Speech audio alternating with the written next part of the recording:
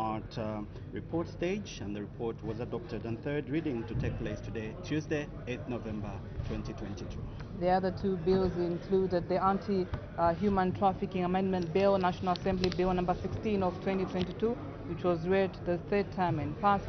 And the last bill was the Investment, Trade and Business Development Bill, National Assembly Bill number 20 of 2022. It was read the third time and passed. Thereafter, the House did resolve into Committee of Supply to consider estimates of revenue and expenditure, including capital and constitution and statutory expenditure.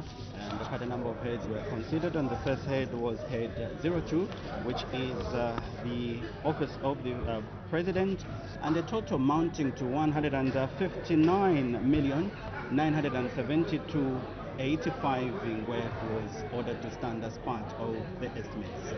The other head which was considered was head 02, that's the office of the Vice President. It was agreed to, and head 19, that's the disaster management and mitigation unit. And it being 12:55 hours, the chairperson interrupted the proceedings, and the committee work stood adjourned, and we'll have resumption of committee work today later on when House resolves into Committee of Supply. And the House did adjourn at 12:57 hours. So basically, that's the business that was considered on the floor of the House last week. On the other side, we'll look at today's business. Keep watching Parliament Television.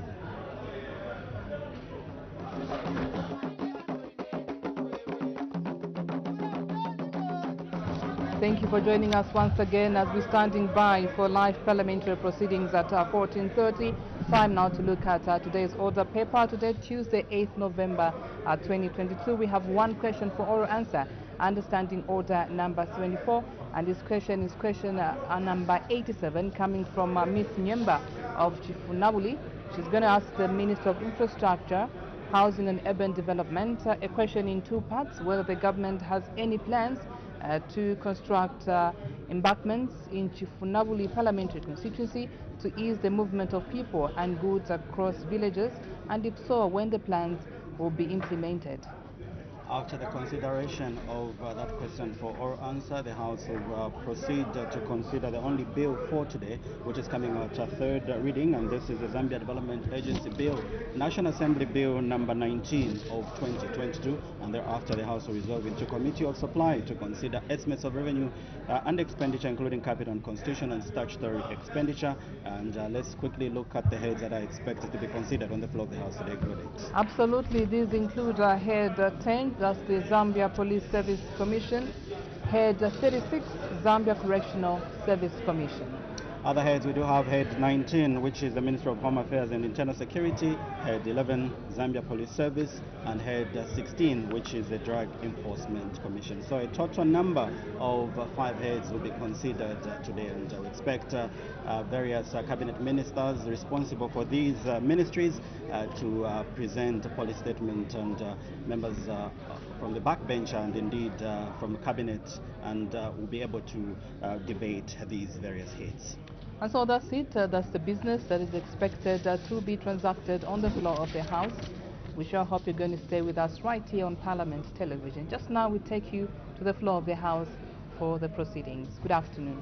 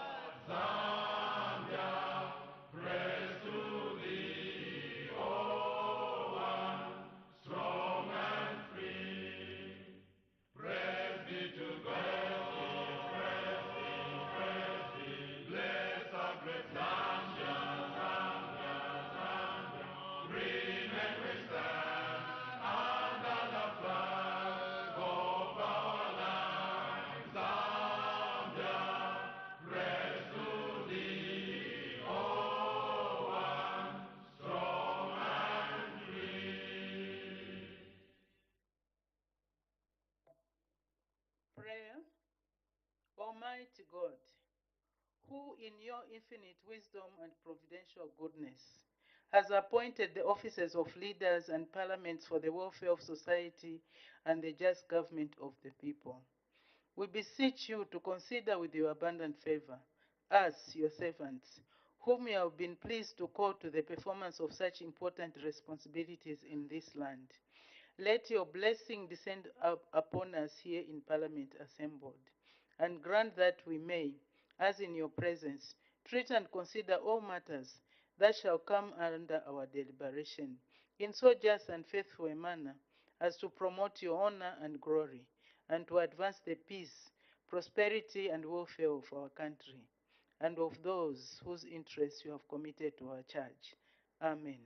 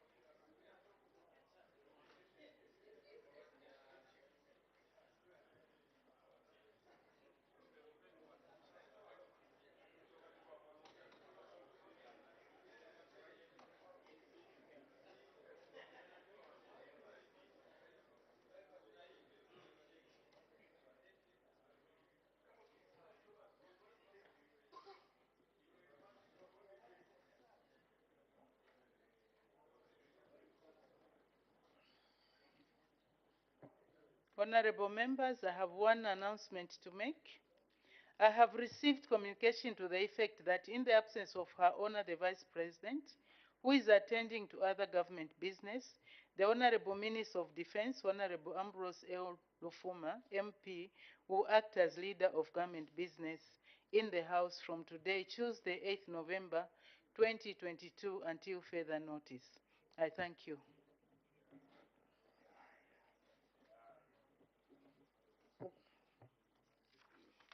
Matters of urgent public importance, the Honorable Member for Petauke Central.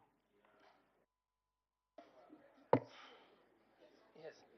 Thank you, Madam Speaker, for giving the good people of Petauke this opportunity to raise the matter of public importance. Madam Speaker, in Petauke Central constituency, and is directed to the Minister of Information, Madam Speaker.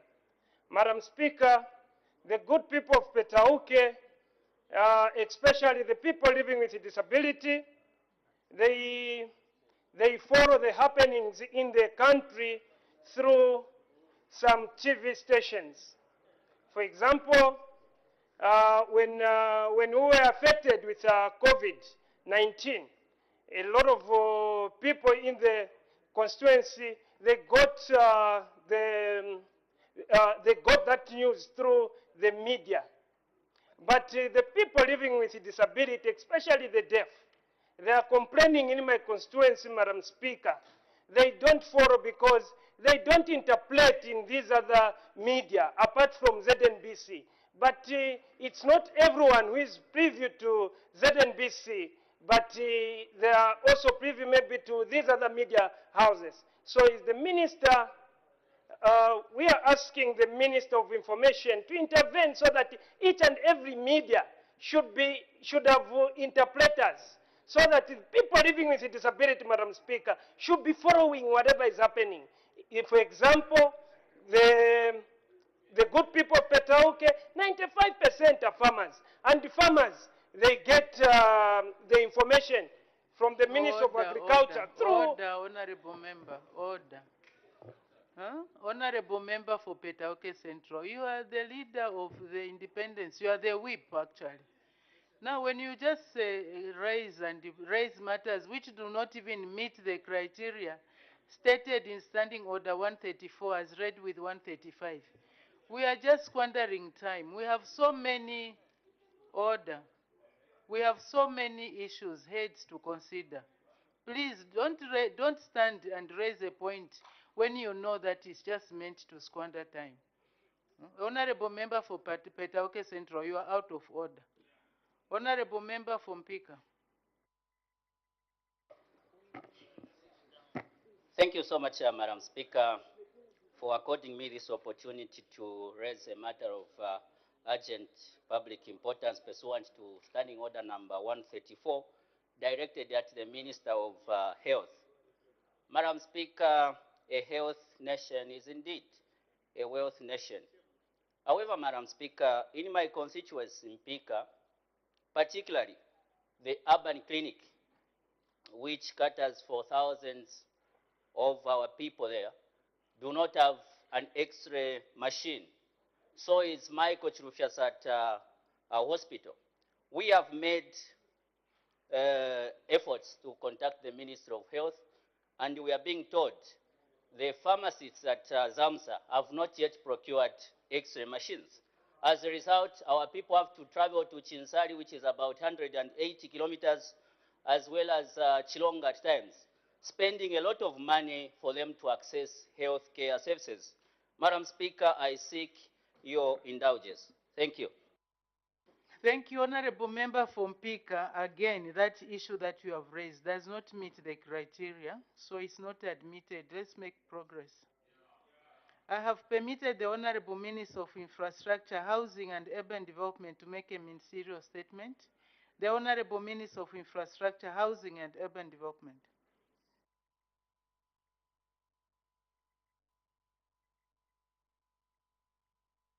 Order, order. Insasa kunchinchana. So don't laugh at others. I'm saying that, you know, meaning joy you take. Today one person is happy, the other one is sad. The next time you change places. So let's not make fun of the people that lost. But however, since you've made it a subject, may I take this opportunity to congratulate those people who won the election.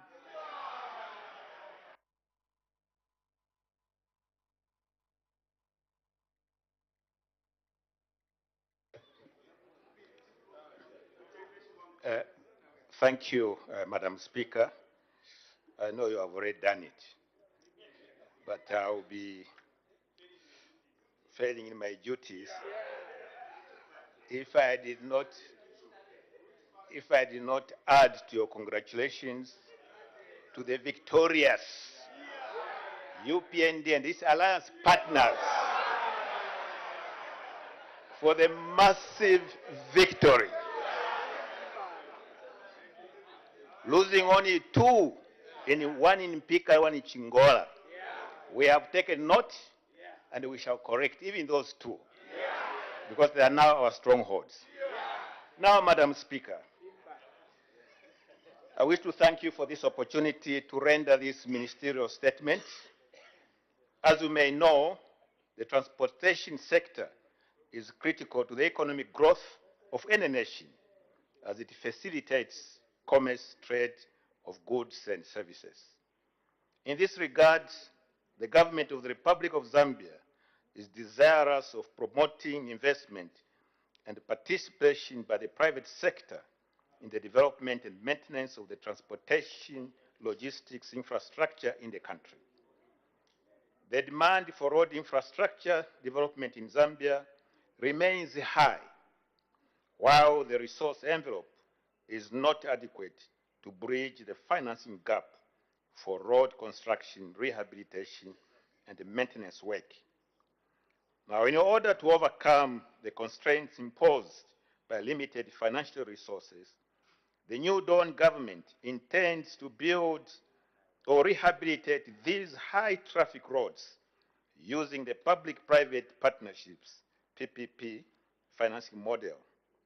This model is intended to provide relief physically by allowing the private sector to collaborate with the government by investing in public infrastructure and receiving compensation in the form of toll fees for a set period of time called the concession period.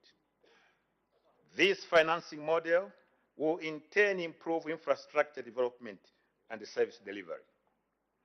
Due to the conducive environment created by the new Dawn government to the economy, the government on February 14, 2022, received a proposal from the private partnership for the design, financing, building, operation, maintenance, and transfer of 35 kilometers of the T3 mining transportation channel of the Chingola to Kasumbalesa on the Copperbelt province. Following evaluations, Madam Speaker, of the proposal and negotiations in line with the provisions of the Public-Private Partnership PPP Act number 14 of 2009, as amended, the government has agreed to enter into a concession agreement with the preferred bidder for execution of the project on the design, finance, build, maintain, operate, and transfer basis. Having established the technical and financial and the legal capacity of the preferred bidder, the government awarded the concession agreement to Messrs. Tobo Kachin. The Tabo is T-U-R-B-O. Kachin stands for Kasumbalesa Chingola, basically. This is an investment consortium limited, referred to as the concessionaire in the agreement. This is on the understanding that all the risks associated with the funding mechanisms will be borne by the concessionaire itself, with no assistance from the government of the Republic of Zambia. Madam Speaker, the signing of the Chingola to Kasumbalesa concession agreement on October 31, 2022 was an historic event for the New Dawn government, as this agreement became the first to be signed in the road sector. Madam Speaker, the Tolls Act number 14 of 2011 is the act providing for the operations of toll roads, the charging, and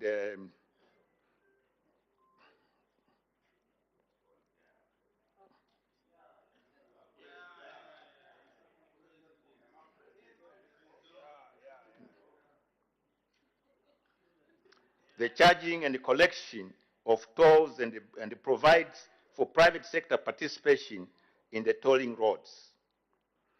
Under Section 4 of the Tolls Act, the Road Development Agency is mandated with the following functions. A, regulate the operation and maintenance of toll roads. B, monitor compliance of concessionaires, private entities with the terms and conditions of concession agreements signed. C, advise the Minister of Infrastructure, Housing and Urban Development on the design, construction, safety, regulations, operations, and, of course, maintenance of toll bridges and toll roads. In addition to the above, Section 6 of the Tolls Act provides as follows. The agency may, on such terms and conditions as it may determine, appoint any suitable person as a tolls collector for the purpose of this act, and to perform such other functions as the agency may specify. And the toll collector shall remit to the agency any toll collected in such a manner as the minister may prescribe. In the above provisions, clearly, the above conditions clearly give the Road Development Agency the tolling functions, and further allows for the appointment of various persons at law as toll collectors. It is in the past, those appointed have included the National Road Fund Agency, NRFA, Zambia Revenue Authority, ZRA, and the Road Transport and Safety Agency, RTSA. However, with the coming of public-private partnership projects, private entities or concessionaires can now be appointed as toll collectors. Madam Speaker, in line with the Public Finance Management Act number 1 of 2018 and the concession agreement provisions, the concessionaire shall deposit all toll fees and other revenues collected from facilities on the project highway into the escrow account to be managed by the government through the contracting authority and the concessionaire. Under the concession agreement, Madam Speaker, the government shall have the right to audit all accounts and records and examine all books, records, papers, reports, and other documents relating to the collection and other mechanisms. Madam Speaker, the scope of works and notable features to be done on this project will include the following. A, rehabilitation and widening of 32 kilometers of existing road. The cross-section to be adopted shall comprise a 3.5-meter lane with a 2.5 shoulder, 2 meters of which are paved, and the 0.5 meters is unpaved on both sides of the carriageway. This will mean that the carriageway is effectively 12 meters. B, construction of a 3-kilometer concrete dual carriageway in Kasumbalesa town. C, construction of 2 tracking areas and laybys for both north and southbound tracks. D, construction of lanes that shall allow for accommodation of traffic during construction. E, repaving of the bridge deck pavements and upgrade the guardrails at the 2 bridges, that's the Chingola and Chitobaula bridges. F, construction of 1 toll plaza. G, construction of 1 type 2 weighbridge with an in-motion weighing station in accordance with SADC standard specifications, which cost shall be shared by the concessionaire and the government. H, land acquisition and compensation, relocation of services and utilities. I, operations and maintenance. J, subcontracting during the construction period and the operation and maintenance phase of the project. And the K, the parties have agreed to an 18-year concession period with a construction period of 1 year. Madam Speaker, I would like to reiterate our commitment as the New Dawn government that public infrastructure shall be at the right price, quality, and the timeline. This is on the understanding that all the risks associated with funding mechanisms are to be borne by the concessionaire with no assistance and at no risk to the Republic of Zambia.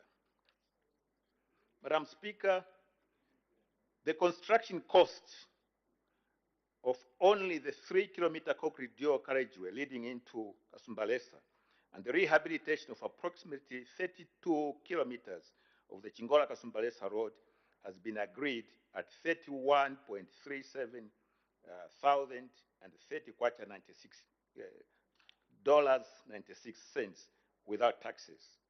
Madam Speaker, you will note that the cost per kilometer works out at $531,000, $644.59 per kilometer, as I say, without taxes.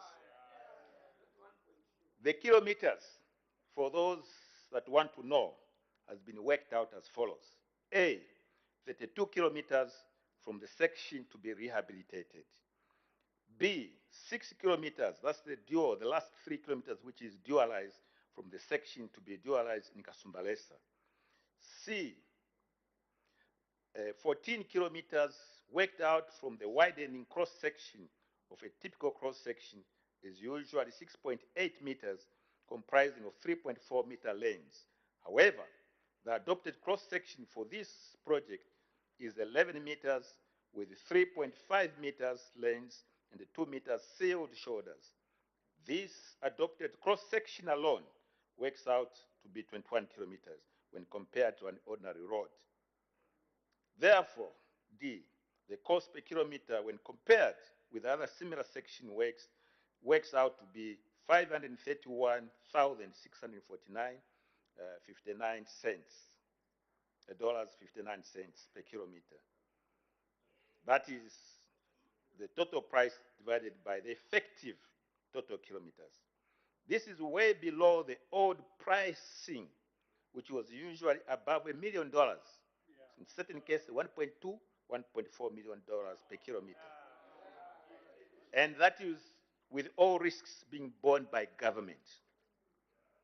Madam Speaker, truly, the New Dawn is undertaking road infrastructure at the right price, quality, and timeline. And again, this on the understanding that all risks associated with funding mechanisms are to be borne by the concessionaire with no recourse or risk to the government of the Republic of Zambia. Madam Speaker, this brings me to one of the fundamental questions on the people's minds. What benefits does this project bring to the ordinary Zambian and indeed to the country? Number one, the answer lies in the uniqueness of the cross-section, the road cross-section. This section connects the continent, region, and domestic corridors to the world. Once rehabilitated, I have no doubt that citizens in the region's social and economic status shall be uplifted. Madam Speaker, some specific benefits of rehabilitating these projects include the following. A, travel times will improve between the towns of Kasumbalesa and Chingola. B, decongestion of traffic at Kasumbalesa border post, where long queues have become the norm.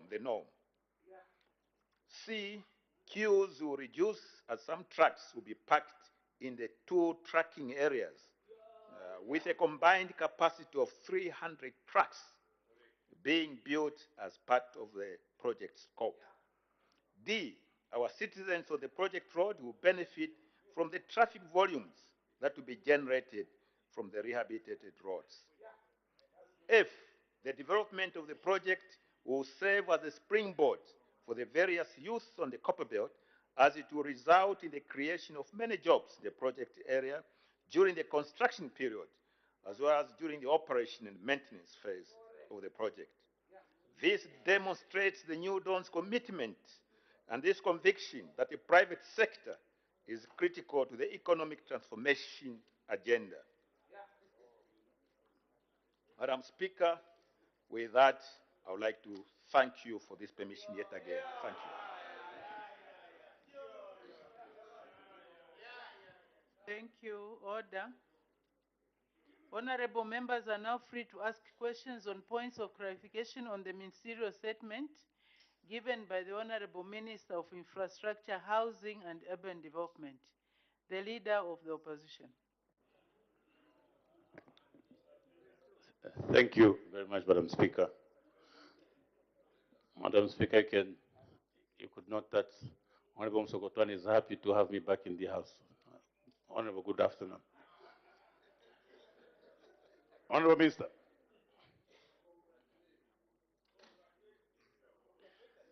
Order, order, honorable members. We have moved away from the congratulations. Let's get into work now.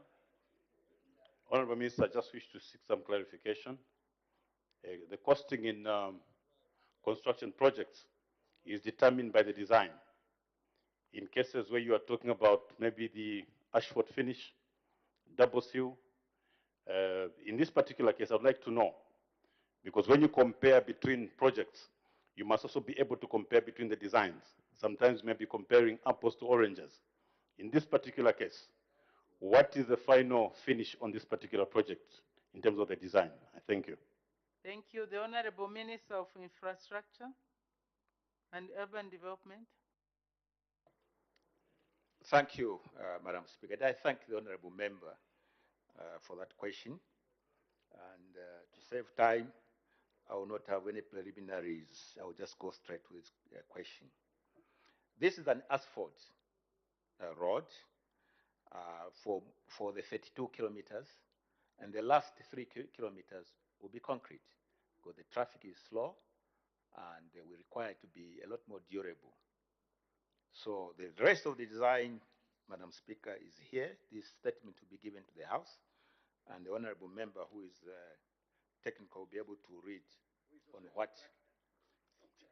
what the design is. Thank you, Madam Speaker. Thank you. The honorable member for Pambashe. Thank you, Madam Speaker. Minister, you've given a very clear statement that it is road rehabilitation, one way. Government has equity interest in Chingola Zakasumbaresa road because the current existing road, it is an equity contribution to government. And then the concessionaire who's coming is not building the extra lane. Is going to rehabilitate the existing road that government has equity into. According to the Public Financial Management Act that you cited, you said an escrow account. Point of order, Madam. You said an escrow account. Order. There is a point of order from the Honorable Minister of Local Government. What is the point of order? Madam, before I raise my point of order, I seek your permission to congratulate my party, for which I'm the chairman elections, for winning all but two by-elections that just passed last Friday. I'm rising on point of order 58, manner of speaking. Madam Speaker, I will quote the said standing order. The member shall stand and address the Speaker when debating in the House. I see that the Honorable Member of Parliament for Pambashe is intermittently pointing at the Minister of Infrastructure and the West still putting his hands in his pocket when he's addressing adults. Is he in order to continue debating like that, Madam Speaker? I was trying to put my glasses to read. He wants to disrupt you. Thank you. Thank you. Of course, I'm one of the adults here. So, Honorable Member for Pambashe, please observe the standing orders as you address, or you put your question. You may proceed. Thank you so much, Madam Speaker. Madam Speaker, through you, I'm asking the Minister of Infrastructure, my successor, Engineer Charles Melopi. No, he is a minister here, who surely understands that the 35-kilometer road from Chingola to Kasumbalesa, that is the equity contribution government is coming with, because the contractor is not doing any new road. He's going to rehabilitate the road where government spent the money to build. And Madam Speaker, according to the Republican Constitution, Article number 210(3) states very clearly that where government has interest in terms of equity, when government wants to enter into partnership, the minister responsible shall lay that matter in Parliament for debate, and he shall ask a two-thirds majority approve that government has interest in the Chingolas, the Kasumbalesa Road. And the Public Financial Management Act is very clear. It only empowers Honorable Minister for Finance to, among other things, like the way the current corrections are, to deposit all the monies into Control 99 and then create an escrow account. After first the money has gone into Control 99, then it goes into an escrow account for management purposes. This, Madam Speaker, I'm speaking clearly with the background that after enacting the Public Financial Management Act in 2019, there was a project for tolling in Zambia that created an escrow account. The Minister of Justice then gave a legal opinion, and he said, you cannot run a separate account. That led to the cancellation of that project. For Pambashe, ask a point of clarification. You are debating now and educating us on what you know, but I think this is a point where you ask a point of clarification. Please proceed and ask. Thank you, Madam Speaker. Engineer Charles Milupi, Minister for Infrastructure. How do you intend to manage the collections that will be coming from the tolling of the road? Or at what point will the concessionaire take over the collection of tolls at Kasumbalesa border post, which government is currently collecting as at today? Is it at the completion of the project, or is it at the commencement of the project? I thank you, Madam Speaker. Thank you. The Honorable Minister of Infrastructure, Housing and Urban Development. Thank you, Madam Speaker. And I thank one of my predecessors in this ministry. I wish they had had the foresight to enter into things like this. Zambia would not be indebted to the extent that it is. But let me assure the Honorable Minister, he has been raising these points right from when we started. He's talking about the Public Finance Act. But I've quoted the law here. When under a different speaker in this House, we were always cautioned to be very careful about attempting to interpret the Constitution in this House, because it's not the responsibility of this House. Our mandate is to make the laws. However, we have followed all applicable law in ensuring that this particular concession is signed. In terms of concessions, it's not the first concession that has been signed. This is the first in terms of fraud.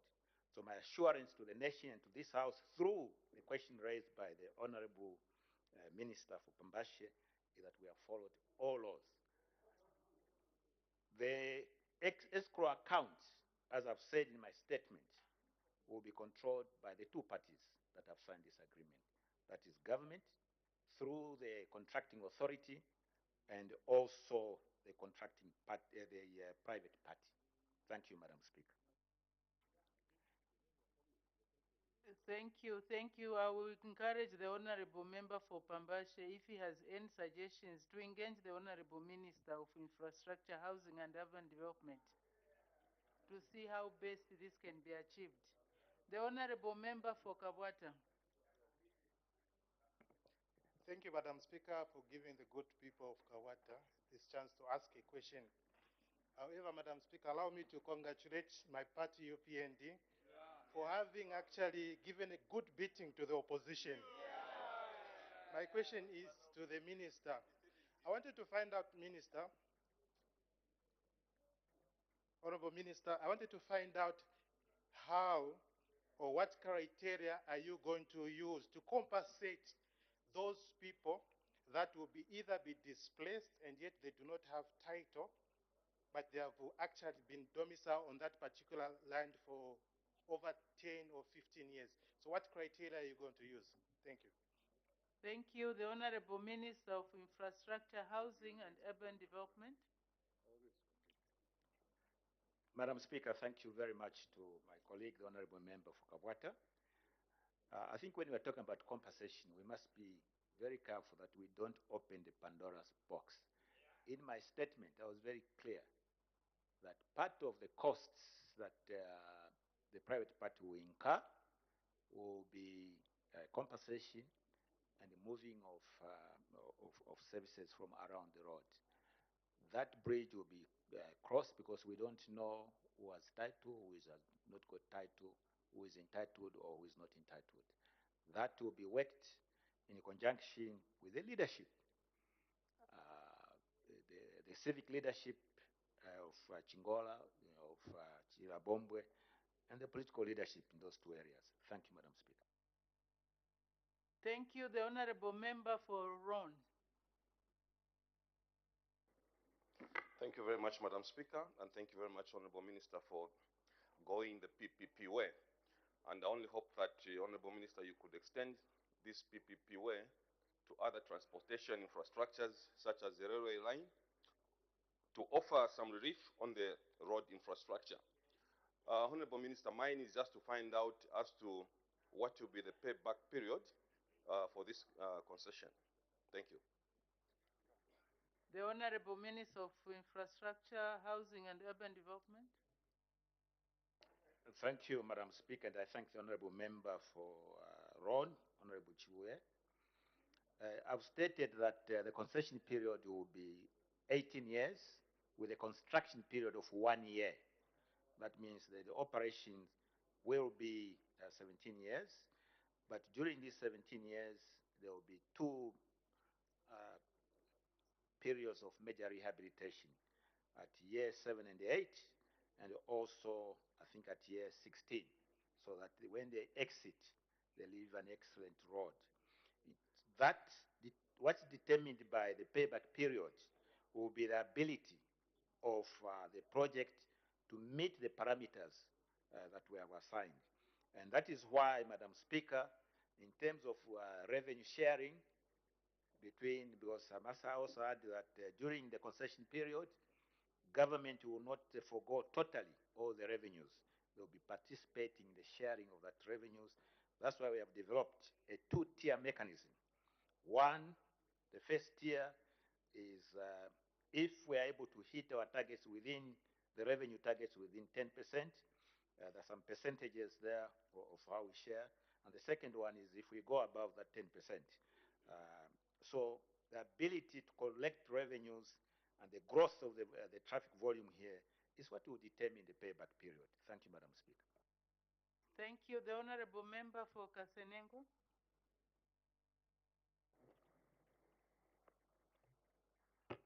Thank you, Madam Speaker. I think my question was covered by Member for Kawata, so I withdraw. Thank you. Thank you. The Honorable Member for Mwembeji. Thank you, Madam Speaker. Minister, I just wanted to know whether this concession is going to be, the contract will be reviewed as we go by. Because when I look at that road, it's like a cone. The vehicles, the traffic from the north, west, and southern is converging using that road. But we are seeing that you are working so hard to open the one which goes through Mpweto and the other on the western side. If the volumes were going to reduce on that road, do you think that this will still maintain 18 years? I thank you. The Honorable Minister of Infrastructure, Housing and Urban Development. Thank you, Madam Speaker, and I thank the Honorable Jamba, the Honorable Member from Mbeshi. All factors in negotiating and agreeing this agreement have been taken into account. In fact, what is referring to is taken as what we call competing roads. So we have looked at any possibility of a competing road. The roads that he's talking about, west, east, is essentially talking about the Chingola Solwezi Road. He's talking about Kitwe Road and so on. But in the main, the one from Kasumbalesa coming to Chingola, we have ensured that there will be very minimal competing on that particular section. And that is why, when you are negotiating these things, Madam Speaker, the private party is very careful to ensure that they will get the return on their investment. And this will be the case. Thank you, Madam Speaker. Thank you. I've added 5 minutes. The Honorable Member for Kamfinsa. Thank you once again, Madam Speaker.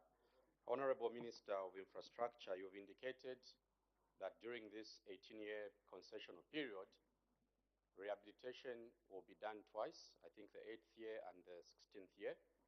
Have you, in the concession agreement, set aside a fund that will be created to manage the expenses for rehabilitation? I thank you, Madam Speaker. Thank you. The Honorable Minister of Infrastructure, Housing and Urban Development. Madam Speaker, I thank the Honorable Member for Kamfisa.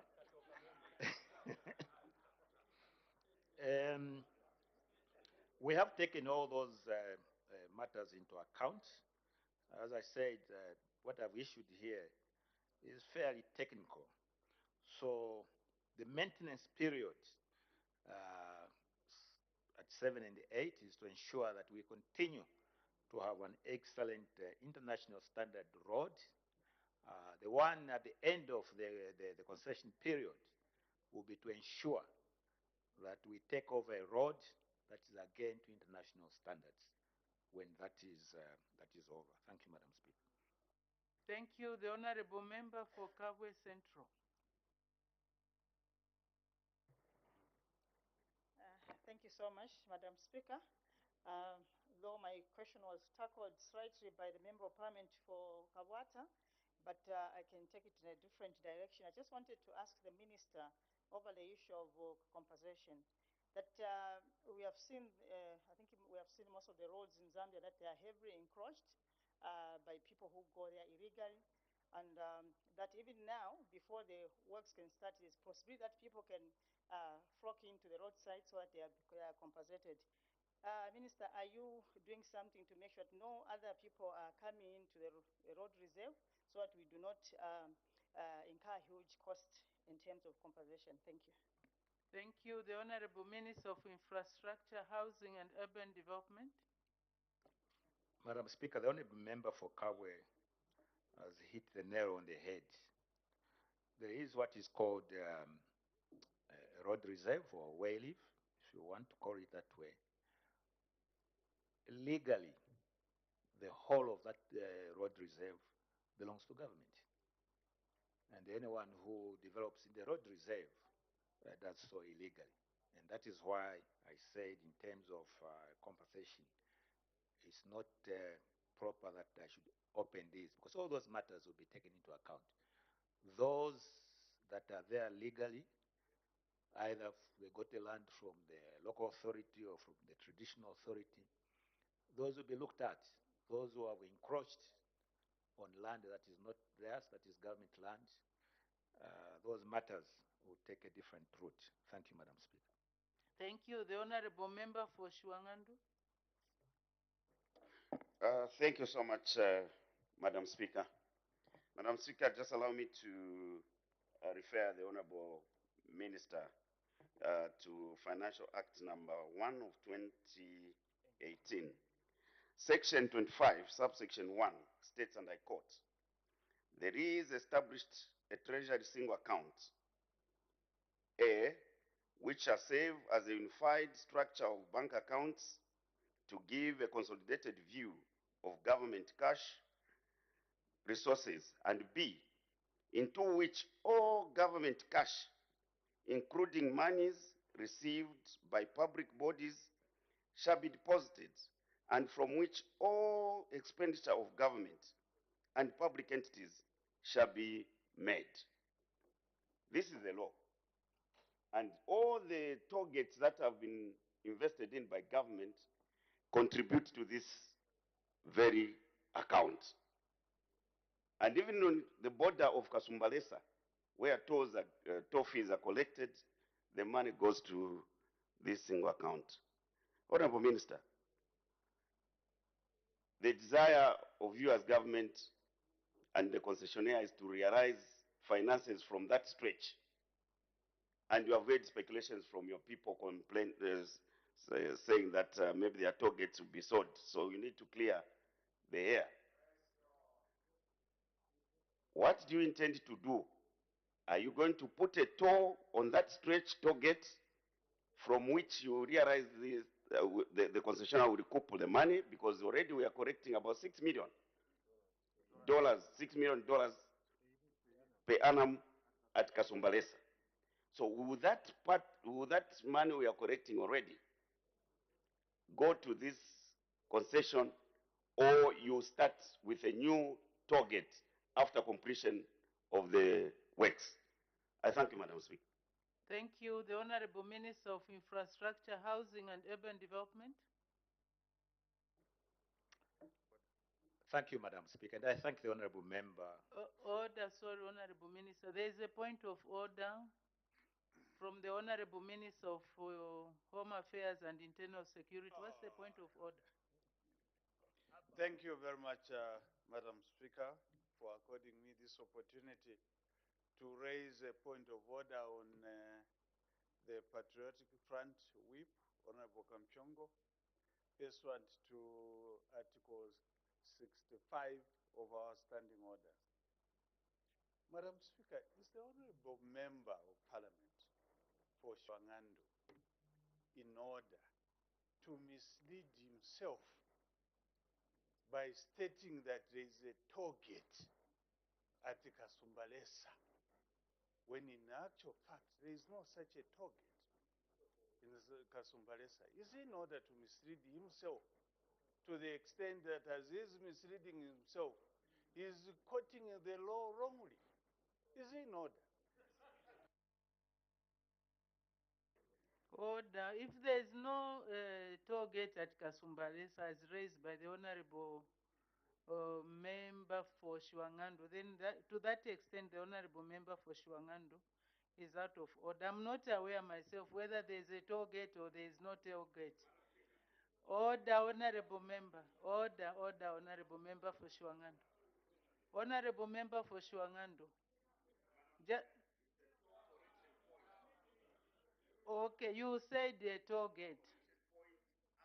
Facility, where we collect $6 million per annum at the border point. Okay, That's so what I referred to. Order. Now that is a debate that we are engaging in. This side is saying this, the other side is saying this. There is nothing to support what is being alleged. So let's make progress. The Honorable Minister of Infrastructure. Thank you, Madam Speaker, and I thank the Honorable Member for Shwangandu. First of all, to confirm that on that stretch between Chingola and Kasumbalesa, there is no toll plaza, there is no toll gate. Secondly, the issue of the account that is referring to, Control 99.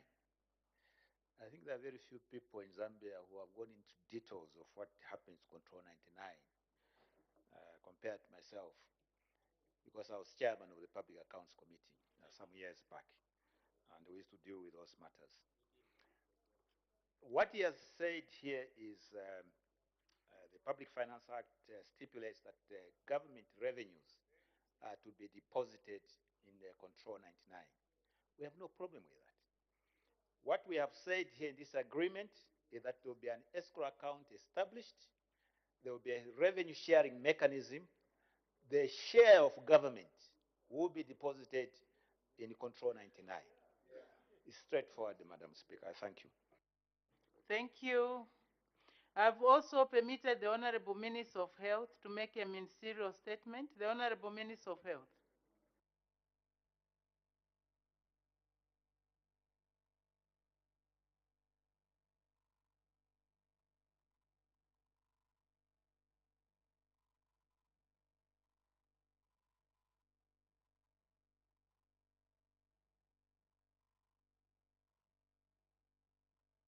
Can we have some order? If you want to consult, let's do that quietly.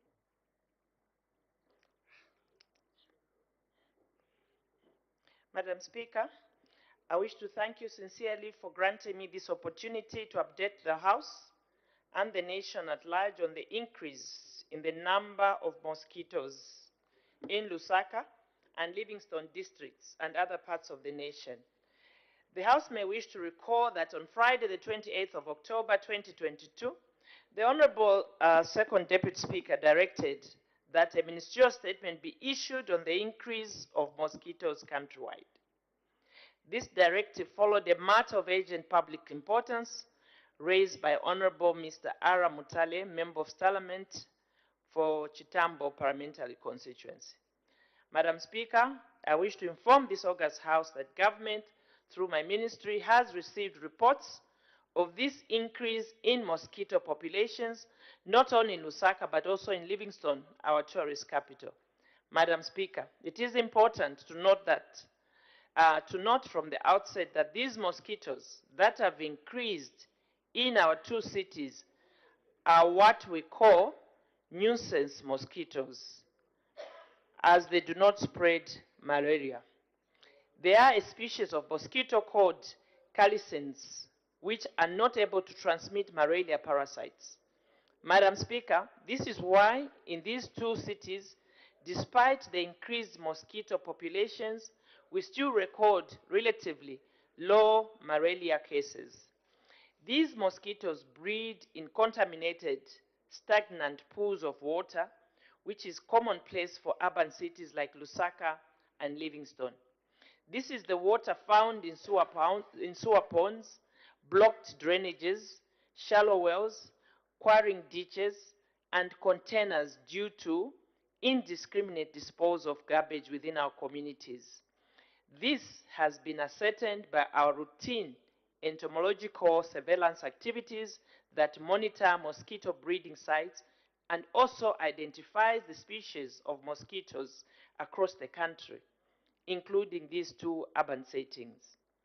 Madam Speaker, this increased number of mosquitoes in Lusaka and Livingstone, and indeed any other parts of the country, is a concern to government through my ministry, as it negatively affects the well-being of our people.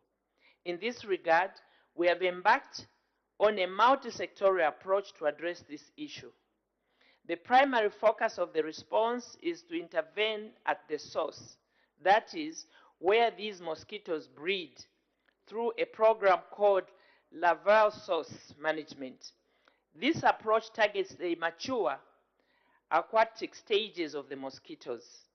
Madam Speaker, my ministry, in collaboration with line ministries of local government and rural development and water development and sanitation, is conducting the following activities to address this problem. 1. Clearing of sewer ponds of all growing vegetation and then spraying with insecticides called larvicides to kill the immature aquatic stages of mosquitoes. Application of larvicides will be conducted every 2 weeks, and we plan to conduct 4 rounds of this activity. 2. Unblocking of drainages is being carried out by the local authorities under the Ministry of Local Government and Rural Development. This is key to allow water to freely flow. Madam Speaker, I wish to reiterate that mosquitoes do not breed in flowing water. As such, we have continued sensitizing our people not to dump garbage indiscriminately, which then finds its way to our drainage systems that in turn get blocked and provide for an environment for these mosquitoes to breed. Let us all do our part in this regard as part of keeping our cities and indeed our country clean. This intervention alone can significantly reduce these mosquito populations. 3, Madam Speaker, in addition, the correct disposal of garbage also significantly reduces mosquito populations. Containers that have collected water are a breeding site for mosquitoes. This also includes old tires, abandoned motor vehicles, and indeed any receptacle that can collect water. We must do our part to ensure that there is appropriate disposal of all these items. 4, Madam Speaker, government through the Ministry of Health launched indoor residue spraying on the 5th of October 2022. Indoor residue spraying, known as IRS, is an intervention that targets and kills adult mosquitoes that enter in our houses. Currently, IRS is being carried out in all the districts of our country. I'm therefore appealing to all the residents to allow their houses to be sprayed and also encourage their neighbors to do the same. 5, Madam Speaker, in order to protect the most vulnerable populations, such as the pregnant women and children under 5, we are distributing insecticides-treated mosquito nets through antenatal and under 5 clinics. The rest of the people will also be given mosquito nets through the mass distribution campaign, which the government through the Ministry of Health will carry in 2023 in collaboration with our partners. Madam Speaker, I wish to inform the House that this increase in non-malaria transmitting mosquito population is not just a Ministry of Health issue, but it requires a multi-sectorial approach. We envisage to continue working together with key stakeholders to address this problem by being champions within our communities to ensure that we act collectively to resolve this issue. Madam Speaker, let me also indicate that under the decentralization policy program, the Ministry of Health will be decentralizing much of this work back to the local authorities, which are local councils, which in the past, issues of IRS was not an event, but was part and parcel of the program, the everyday program of local authorities. But over the years, this became centralized, hence this problem. And so going forward, the Ministry of Health, hopefully by 2023, will have fully decentralized these functions, including distribution of nets and our IRS program. Madam Speaker, as I conclude, allow me to re-emphasize the fact that despite the increase in the non-malaria transmission mosquitoes, the malaria burden has reduced in the two districts compared to the same period in 2021. Madam Speaker, allow me to state that government remains resolute in the fight against malaria and encourage all citizens to accept and utilize all the available malaria interventions. Madam Speaker, I wish to acknowledge the high political commitment and support from His Excellency Mr. Hakainde Hichilema, President of the Republic of Zambia, for increasing funding to the health sector so that the key challenges facing the malaria elimination program could be addressed. Madam Speaker, I also want to thank the donors that continue to support us. Madam Speaker, I thank you.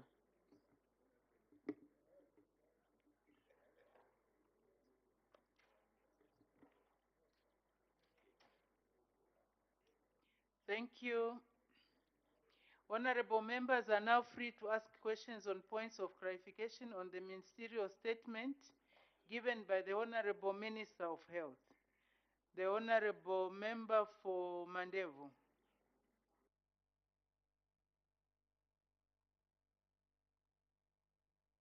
Thank you, Madam Speaker, for the opportunity to ask the Honorable Minister of Health a question. Madam Speaker, Mandevu hosts one of the biggest breeding points for mosquitoes. Actually, there are two: the Garden Sewer Ponds and the Bombay Drainage. And from the statements given, first of all, I want to thank you for the statements, Honorable Minister. However, I've gone through the strategy, the number of operators that you intend to use in Lusaka and in particular Mandevu. You want to spray over 82,000 structures using 40 people. And I'm reliably informed that we don't have enough chemicals. How ready is the ministry? How ready are you as a ministry to conduct this exercise? I say this because as CDF for Mandevu, we had put resources aside for this exercise. But the focal point person from Chipata Level 1 Hospital told us that you had enough resources.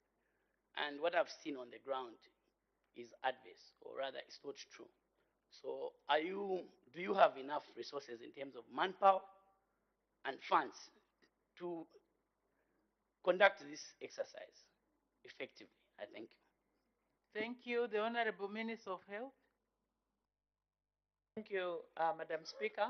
Madam Speaker, regarding whether CDF can be used for this function, the Minister of Local Government seated next to me and told me to say that bring the application, he will approve it tomorrow.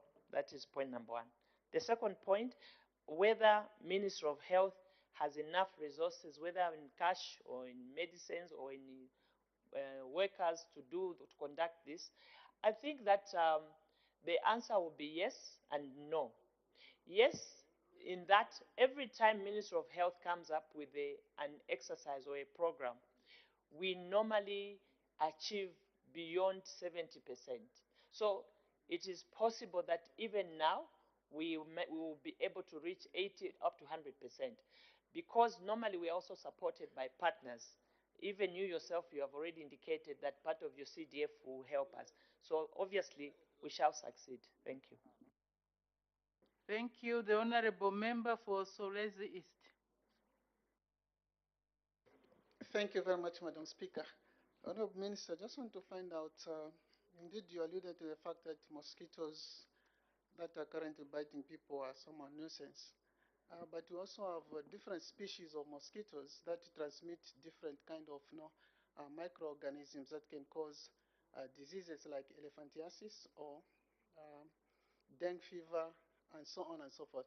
Now, I just wanted to find out if your ministry has done some kind of staging of what mosquitoes or species of mosquitoes are currently affecting us, so that people are aware, because any kind of mosquito, depending on the species, it can transmit different kind of diseases apart from just malaria. Thank you.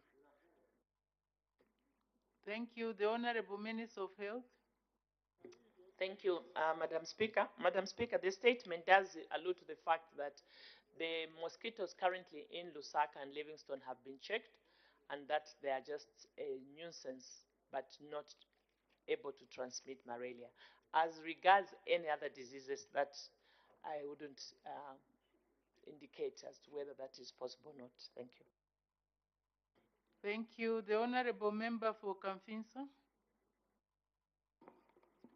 Honorable Minister of Health, I did rise on an urgent matter of public importance last week, and I was directed to wait for your ministerial statement on this very important topic. And even as I raise this follow-up question, Madam Speaker, I want to assure the Minister that I want her ministry to succeed in ensuring that we prevent as many people from getting malaria. Honorable Minister, on the copper belt in Kitwe in particular, there's an exercise that was commenced, which you have referred to in your statement, indoor spray of chemicals to prevent the spread of malaria. The exercise was supposed to run for 55 days.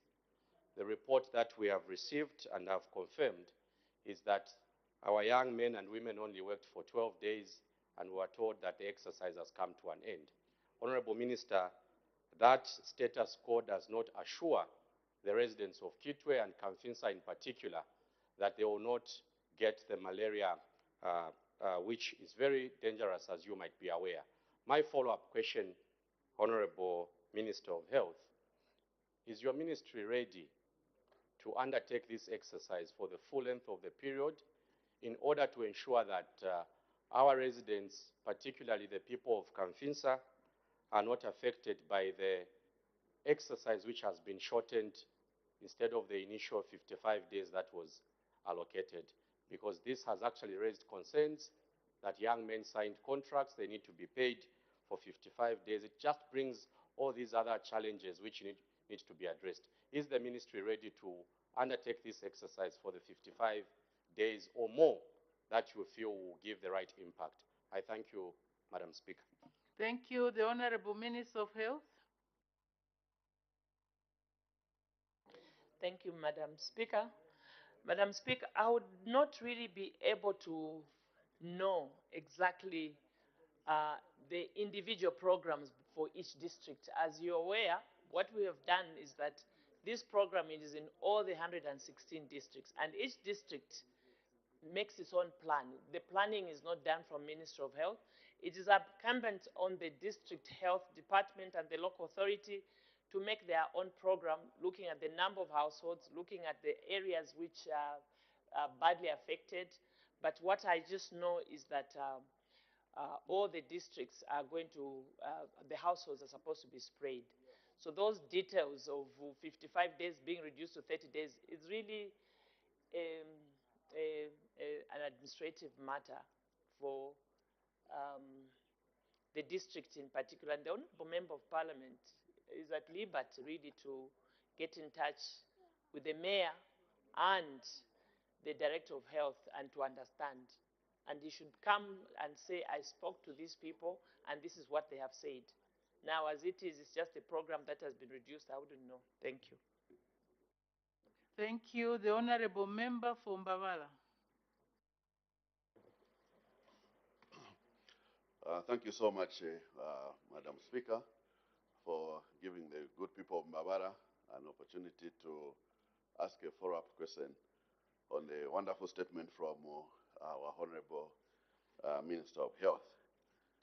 Madam Speaker, with your permission, may I begin by acknowledging and thanking and congratulating the people of Zambia for the wonderful confidence shown in the President Hakainde Hichilema's government and administration following the landslide scooping of the various seats that were on offer last week, where we got all the council seats and 19 out of the 21 ward elections. This showed, Madam Speaker, that the country had undergone a referendum, and the country has chosen to be red, rejecting the so-called rebranding that is going in the wrong direction. Madam Speaker, now my question to the Honorable Minister is that, Honorable Minister, in Mbabara, in Choma, we've got one of the largest malaria research centers in this world, specialized in malaria, elimination and the like, in line with the National Malaria Elimination Control Program. I'm wondering what lessons, Madam Speaker, have been learnt from the elimination of mosquitoes and malaria in that area to apply to the entire country, and especially here in Lusaka, where we're facing this challenge. I thank you, Madam Speaker. Thank you. The Honorable Minister of Health. Thank you, Madam Speaker. Madam Speaker, I want to state that we have a Center for Malaria here in Lusaka, which collaborates with various malaria, what I could call malaria elimination program units throughout the country, such as the one that he has just articulated. And they work quite closely, and they do, from time to time, do what they call robust entomological surveillance in the 22 sentinel sites from all the 10 provinces. And they are doing various studies. And so obviously, arising from this kind of interaction, we do carry out some decisions based on their findings. I thank you, Madam Speaker. Thank you. The Honorable Member for Kasenengo. Thank you very much, Madam Speaker, and thank you, Honorable Minister for Health, for that elaborate statement. Now, through you, Madam Speaker, to the Minister of Health, we have heard that the mosquitoes in Lusaka and elsewhere are just a nuisance, and they are a serious nuisance. They do not spread malaria. But you know, Madam Speaker, a snake is a snake. Even if someone says it's not venomous, you cannot sleep with it in the same room. That is a fact. These mosquitoes are a serious nonsense. You would not sleep if even one is in your room and is making noise. Now, my question to the Honorable Minister of Health is, would you have handled this issue differently if these mosquitoes were spreading malaria? Just that question, Madam Speaker. Thank you. Unfortunately, that is a hypothetical question, which is not allowed by our standing orders. So we'll go to the next question. Honorable Member for Kanyama. Thank you, Madam Speaker. My question has been overtaken by events. Thank you. Honorable Member for Petauke Central. Thank you, Madam Speaker, for giving the good people of Petauke this opportunity to ask a follow-up question to the Minister of Health. The Minister of Health, Have you engaged the stakeholders like in these affected areas to help you sensitize so that those bleeding areas should be cleaned? Thank you. The Honorable Minister of Health. Thank you for that question. Yes, Madam Speaker, we are working with the, like I said initially, that we are approaching this matter through a multi-sectorial model.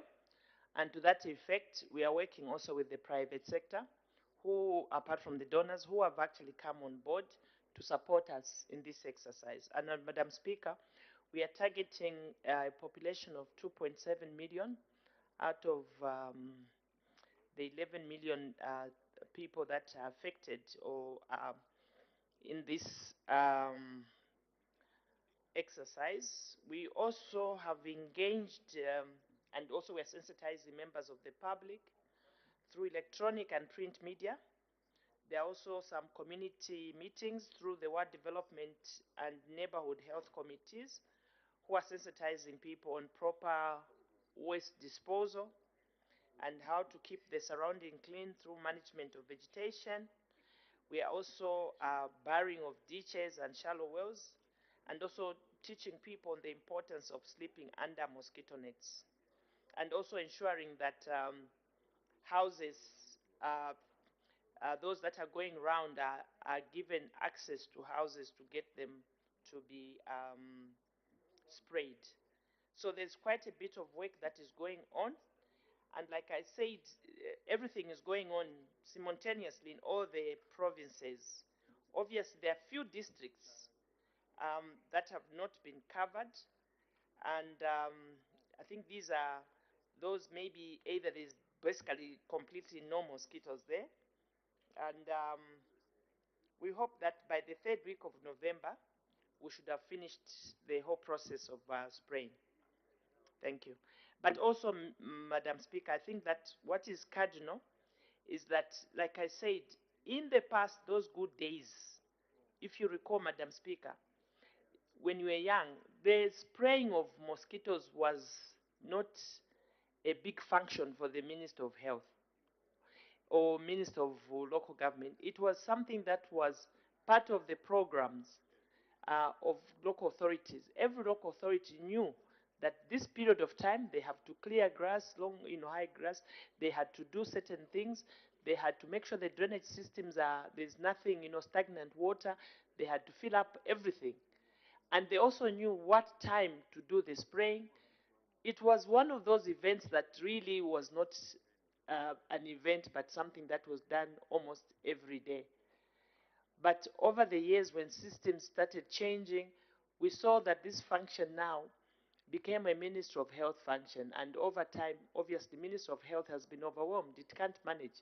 And this is why primary health care functions, such as these ones, are being decentralized to local authorities. And going forward, hopefully by next year, this time, we should not be talking about mosquitoes, because by next year, this time, it will be hoped that the spraying would have been done long, even before the rain season started. Thank you. Thank you. The Honorable Member for Wacha.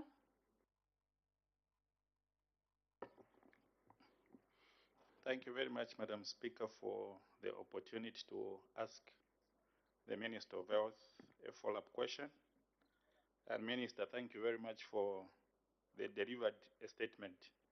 I just want to find out, Minister, of all the activities that you have mentioned, the activities to be undertaken in sync to it that this exercise is undertaken.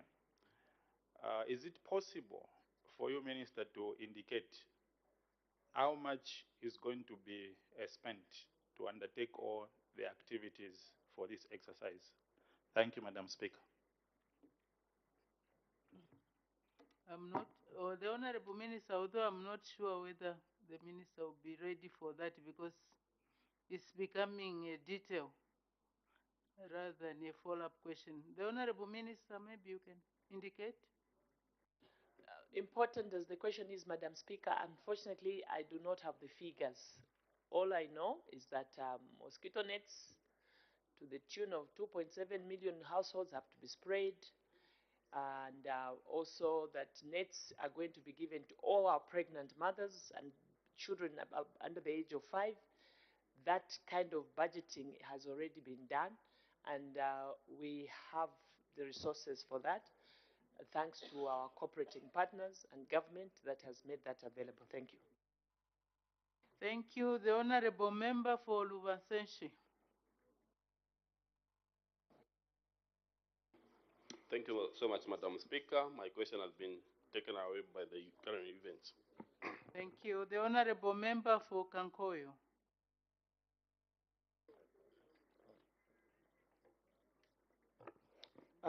Thank you, Madam Speaker. National Assembly Motel, I think, was the first place where we experienced this disturbance of mosquitoes, and a lot of sprays has been done, but the problem doesn't seem to go away. Is the minister assuring us to say, once this spraying is done, we are going to have a reduction of mosquitoes around the country, when at National Assembly it has failed? I thank you, Madam Speaker.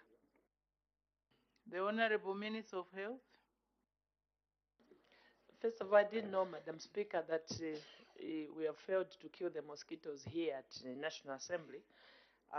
But let me say this, Madam Speaker, that the spraying of insecticide, the mosquito insecticide, normally is very efficient, or rather effective. But maybe one of the things that I myself have noted is that in the past, by the time the rain season comes, like now, we should have been past the spraying. But now, we started spraying in October before the rains. We have continued spraying, or will be continuing spraying, even during the rain season.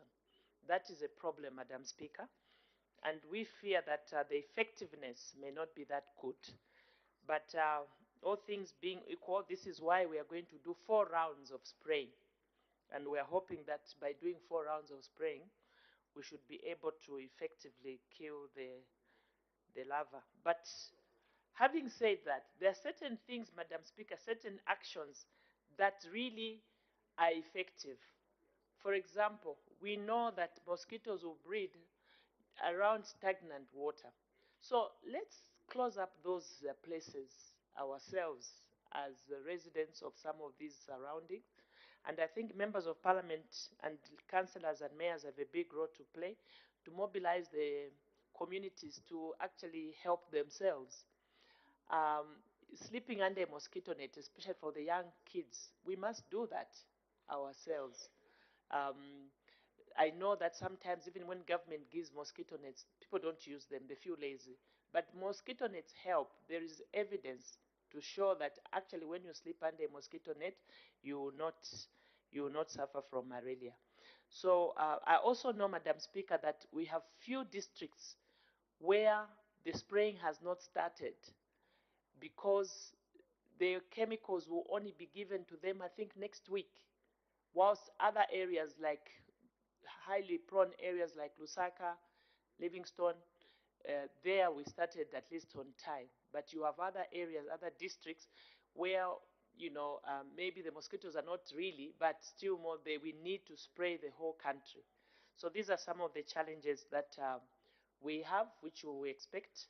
But going forward, like I've assured you, Madam Speaker, and the nation through you, that next year we expect to do better as a country. Thank you.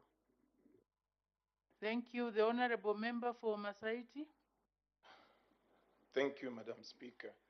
Whether the nonsense mosquitoes that do not spread malaria or the Anopheles that spreads malaria, Honorable Minister, do certain blood types or groups attract mosquito bites? Because when I sit here, I'm the only person being bitten by mosquitoes. Thank you, Madam Speaker. I don't know whether it's nonsense or nonsense. It's nonsense, not nonsense. The Honorable Minister of Health.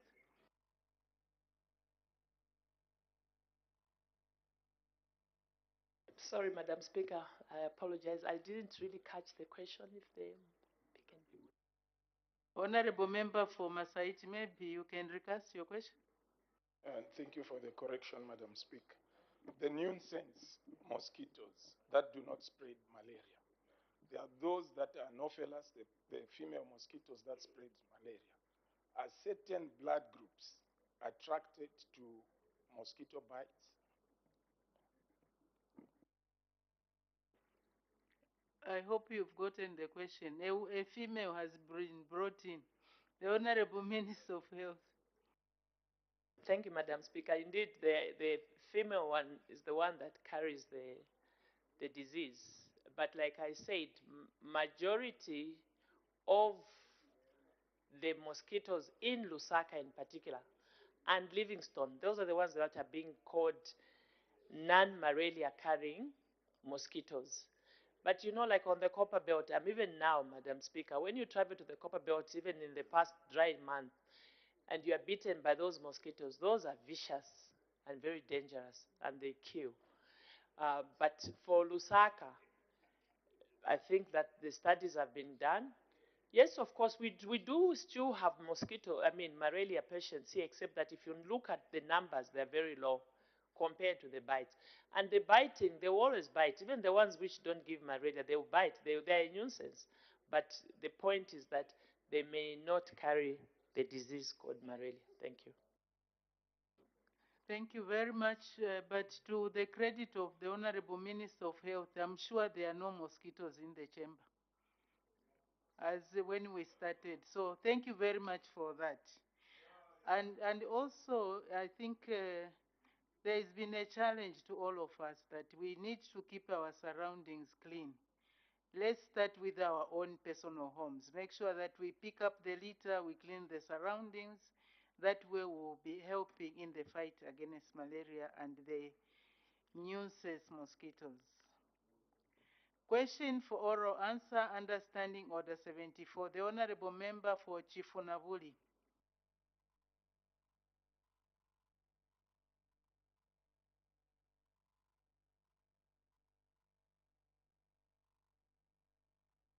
The Honorable Member for Chifunavuli. The Honorable Member is not around, so the question lapses. The clerk will now read the orders of the day. The Zambia Development Agency Bill, National Assembly Bill number 19 of 2022, third reading. The Honorable Minister of Commerce, Trade and Industry.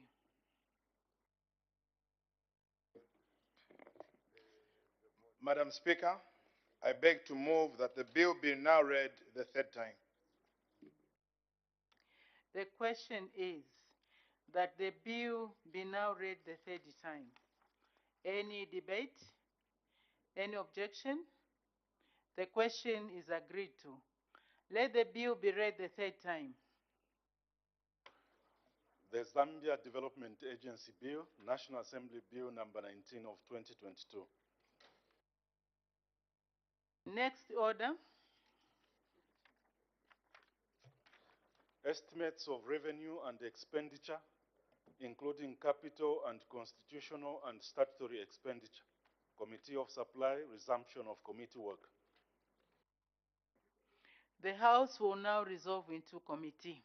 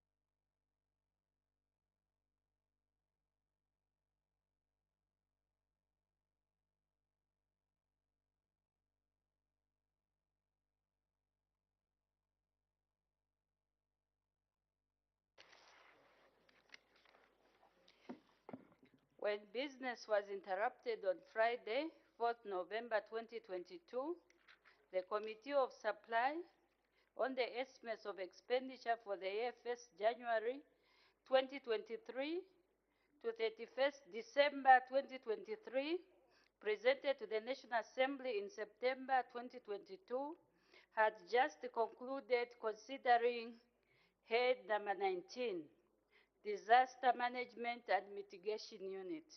We now move to head 10, Zambia Police Service Commission.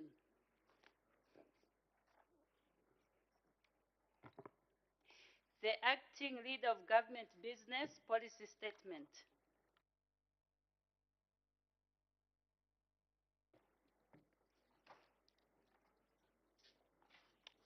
Thank you so much, Madam Chairperson, for the opportunity to give a policy statement on the Zambia Police Service Commission.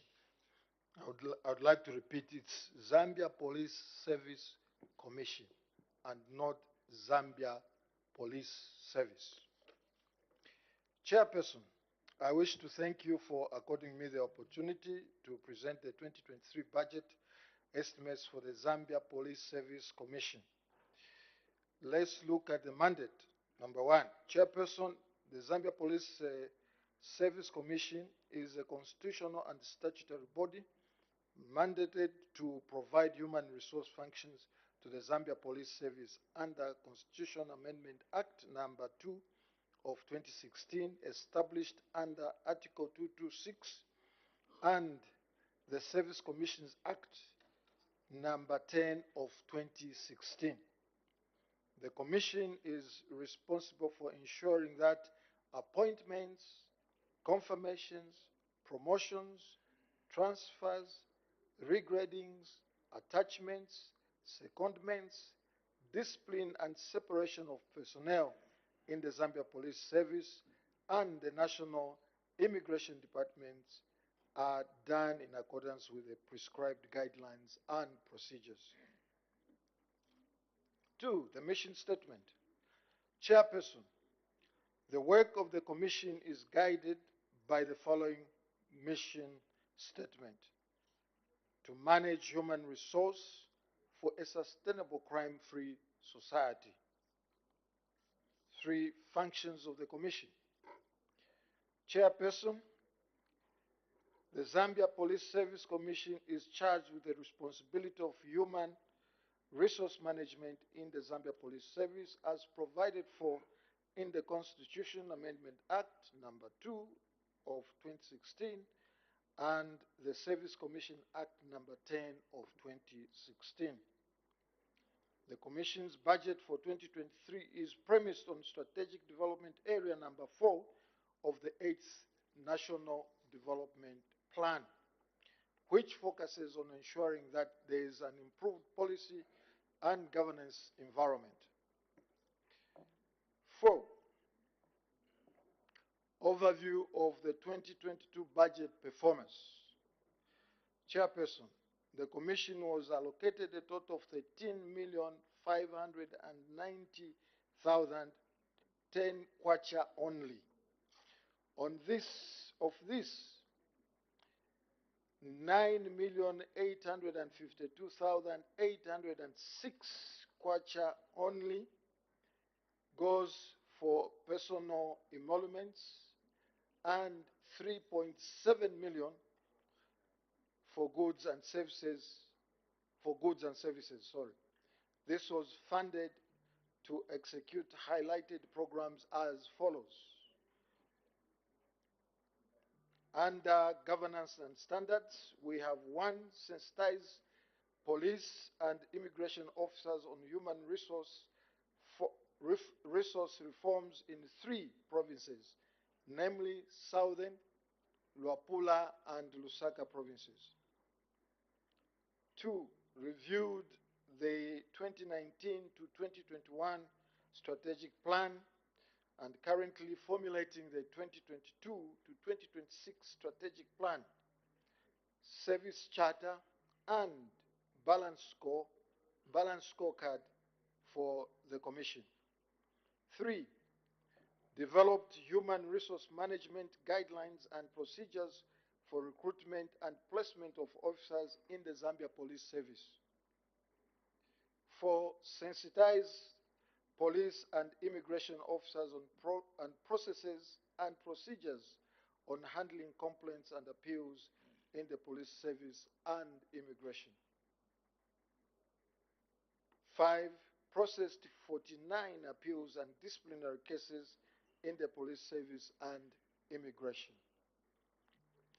6, procured 4x4 motor vehicles in order to enhance monitoring and evaluation of delegated functions.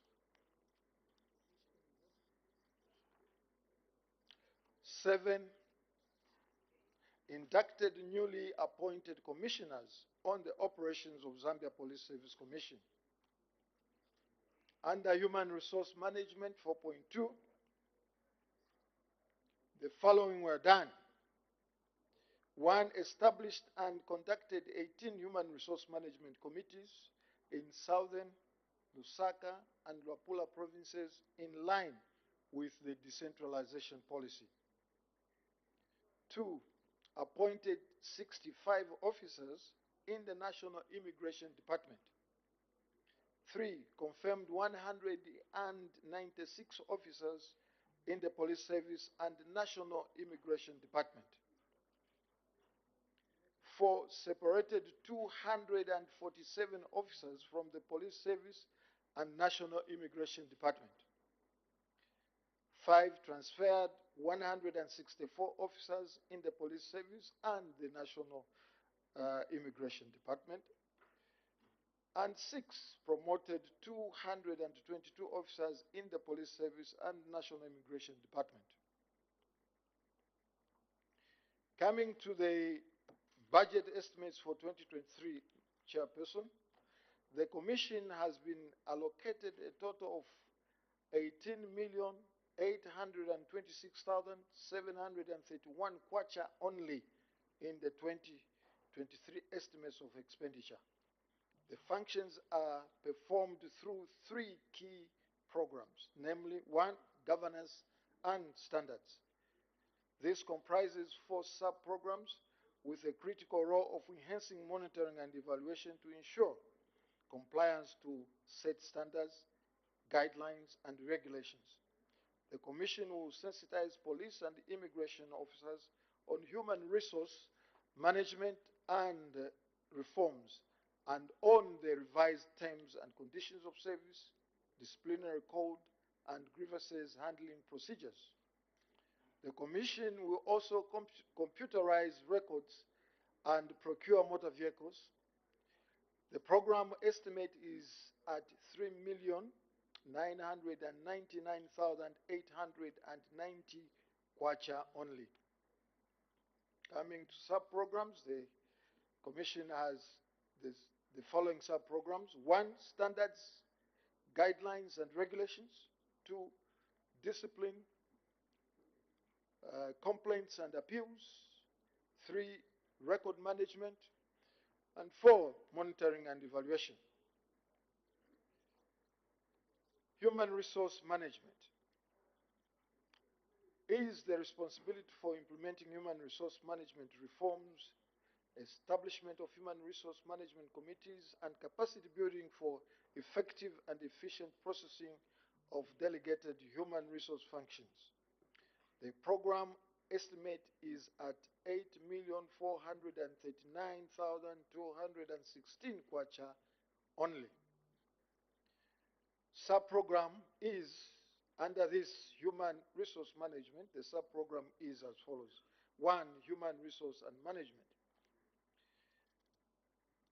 3, management and support services. This is meant to undertake timely and effective provision of management and administration support services to ensure smooth operations of the Commission.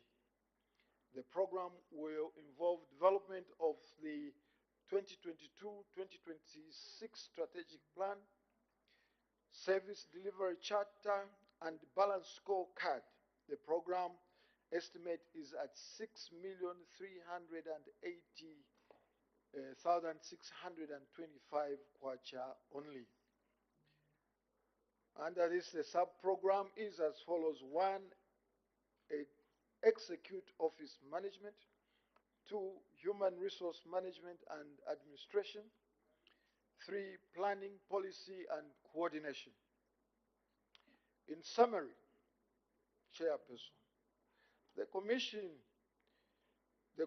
operational budget estimates for 2023 amount to 18,826,731 kwacha only, on which the above mentioned program will be undertaken. Conclusion, Chairperson, the budget estimate and the proposed programs will greatly contribute to the attainment of good governance environment. I therefore urge this August House to approve the 2023 estimates for the Commission as presented. Chairperson, I thank you. Thank you. Any further debate? Mr. Tayangwe?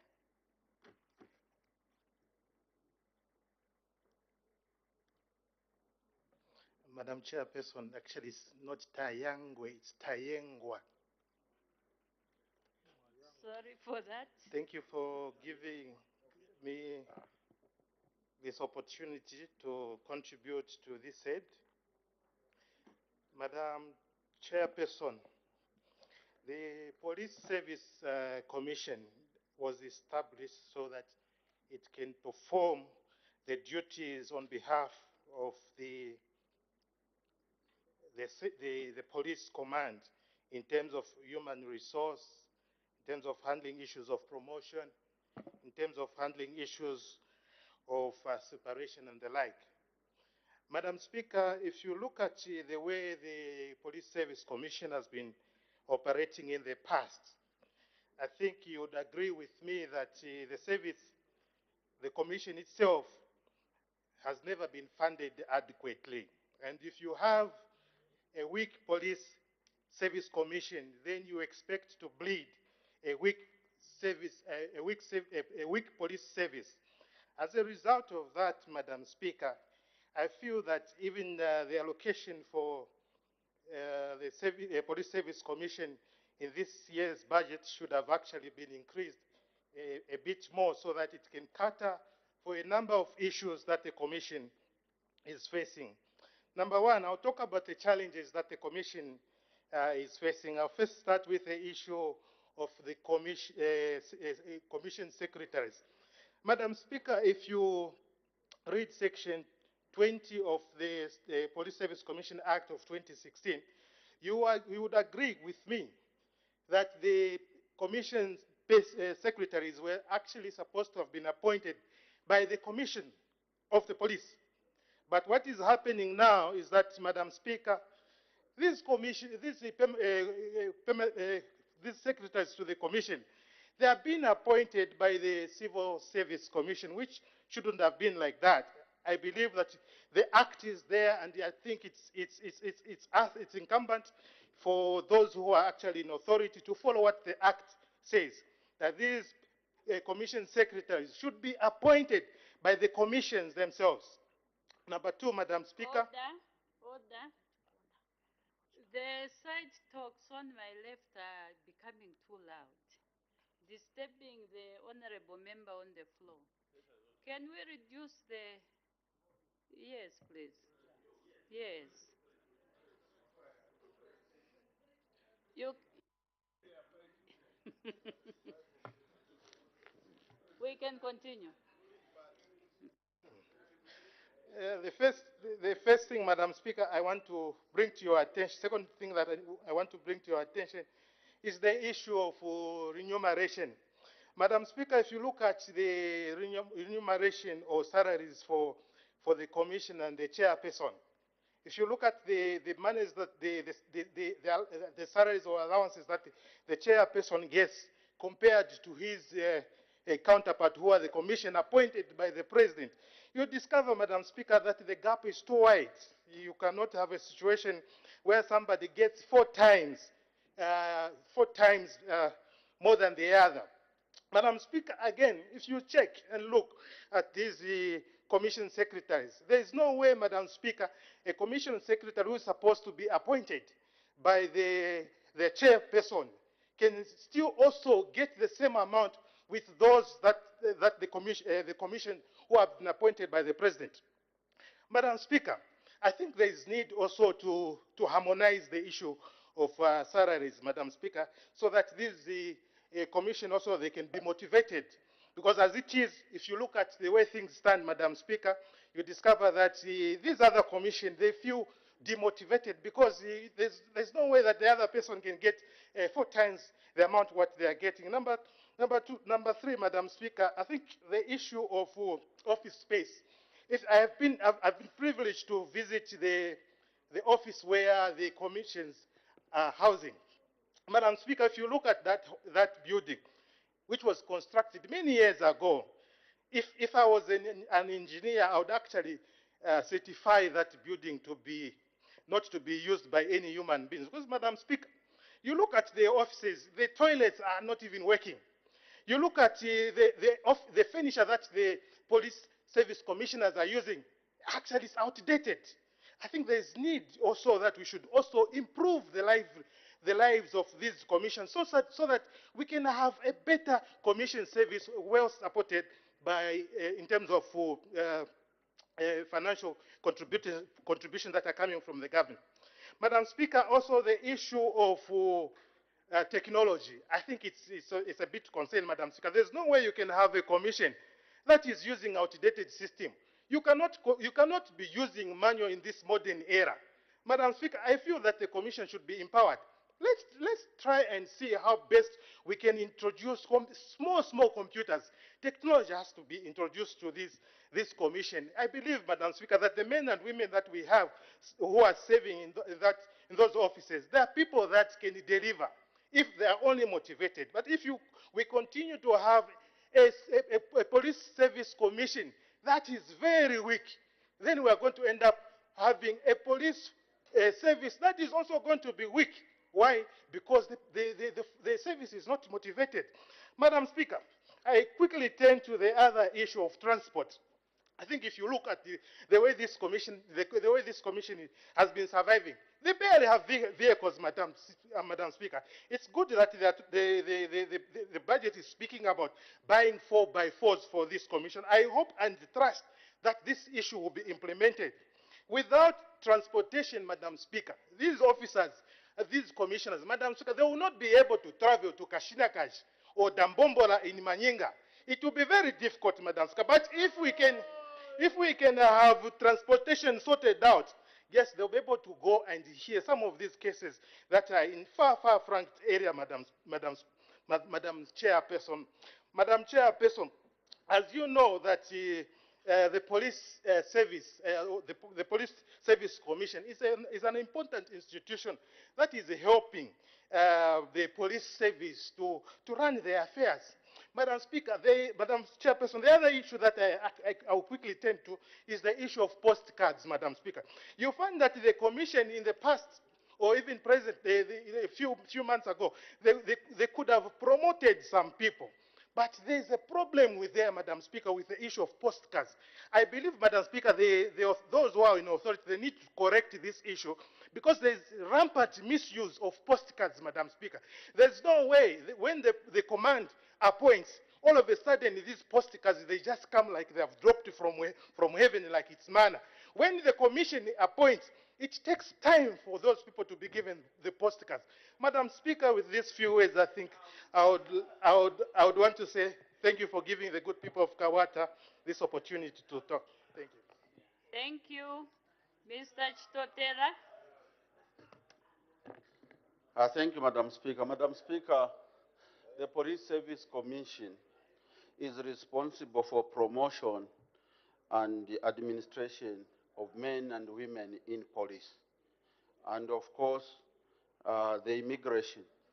And we expect the commissioners to exercise independence in dealing with matters of promotion, looking at the erring officers, disciplining, and recommendation for retirement of the officers, either against the wish of the president, who said no officer will be retired in the national or public interest. Madam Speaker, we on the left would wish to support but emphasize the need for the protection of the officers that have saved this country diligently, that have saved different political parties. Because political parties come and go, government remains functioning. Government machinery is key. Disturbing the institution that runs the government by purging out officers who are supposed to be protected by the commission on the basis of allegation of tribe or the political affiliation, we will compromise the integrity and the standing of the commissioners that are appointed. Because where I come from, we say, akamana okupoma ni pamabwe, imfumu mutangara ni pabantu, meaning you can only be called commissioners if you've got people that you are pretending over. But if you cannot protect, if you cannot defend, if you cannot appropriately deal with the erring officers and promote the deserving officers, then how can this House next stand and support the budget of the Commission? The commissioners must understand that they took oath to save the Zambian people. They took oath to protect the Constitution and any written law, so that the people they are superintending over must have solace and believe that they are being superintended upon by the Commission that will not abrogate the law, will not abrogate the acts that relates to human resource management and administration. Clearly speaking, Madam Speaker, this House in 2018-2020 passed a very important Act of Parliament, Employment Code Bill. It is very clear that as we deal with the human resource matters, even when we are dealing with the erring officers, there are procedure that we need to follow. There are procedure that we need to adhere to as we are both dealing or we intend to promote deserving officers. It is shocking, very absurd, Madam Chairperson, that an officer who have diligently saved for more than 20, 30 years can be let go without a reason. That's why the act was amended. That's why that law was included, to protect the officers that you are superintending on as the commission. You have a duty to check which officer is genuinely requires to be promoted to this rank, which officer is genuinely deserves to be dismissed, because I understand that the promotion from sergeant to chief inspector, it is the role of the Inspector General of Police. But you as a commission, you have a duty to promote the senior officers, starting from the rank of the assistant superintendent to the deputy commissioner of police. Therefore, you have also a duty to protect these workers. And one important thing of society, one Shakespeare says, this world is like a stage. We all come to play our parts and we go. When your time comes to play the part, don't think that you will go with this world. This country will remain. So I want to emphasize to the commissioners that today you are the commission chairperson for Police Service Commission. Tomorrow you will not be there. And one of the gurus, when I was doing marketing, said it is good for the seller and very painful for the buyer. When you are selling, you can sell this at 20 kwacha, but the buyer that is producing 20 kwacha will struggle to look for that money to pay. So you must understand that today you are a seller, tomorrow you'll be a buyer. And I want to emphasize that indeed one minister of information said, the empty tins makes a lot of noise. So when you hear noise somewhere, it tells you that it is not the cup half, it is the bottle empty. So that does not bother in any way. We need to deal with matters that affects the Zambian people. Don't listen to those that are giving wrong advice. Advise as a commission. You have a mandate. You have a legal provision. You have the constitution. Order, Honorable Minister, at that corner, please, let's not interject. Let's give him room to debate. Thank you. You may continue. Thank you, Madam Chairperson, for protecting me from my young brother, Elvis Nkandu, Minister of Youth and Sport, and my former something, he knows in Kitu. So, I want to emphasize, no, he's my brother. And I want to emphasize, Madam Speaker, as I wind towards conclusion, that I am speaking to the Commission that human resource management and placement are your key functions. And please, bear in mind that, yes, we will not support the truant or the truant officials, but bear in mind that when you are sending one loyal member that has served this country genuinely and diligently without reasonable cause, you are subjecting not just that member, but the family of that member to hardship, to difficult conditions that are out there. So make decisions with a human face. Make decisions that are based on the law. Then you'll be supported. As I conclude, Madam Chairperson, with these strong recommendations to the Commission, I support the budget line. Thank you. Thank you. Mr. Andeleki.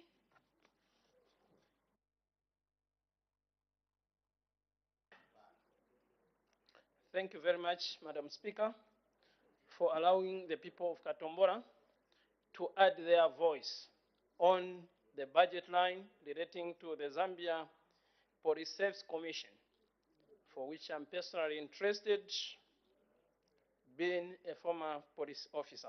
Madam Speaker, Madam Chair, person, allow me to begin by joining many other honorable members that have debated before me in congratulating the mighty United Party for National Development for the massive victory that was delivered last week. This, Madam Chairperson, is a demonstration of the confidence reposed in the New Dawn government. It was a chirangamuliro to our colleagues in chirangamuliro, meaning we were showing that throughout the country, the New Dawn policies have started gaining ground. Madam Speaker, getting back to the subject matter before the floor of this august House, the Zambia Police Service is a Service Commission is a very, very important institution because it is mandated specifically to handle matters to do with the Zambia Police Service.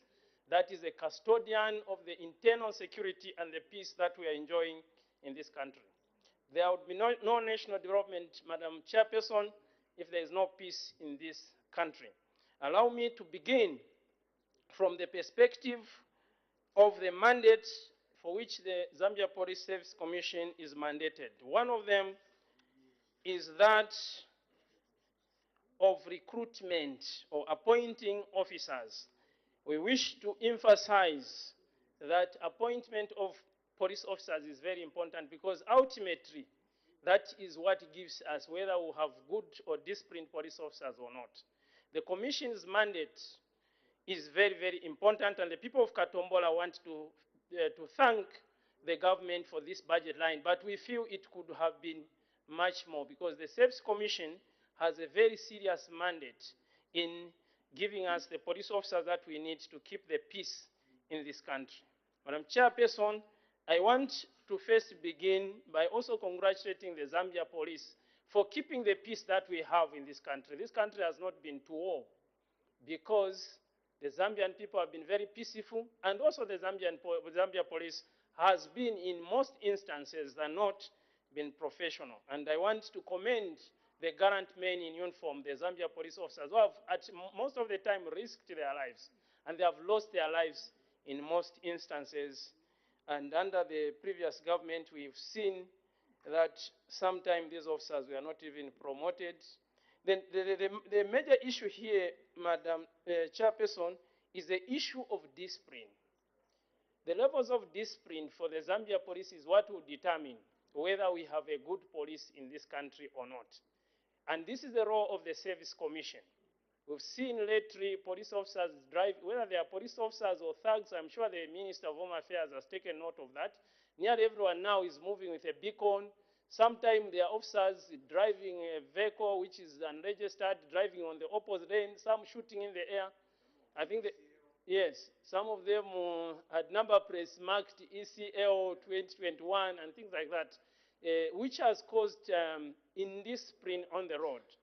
And I want to appeal to the Minister, and particularly also to the Service Commission, to ensure that discipline of our officers on the road is very important, not only on the road, also wherever they appear, because it reflects who we are as a country called Zambia. I am here as a member of parliament because of the discipline inculcated in myself by the Zambia police, particularly the Service Commission that was responsible for my training and appointing me in the far ranks of the Zambia police. Madam Chairperson, allow me also to address the issue of promotion, delayed promotion in the police service. It's the role of the Service Commission to promote these officers. Some of these officers have served this country diligently, and 25 years an officer is still a police constable. Very strange indeed, and I want to appeal to the Service Commission as we debate their budget line to be more robust, like the commission that I had when I served under the MMD government. That was a more robust Service Commission because it stood firm, and I'm urging the Peter Machungwa-led Service Commission to listen to the grievances of these officers. Most of them have served diligently. 25 years is still a constable and is retiring as a constable. You check the record, you find these officers have not even committed any disciplinary offense. And they will do well to motivate these officers by promoting them. Some of these officers are wearing ranks that are not recognized. When they are retiring as assistant superintendent, on the file it's showing that is a constable, and they have not benefited. Some are wearing ranks that they are not earning a salary for. Therefore, it's the role of the Service Commission to do much more. Currently, I'm yet to be convinced.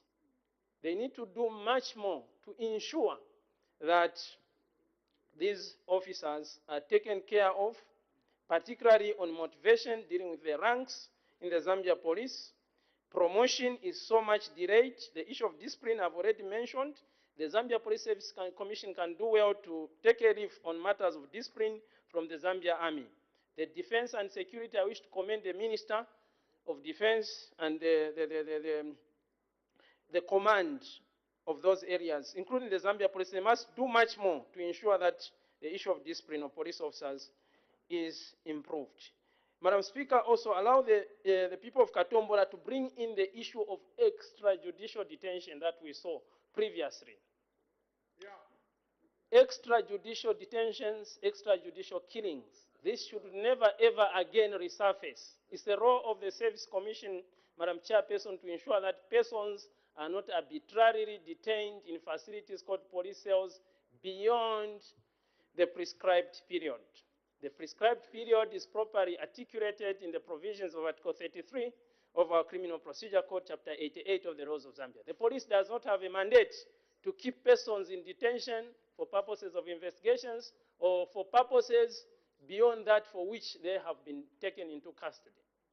Therefore, government is losing colossal sums of money, Madam Chairperson, in paying reparations, in paying compensation for persons arbitrarily detained. And this is costing the government colossal sums of money. And this needless loss of income should be brought to an end through discipline and professionalism in the Zambia police. The police service must not take sides. The Zambia police must not take political interests. They are professional officers, and we want them to be as such. I'm saying this, Madam Speaker, because of the needless loss of life that occurred previously. Most of our brothers and sisters lost their lives because of unprofessional police officers. And this is not correct. In the previous government, of course, we are talking of the PF and other governments. Of course, we are saying in the previous, Madam Chair, could I be protected? Order. Order. Your time is up. Your time is up.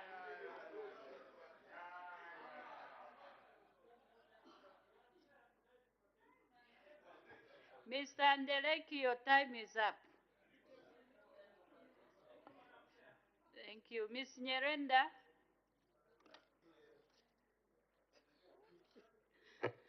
Thank you, Madam Speaker, for giving a chance to the people of Lundazi to debate on this head for Zambia Police Service Commission. Madam Speaker, I have a special attachment to this particular one because I grew up in the police camp and my father was a police officer. Madam Speaker, as this budget is being passed of 18 million, I feel a bit sad because the work that is given to the Police Service Commission is enormous. Right now, they are supposed to be recruiting officers, and you'll find that they don't even have vehicles or transportation. Alas, if it is in Lundazi, I don't even know when the commission will ever come there. And this may end up disadvantaging my officers or the officers in Lundazi who may just retire as constables, or if by chance they may retire as sergeants, and yet people have, they have improved their qualifications, and most of them, some of them, I even lectured them, they even have degrees and master's degrees. Madam Speaker, Madam Chairperson, as I debate this head, I would want to talk about lack of gender-sensitive based promotions. Today, we are talking about officers who are being recalled from retirement, who have come to save right now. You find most of them are being given positions, and alas, most of them are men. Does that mean that in retirement, we do not have women who worked so hard, who can be able, who can be given these high positions, and where you can be able to find some energy and some goodwill out of those officers? Hence, as a commission, be sensitive when you are calling people out of retirement, so that you are giving chance to both the men and the women. After all, the people who commit crimes are either men or women.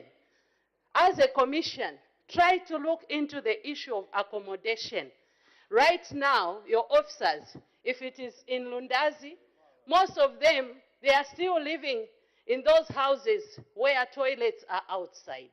In this time and era, commission, it is important that you look into the welfare of the people whom you employ. Madam Speaker, apart from that, just when you are driving through and you reach at Luangwa, you can really see the misery of the officers, because those officers are still living or sleeping in those tents, which are mud, and sometimes you even see the officer putting on a, almost finished uniform. Madam Speaker, I would want to urge the Commission to be sensitive and ensure that the officers who are serving this country very well are given the dignity that they deserve.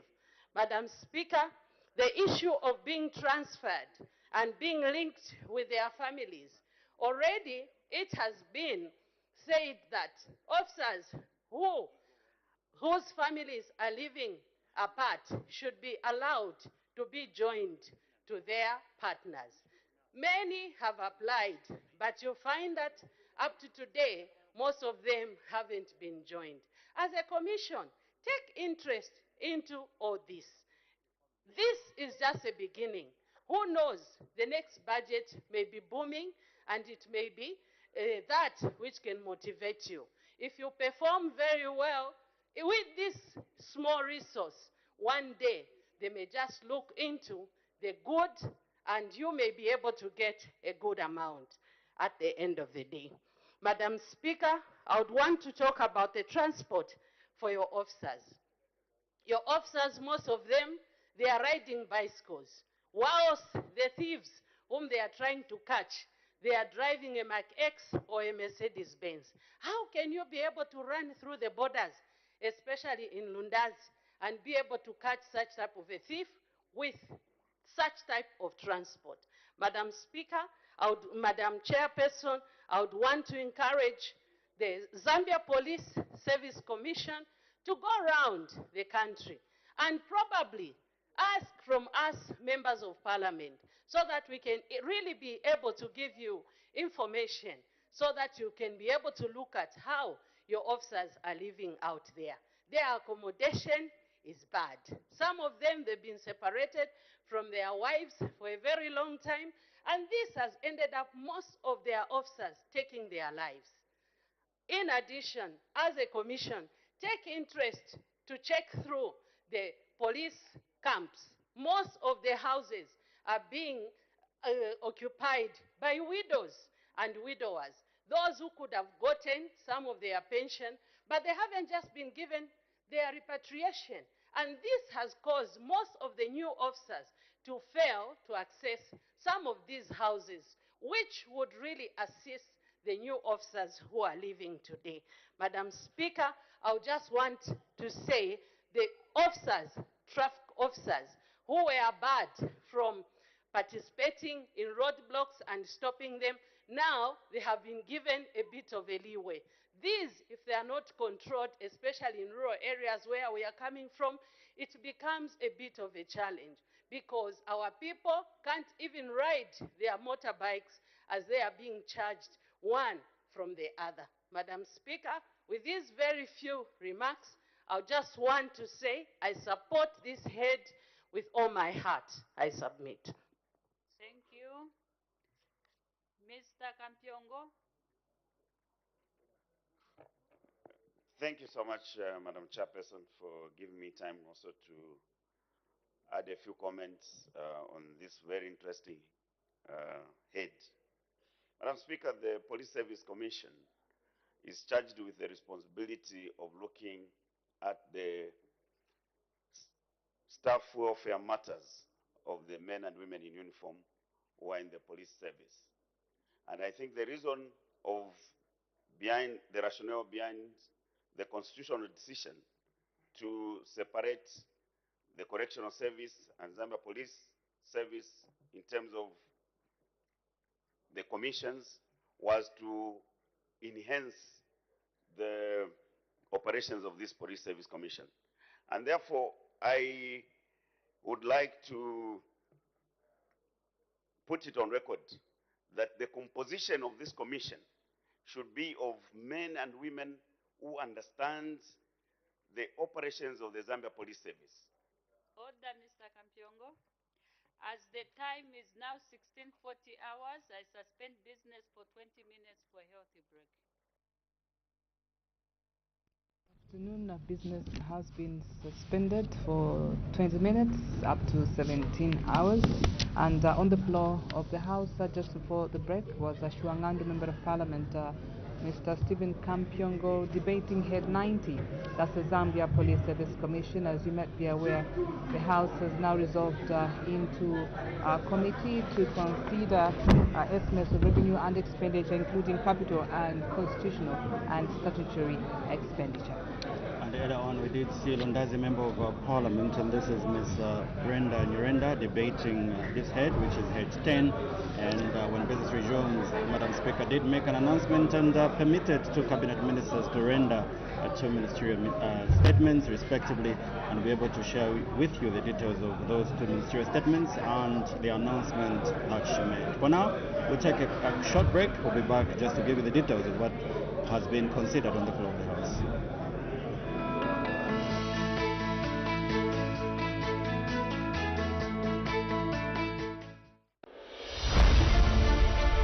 MP's Diary this Thursday at 08:35 hours features Rufunsa MP Honorable Sheo Munyata. Join Paul St. Ndovi as he brings out real issues from your constituency. MP's Diary every Thursday on Parliament Radio and Television. MP's Diary, bringing real issues from your constituency.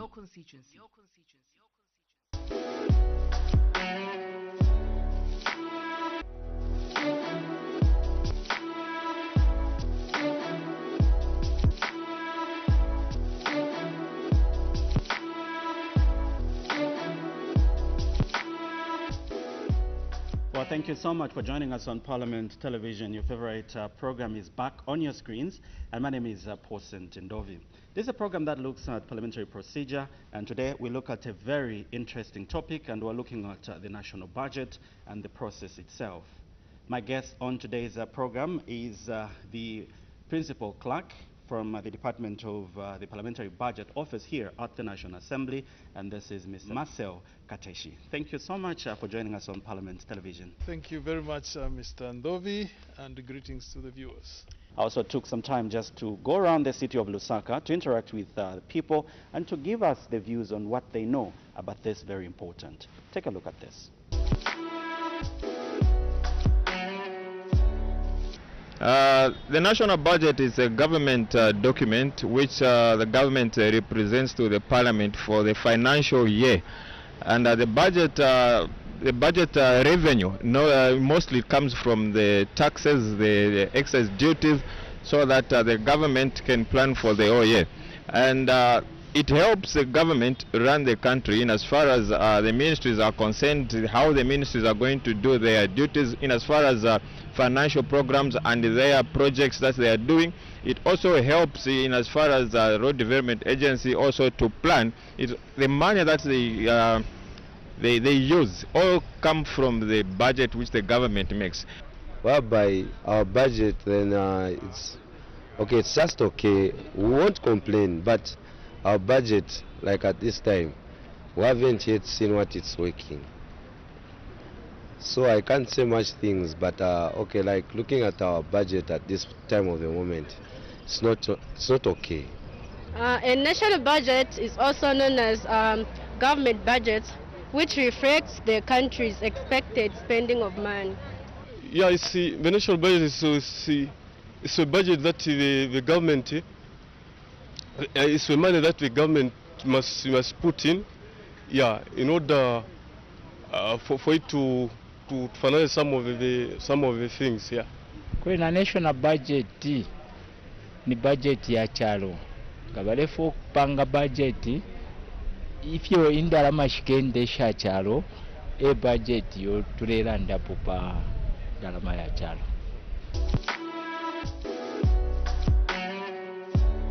Well, very interesting views from the local people there, and that's the reason why we have an expert from the Parliamentary Budget Office here at the National Assembly, and he is the Principal Clerk of the Parliamentary Budget Office here at the National Assembly of Zambia. Let's just begin by you sharing with us what you do here at the National Assembly as Principal Clerk, Parliamentary Budget Office. Thank you, Mr. Ndovi. I'm privileged to serve the National Assembly in an office called Parliamentary Budget Office, and I'm privileged to be the Principal Clerk there. So this office is a department under the Office of the Clerk, and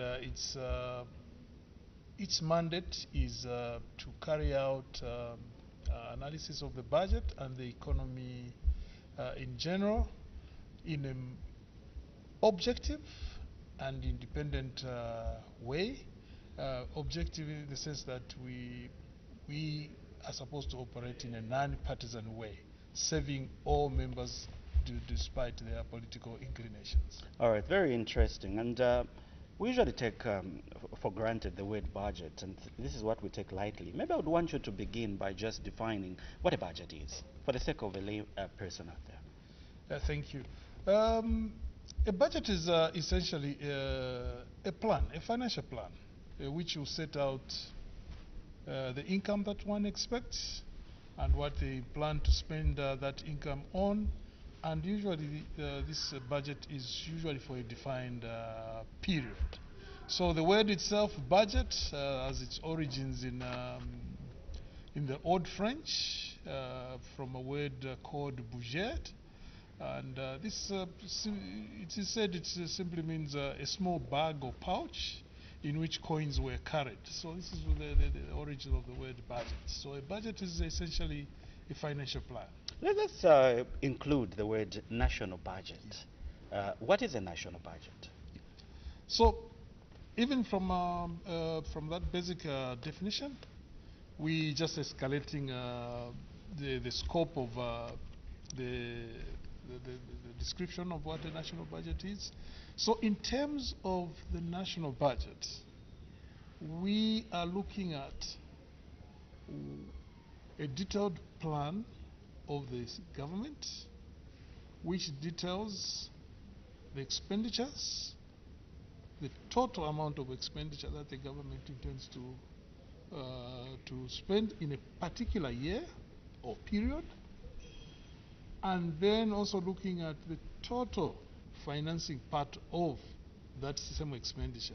So financing in the sense that we'll look at what government will raise as tax revenues, non-tax revenues, how much it intends to borrow, and at the same time also how much our development partners are willing to give us as grants. Okay. So that will form the total financing part of the budget.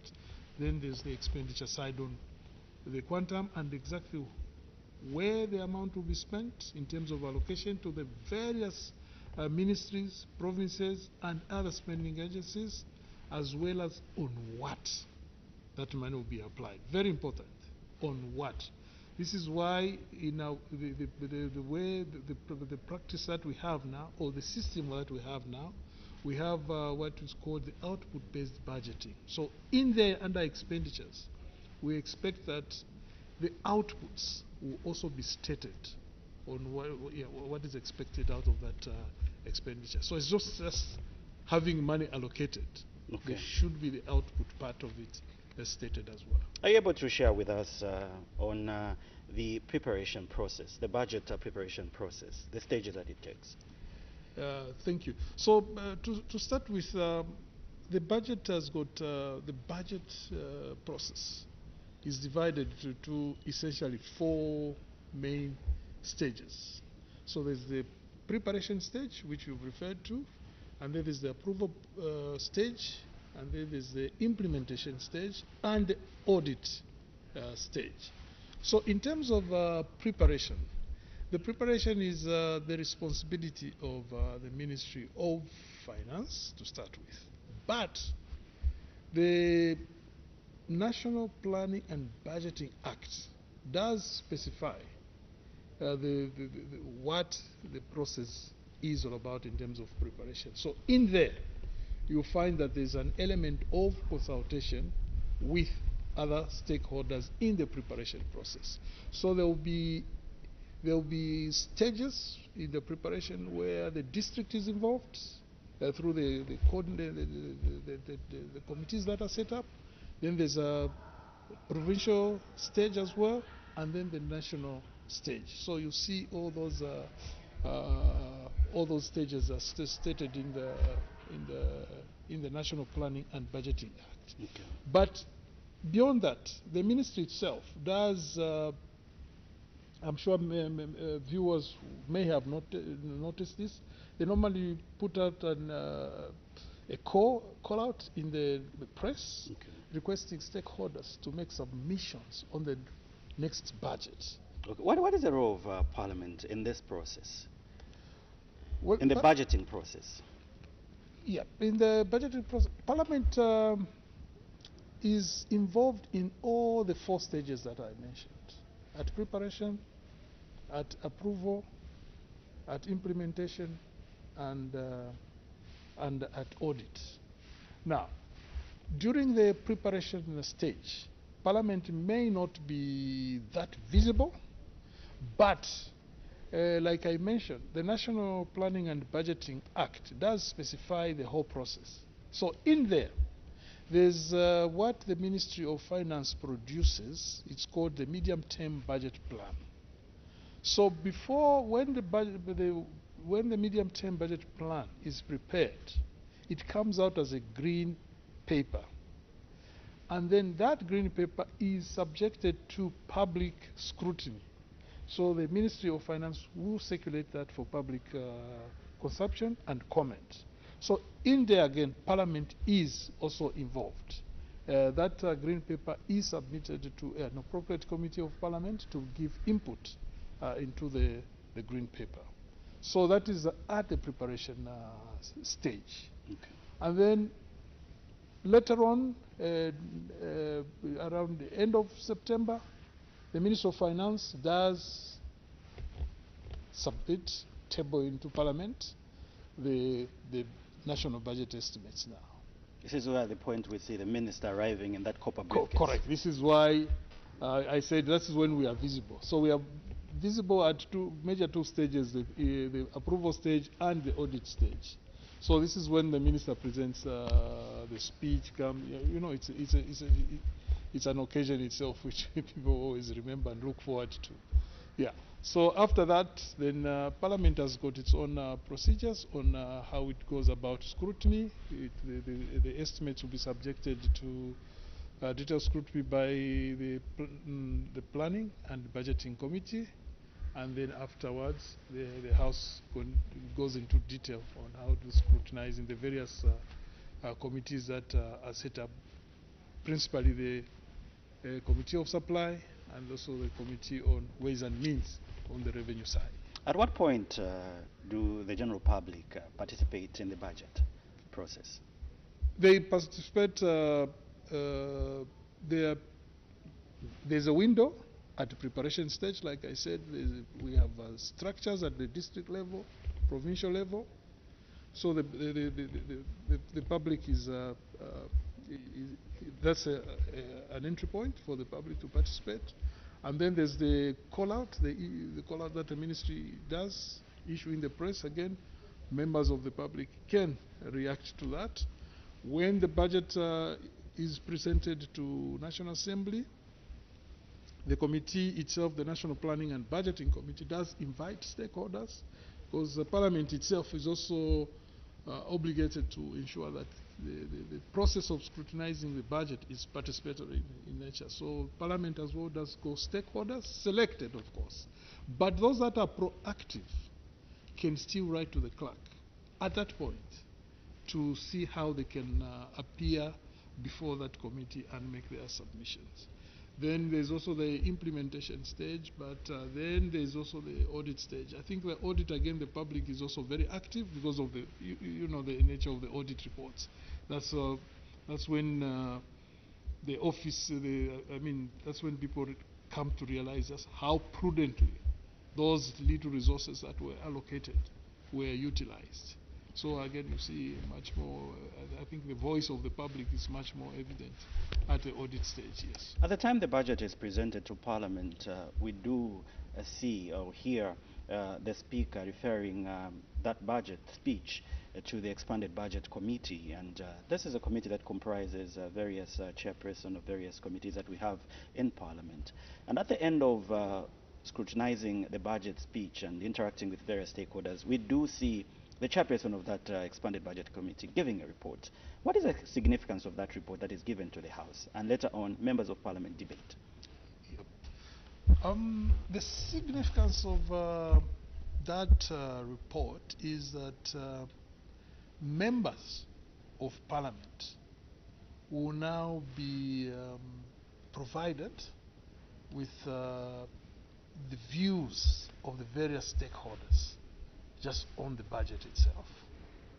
So that report is essentially meant to assist members engage now in detail with the Minister of Finance on the budget for the sectors as they go into details in the Committee of Supply. So now, what is expected in that report also is to ensure that we see an alignment between the National Development Plan and the budget estimates. So that is very critical because the budget itself is supposed to be seen and should be a way of actualizing national development plans. Okay. So that report is supposed to provide that necessary information to the rest of the members of Parliament to engage the Minister of Finance in approving the budget estimates. Very insightful, Mr. Kateshi. What could be your concluding remarks as we wind up this program regarding today's topic? In conclusion, I want to state a few things. The medium-term budget plan that the Ministry of Finance produces, the green paper on the medium-term budget plan. Now, these two documents are quite critical as the public engages. For example, when we start looking at the budget for 2023, in that we should see what is contained in the 8th National Development Plan, reflected in the medium-term budget plan, and we should also see what is in the medium-term budget plan reflected in the annual budget, so that members of the public can now see just how well aligned these documents are. And you know, we've got certain objectives that we certainly want to achieve in the medium term, and including our long-term plan, the Vision 2030. So we should see all those things reflected in the numbers. Mr. Kateshi, thank you so much for making an appearance on today's Voice of the People. You're welcome, Mr. Ndovi. Our guest on today's program was Mr. Misao Kateshi, who is Principal Clerk, Parliamentary Budget Office here at the National Assembly of Zambia. Hope you've learned one or two things on today's topic while looking at the national budget. And we did also interact with the general public just to get the views on what they know regarding today's topic. My name is Paulson Ndovi.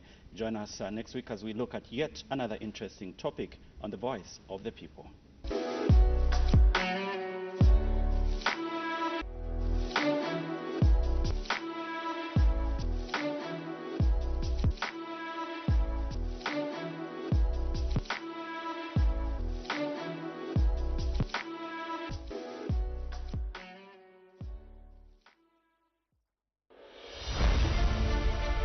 MP's Diary this Thursday at 08:35 hours features Rufunsa MP Honorable Sheo Munyata. Join Paulson Ndovi as he brings out real issues from your constituency. MP's Diary every Thursday on Parliament Radio and Television. MP's Diary, bringing real issues from your constituency.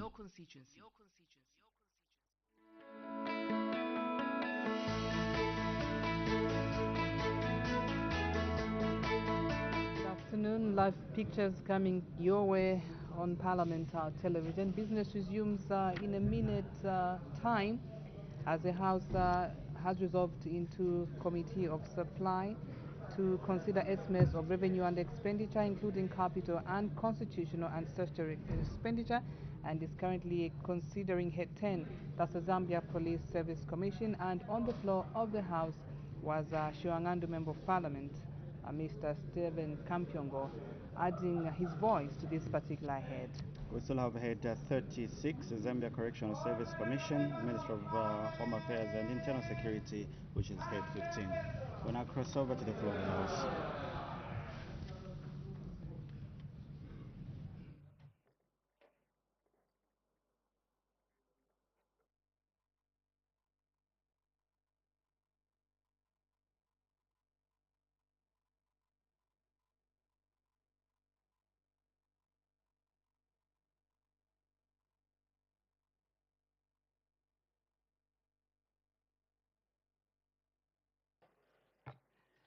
The whips, can you whip your people?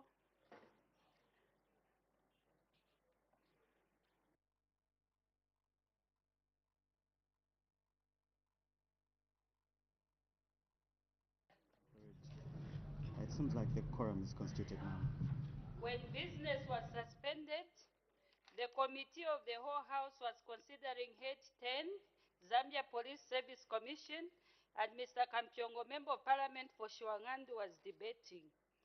May Mr. Kampyongo continue?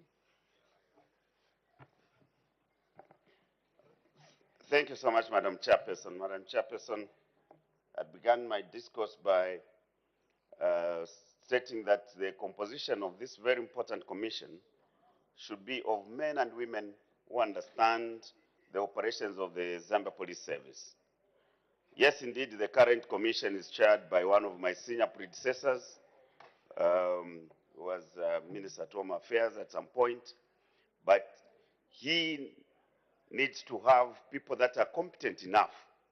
And so those that have responsibility to constitute this commission must be mindful, because the matters they're dealing with are very critical. We are talking about disciplinary matters, Madam Speaker, appointments, transfers, promotions.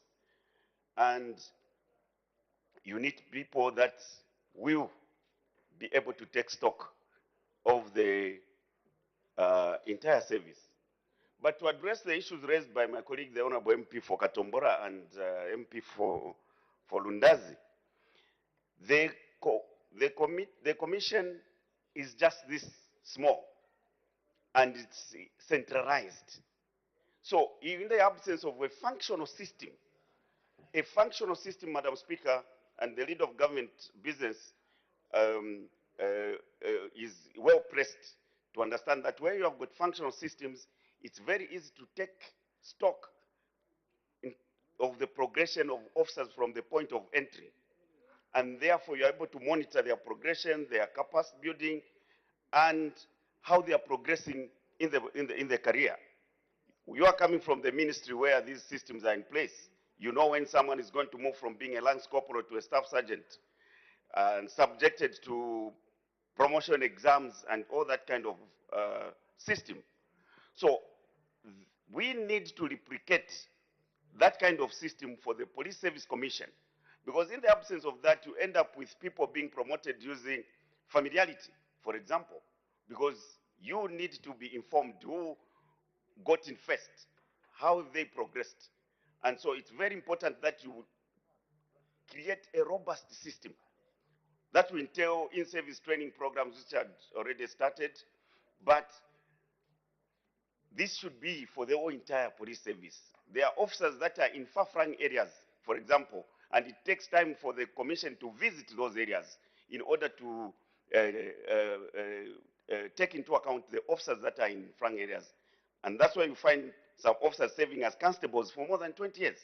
And this is demotivating to the officers. So we need to have a robust system that should take stock of officers at all layers of entry.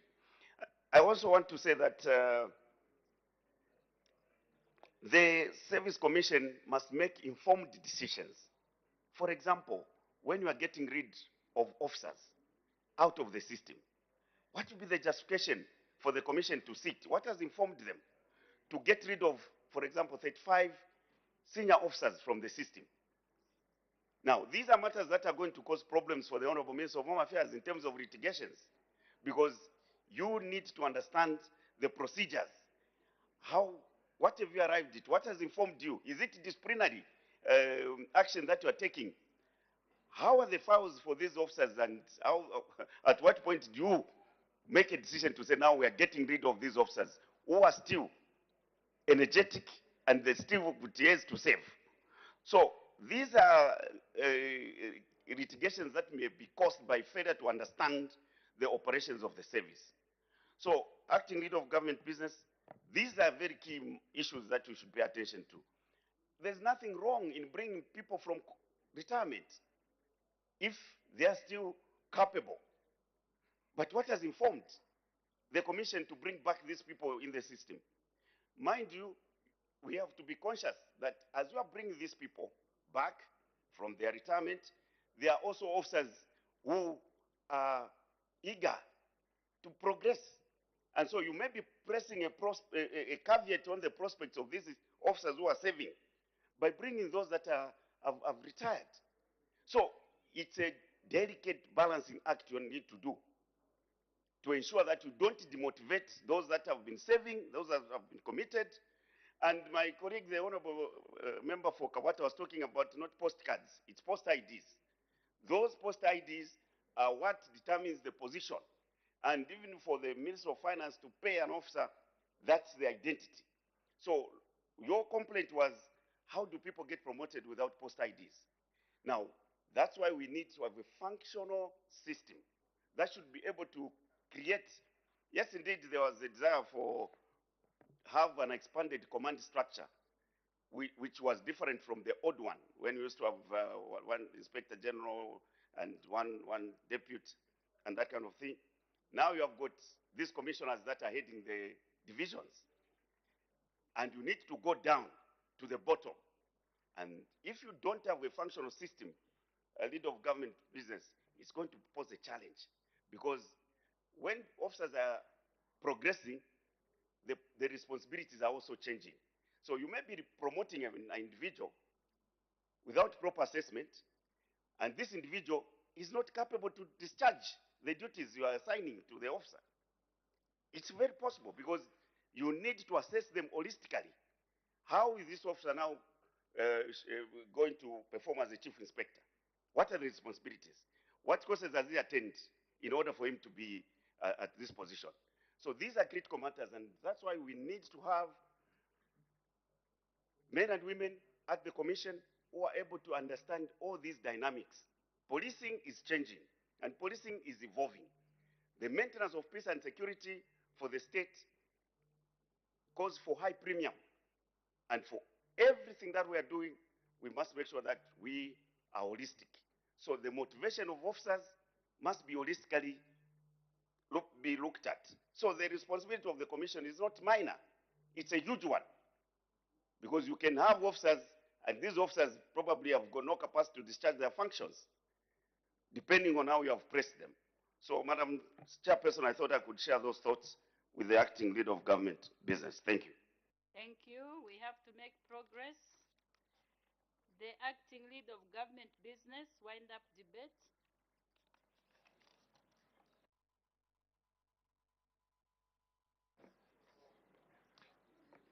I thank you most sincerely,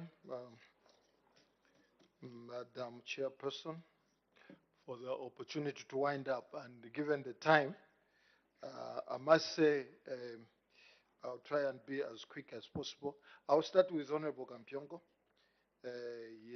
with his contributions. Very, very important. I think it is incumbent upon the Commission, and the Commission is looking into that so that there's a functional system in terms of promotions, dismissals, transfers, demotions, and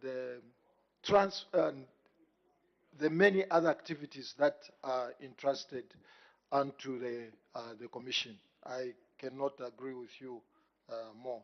So that Honorable Kampyongo will be taken into consideration by this Commission.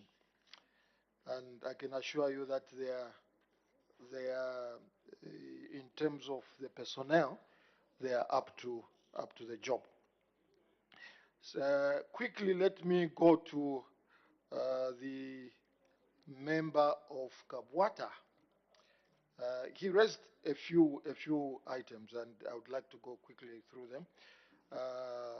One is that the Commission is not adequately funded.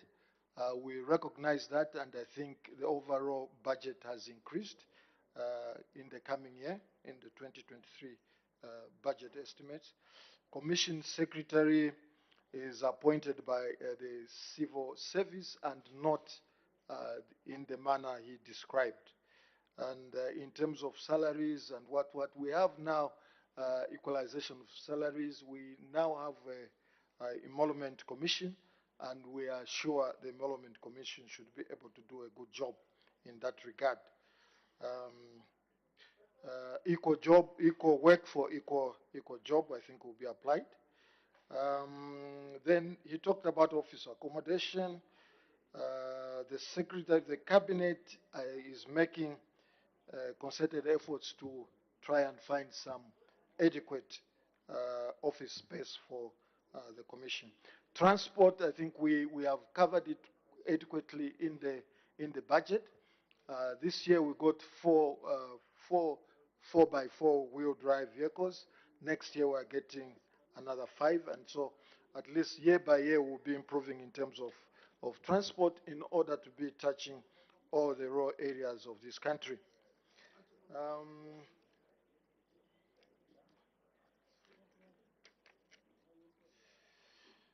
Levels of discipline was touched upon by Katombora, a member of parliament, saying, and promotions also was touched on by the same member of parliament. What we agree, this is one of the major functions of the commission in terms of discipline. I think it's quite outlined there, and in conjunction with the police service itself, we shall be able to contain this and ensure that our police services is totally disciplined.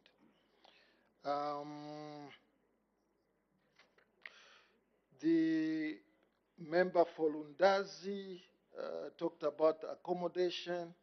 I must remind her that this is not a function, one of the functions of the Commission per se. However, the Ministry of Home Affairs and Internal Security is looking into this. There might be maybe a phase 2 in terms of construction of houses and office space. She talked also about recruitment and reuniting families. Reuniting families is a government policy, as you know, and so the Secretary to the Cabinet is working on this, and the task force, if I can call it, is well underway and should be able to ensure that there's a reunion of spouses.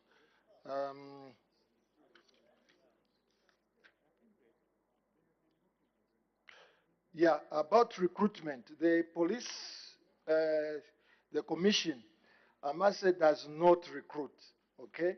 What recruits is the police service. The police service will recruit, and then once recruited, these officers then, in terms of human resource management, are taken care of by the Police Service Commission. So those are the few functions and the few remarks that I would like to make. I thank you, Madam Chairperson. Thank you. Head 10, Zambia Police Service Commission. Head total 18,826,731 kwacha. Any debate, any objection?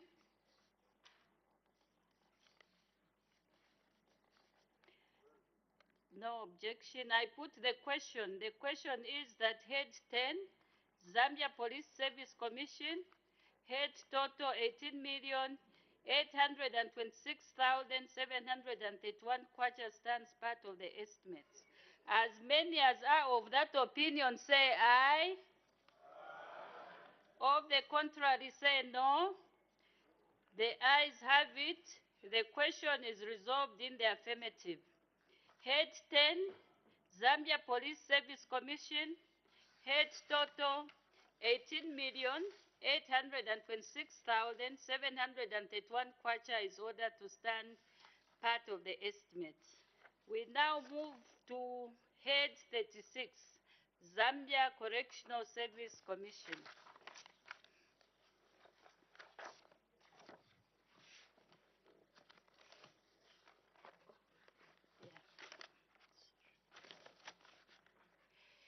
Head 36, Zambia Correctional Service Commission, Policy Statement, the acting lead of government business.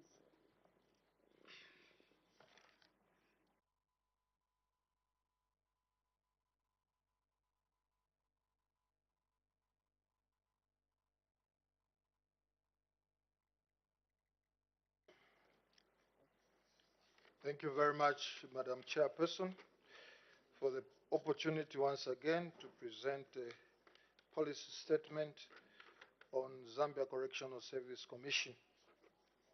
Chairperson, I wish to thank you for according me the opportunity to present the 2023 budget estimates for the Zambia Correctional Service Commission. The mandate.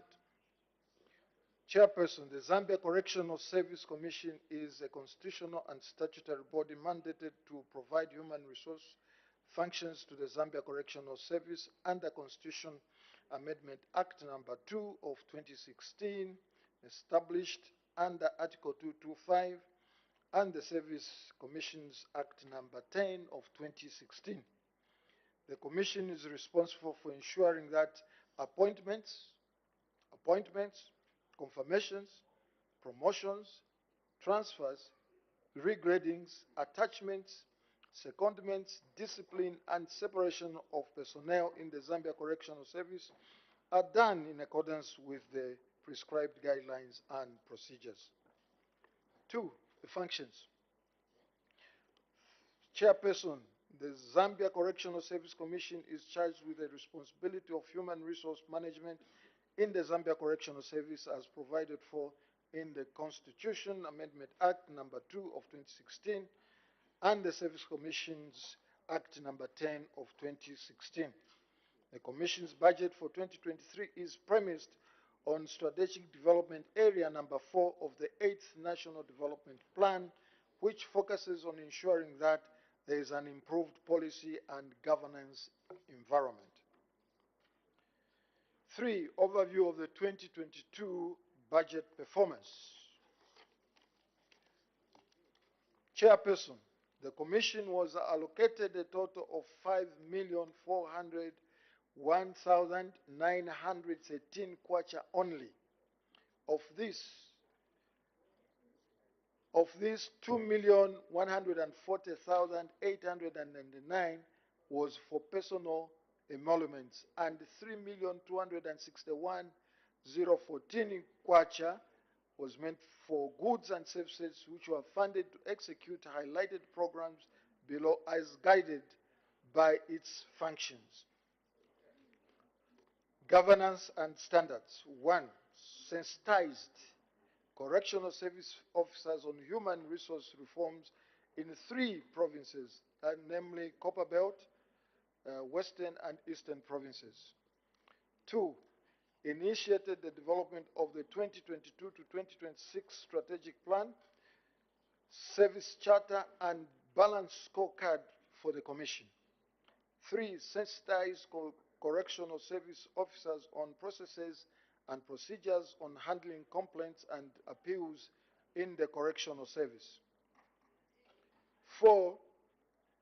Procured 4x4 motor vehicles in order to enhance monitoring and evaluation of delegated functions. 5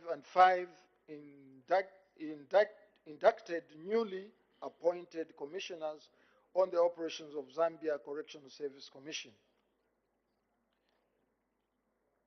3.2 Zambia Correctional Service Human Resource Management. 1. Confirmed a total of 880 officers in the correctional service. 2. Retired 49 officers.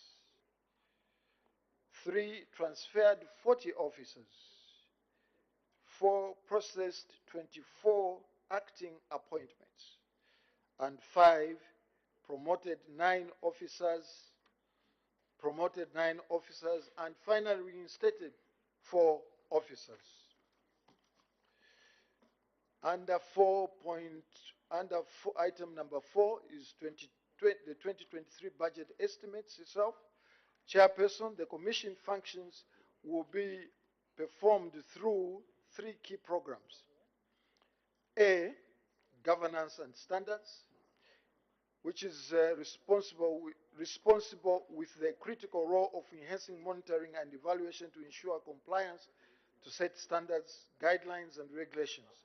Also sensitize correctional service officers on human resource reforms, implement human resource policies, procedures, and guidelines.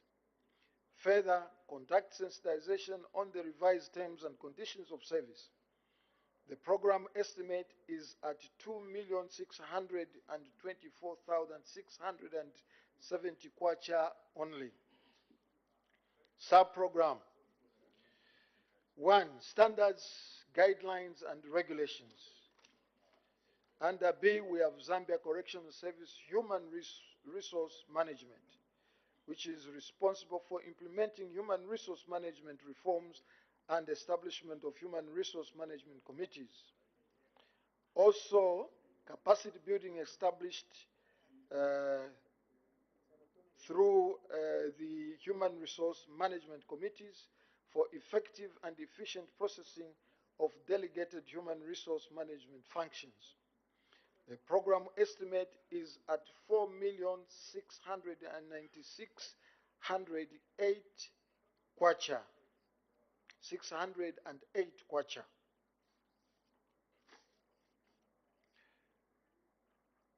The sub-program is Zambia Correctional Human Resource and Management. Under that is Management and Support Services. This is meant to undertake timely and effective provision of management and administration of support services to ensure smooth operations of the Commission. The program is at 2,082,420 kwacha only. The other sub-programs are 1. Execute office management, 2. Human resource management and administration, 3. Procurement management, and 4. Planning, policy, and coordination. In summary, the Zambia Correctional Service Commission operational budget estimates for 2023 amount to 9,397,698 kwacha only, on which the above-mentioned programs will be undertaken. In conclusion, Madam Chairperson, the budget estimates and the proposed programs will greatly contribute to attainment of good governance environment. I therefore urge this august House to approve the 2023 estimates for the Commission as presented. Chairperson, I thank you. Thank you. There are too many meetings. It's the independence, actually. Any further debate? Mr. Mwene.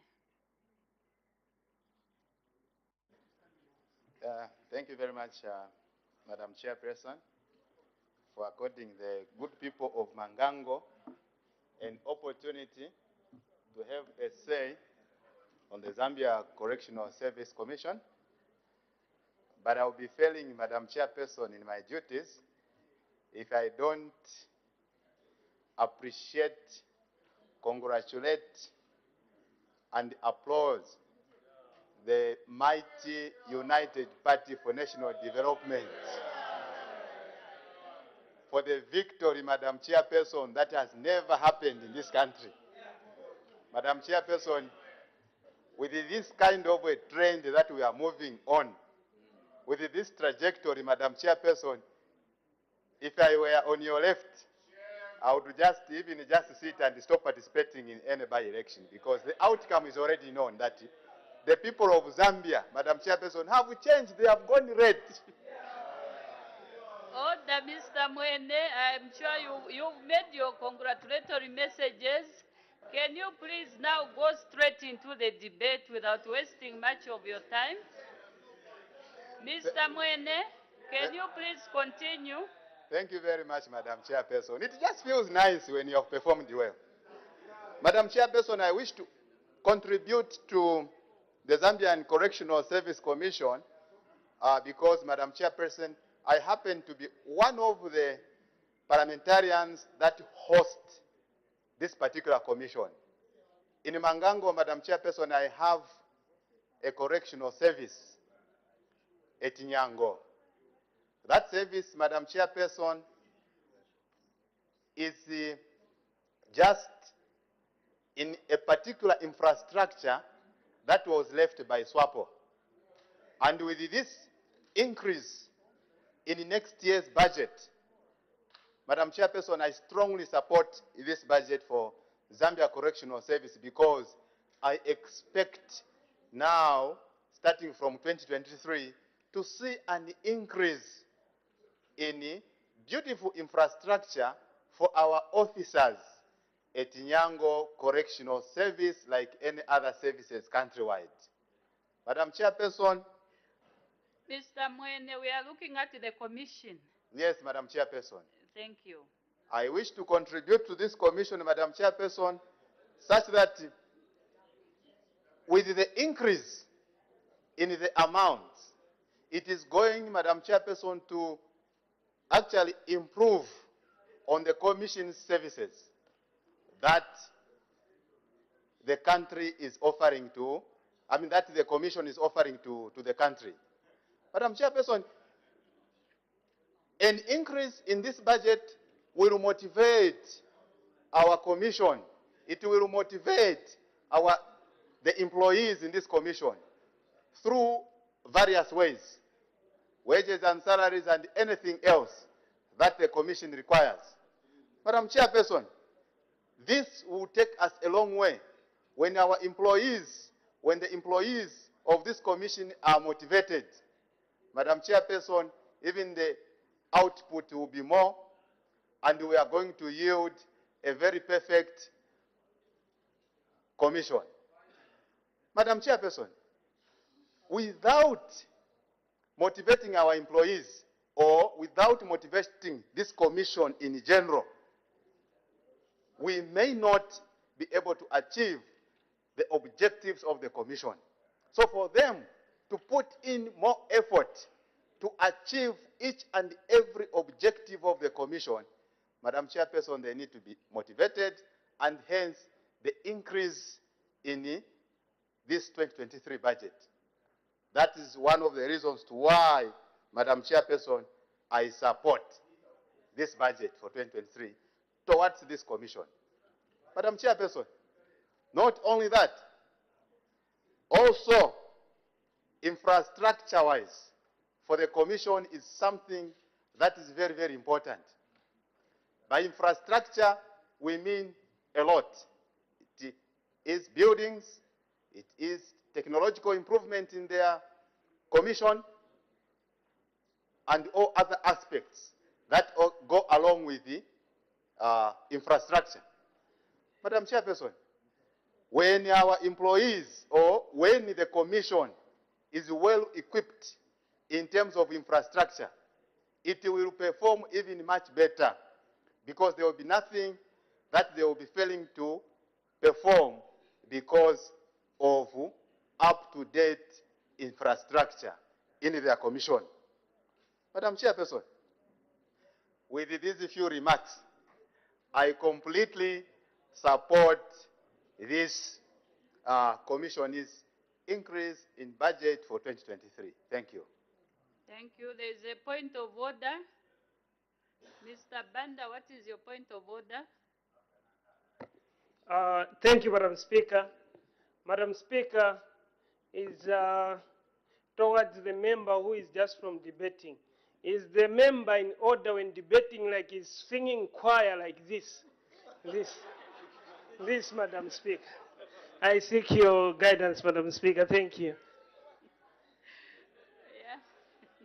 Mr. Banda, the honorable member, Mr. Mwene, who was on the floor, was in order. Because we express ourselves differently. Others put their hands in the pockets and so forth. So he was in order. Mr. Zulu.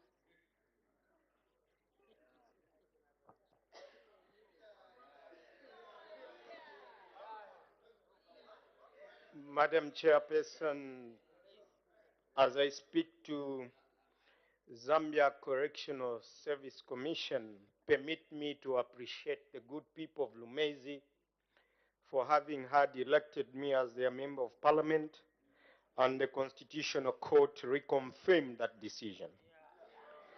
Madam Chairperson, permit me also to mention that indeed I had defeated the current ruling party's candidate by 8,000 votes, and they'll need to work a lot more to come and challenge the decision of the good people of Lumezi. Madam Chairperson, speaking to this head, permit me to quote from Rooney King, I realize I will always be the poster child for police brutality, but I can try to use that as a position for healing and restraint. Madam Chairperson, speaking to this head, and just to sum it up all, the heads today are all related to the Ministry of Home Affairs, the Zambia Police Service Commission, Ministry of Home Affairs. They're interrelated, Madam Speaker.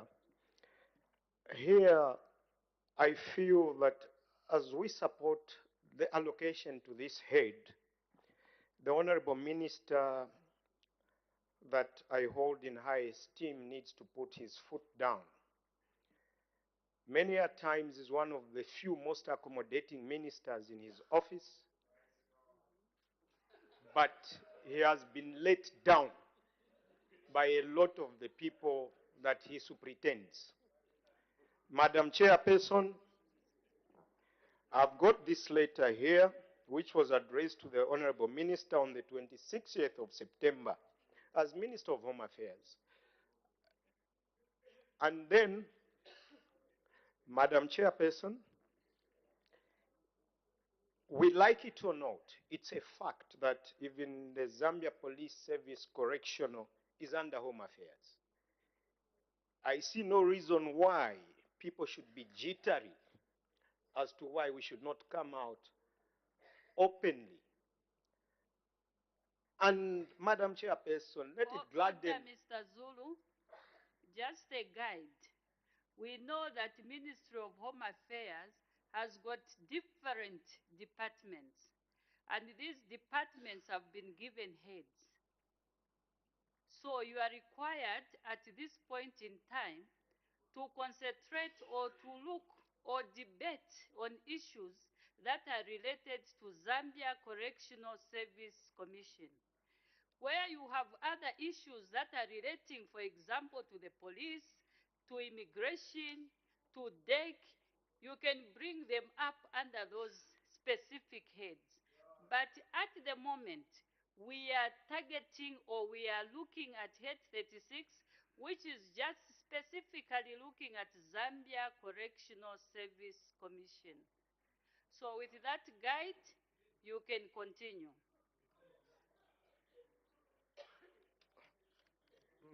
Madam Chairperson, in working towards the goals of the department, the top executive play the primary role in forming the organizational climate change. Madam Chairperson, I'm not diverting my thoughts or anyone's thoughts from correctional service to any other department. It's a pity, Madam Chairperson, that there is a mind that has been set that whenever the member of Lumezi is debating, a cartel should be risen. Madam Chairperson, I'm here elected by the people of Lumezi. No, Mr. Madam Chairperson, we shall not continue on this. Please sit down. Sit down. I don't think there was anything I said that was against you. It was just a guide to how the debate should go. Because we've got a lot of heads here. So we shouldn't just go anyhow, touching other heads, when we are looking at this one specific head. And there's nothing wrong in mentioning that. And take it for your information that we are not even targeting the honorable member for Lumezi here. I'm looking at all the honorable members in this house who are debating at the national budget for next year. There's no ill feeling about a particular member of parliament in this house. So with that guide, please just know that you are treated just like any other member of parliament in this house. So you may continue. Madam Chairperson, I've got 4 minutes remaining on my time. So I saw no reason why I should be curtailed. As a matter of fact, Madam Chairperson, as I support, anyway, you could have your privilege now. We'll have my day soon as well. Madam Chairperson, there is no way, Madam Chairperson, on your right, you've heard him saying this boy, and you take no action. I respond, I'm penalized. Can we be firm on how we make decisions? Honorable member. No, Honorable Nkandu No, there. no. Can you sit down, honorable member? We are not here to quarrel. We are not here to quarrel. Can you please take your seat? Can you take your seat? Can you take your seat? Honorable member, of course I'm listening to what everybody is saying in this house, but my focus was on you. I might have missed what somebody was mentioned. So you've got the right to complain or even raise a point of order. No, you can. Honorable members, I think we are going offside the debate. I'll ask another honorable member to take it up. Mr. Mpundu, can you continue?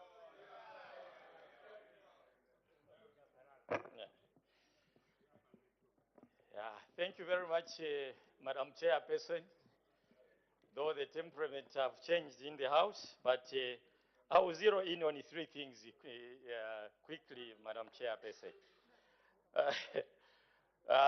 Madam Chairperson, Correction Service Commission plays a critical role in the performance of the duties by Home Affairs in general.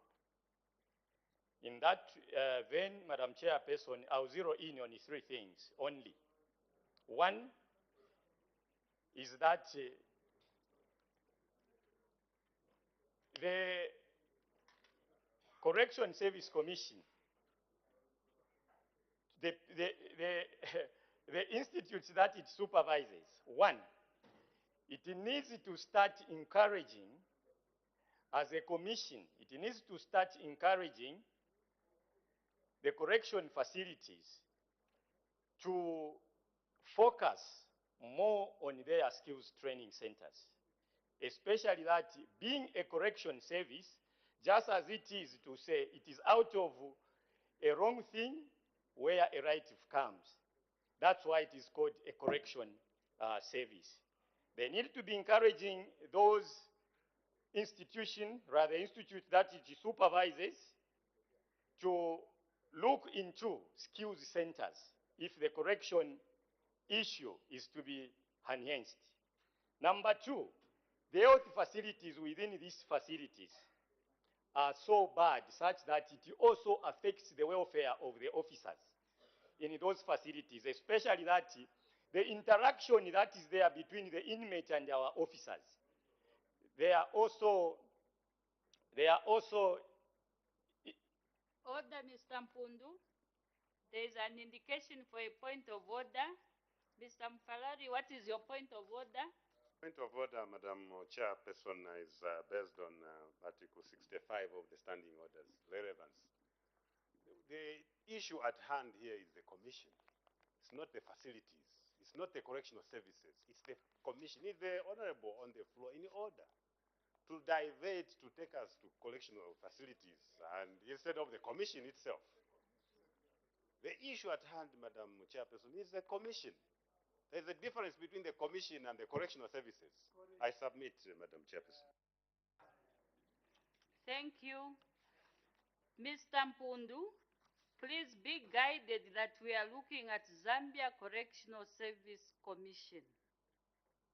Like I had indicated earlier on, can we be focused to the Commission instead of going everywhere, looking at all the correctional facilities and whatever they are doing. Let's be focused to the Zambia Correctional Service Commission. You can continue. Thank you, Madam Chair, and it's not that I'm diverting, but well guided. What I want to say is that Correction Service Commission, when I talk about the Correction Service Commission, it also looks at the welfare of the officers. That's what I meant. I did not mean I'm diverting to the services.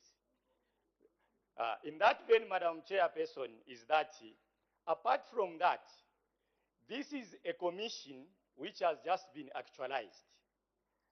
And being actualized recently, there is a lot of backlog that it has in terms of promotion of the officers because it was not operational. They have just started operating. So they need to look at that area. Secondly, I also urge that as the officers interact with the inmate, let that interaction also be promoted to the community. Because many are times that the officers under this commission, they have got a... Order. Yes. There is a point of order raised by Mr. Zulu. What is your point of order, Mr. Zulu? Madam Chairperson, permit me to take you to Standing Orders 66 on parliamentary language. Madam Chairperson, this is directed at the Honorable Minister of Youth and Sports. He's referred to me as this small boy. I've been called a rat on the floor of this house before, and I think I need your serious ruling because, Madam Speaker, Madam Chairperson rather, I'll be very sincere with you and others. This is my last point of order I'm raising on people that are going to demean me in this house. I'll instead walk to anyone that will do so in the near future. Because, Madam Speaker, it's getting out of hand. There is no way people are being protected to demean some of us that even won with more votes than them. Mr. Zulu, can you please finish your point of order? I seek your serious ruling, Madam Chairperson. Thank you, Mr. Zulu. For the first part of your point of order, like I had indicated that I missed what the Honorable Minister mentioned, and because of that, I'm going to reserve my ruling so that I investigate the matter further. Then for guidance, Mr. Zulu, there is no need of warning your fellow members of Parliament. We are supposed to follow the standing orders that are set, that we set for ourselves. We should not warn our members or your fellow members of Parliament. Just act or just do what the standing orders is guiding you to do. If you are saddened by something, you can raise a point of order. You can write a complaint to the Speaker's office, and your issue will be attended to. You are all the same. We can continue with the debate. Mr. Mpundu, you can continue. Thank you, Madam Chairperson. I was saying this is a new commission which has got a lot of backlog of promotion and looking after the welfare of the officers. So it is just prudent that the commission works extra hard. In the same vein, they must be mobile. They should not confine themselves to the urban areas. They need to go out there and check on the officers. Relying on information that is coming from their superior officers won't help the commission. It's important that they go on the ground and making sure that they interact with the officers on the ground. With those said, Madam Chairperson, I support the budget, and we need to support more in terms of the budget line so that they work prudently. I thank you, Madam Chair. Thank you. Mr. Mutike. Thank you very much, Madam Chair.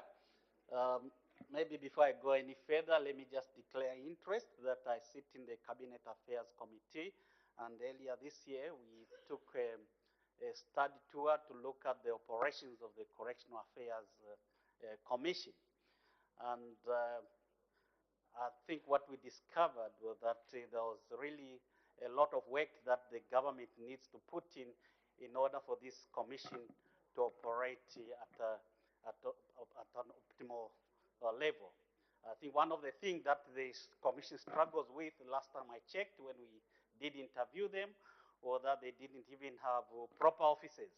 They had rented space at the old building of Bank of Zambia. And wherever we went, we took a tour to Copperbelt, we took a tour to Eastern Province, where we're looking at the operation of the Correctional Services Commission vis-a-vis the welfare of the correctional officers. And it was clearly spelled to us that the commission is very much just centralized here in Lusaka. A lot of officers, they long for the commission to visit them in many of their correctional facilities, but because of the budget that's not adequate, they are unable to fulfill that mandate, that legal constitutional mandate that they have as a commission. There are a lot of challenges that the officers face because this is what the commission is tasked to do, to ensure that the officers, they work in an environment that is professionally, the environment where they feel they are adequately protected. Issues of uniforms came out very prominent, that some of the officers even lack proper uniforms. Issues of guns, you know, these are people who deal with some of the most dangerous criminals in the country.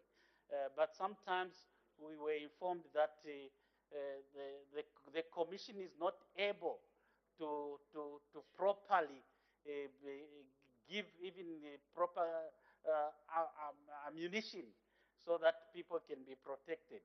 So anyway, Madam Chair, I just wanted to highlight that a lot of things that came out, like inadequate office space for the commission, and the remuneration issues, which the commission should look into these issues because it's part of their mandate to look at the welfare of correctional services officers. So I just wanted to bring this on forward to the minister, that he is made aware of these challenges, that the officers belong to the Correctional Services Commission must be attended to, and must be, the commission needs to look into these issues. I think with these few remarks, Madam Chair, I beg to support the head. Thank you. Thank you. The acting leader of government business wind-up debate. Thank you very much, Madam Chairperson. This will be the shortest winding up of business because the debate was only by 3 members of parliament. So I would like to thank the 3 members of parliament who debated this particular head and supported this particular head.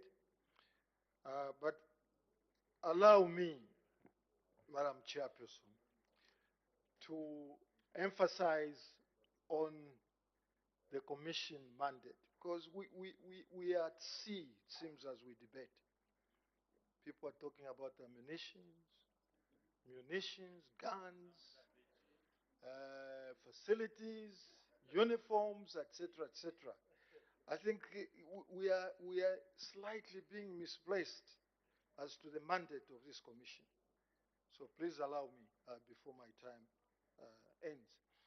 The mandate of the Commission, the Zambia Correction Service, is as follows. The Commission is responsible for ensuring that appointments, confirmations, promotions, transfers, regradings, attachments, secondments, discipline, and separation of personnel in the Zambia Correctional Service are done in accordance with prescribed guidelines and procedures.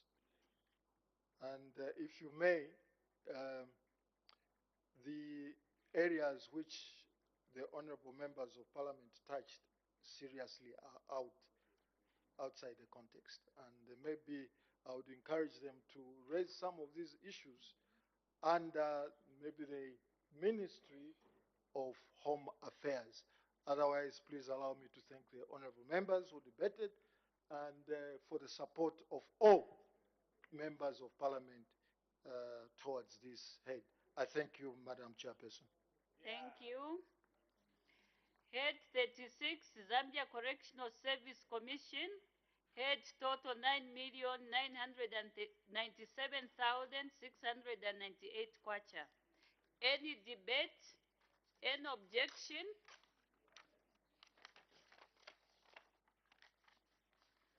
I put the question. The question is that Head 36, Zambia Correctional Service Commission, head total 9,397,698 kwacha stands part of the estimates. As many as are of that opinion say aye. Of the contrary say no. The ayes have it. The question is resolved in the affirmative. Head 36, Zambia Correctional Service Commission, head total 9,397,698 kwacha is ordered to stand part of the estimates. We now move to head 15.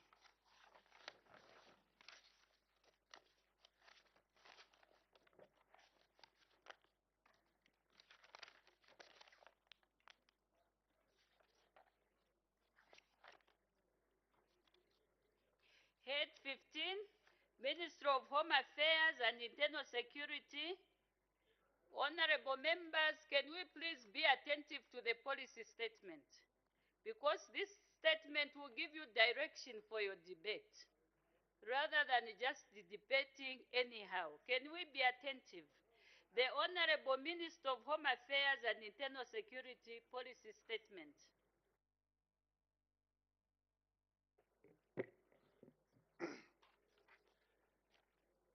Chairperson, let me thank you for according me an opportunity to present before this August House a policy statement on the 2023 budget estimates and expenditure for the Ministry of Home Affairs and Internal Security. Chairperson, the Ministry of Home Affairs and Internal Security is mandated to provide and maintain internal security in order to promote sustainable socio-economic development for the people of Zambia.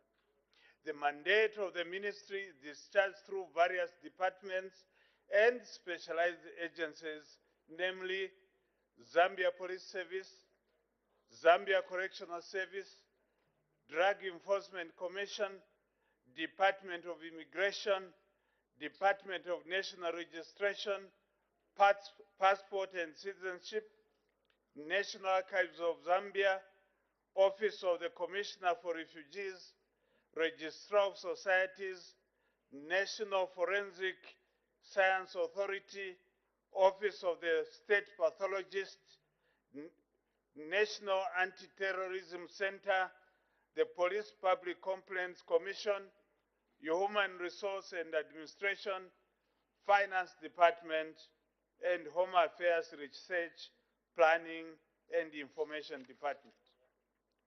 Chairperson, to effectively undertake the portfolio functions, the ministry has 5 expenditure heads, namely 1, Head 11, Zambia Police Service; 2, Head 15, Ministry of Home Affairs; Head 16, Drug Enforcement Commission; Head 23, National Immigration Service; and Head 30, Zambia Correctional Service.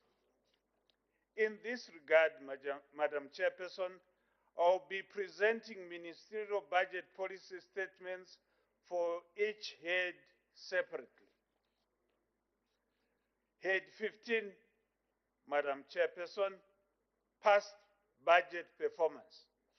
Chairperson, I would like to submit that the overall performance of the ministry in 2021 and the first half of 2022 was generally satisfactory despite the COVID-19 pandemic.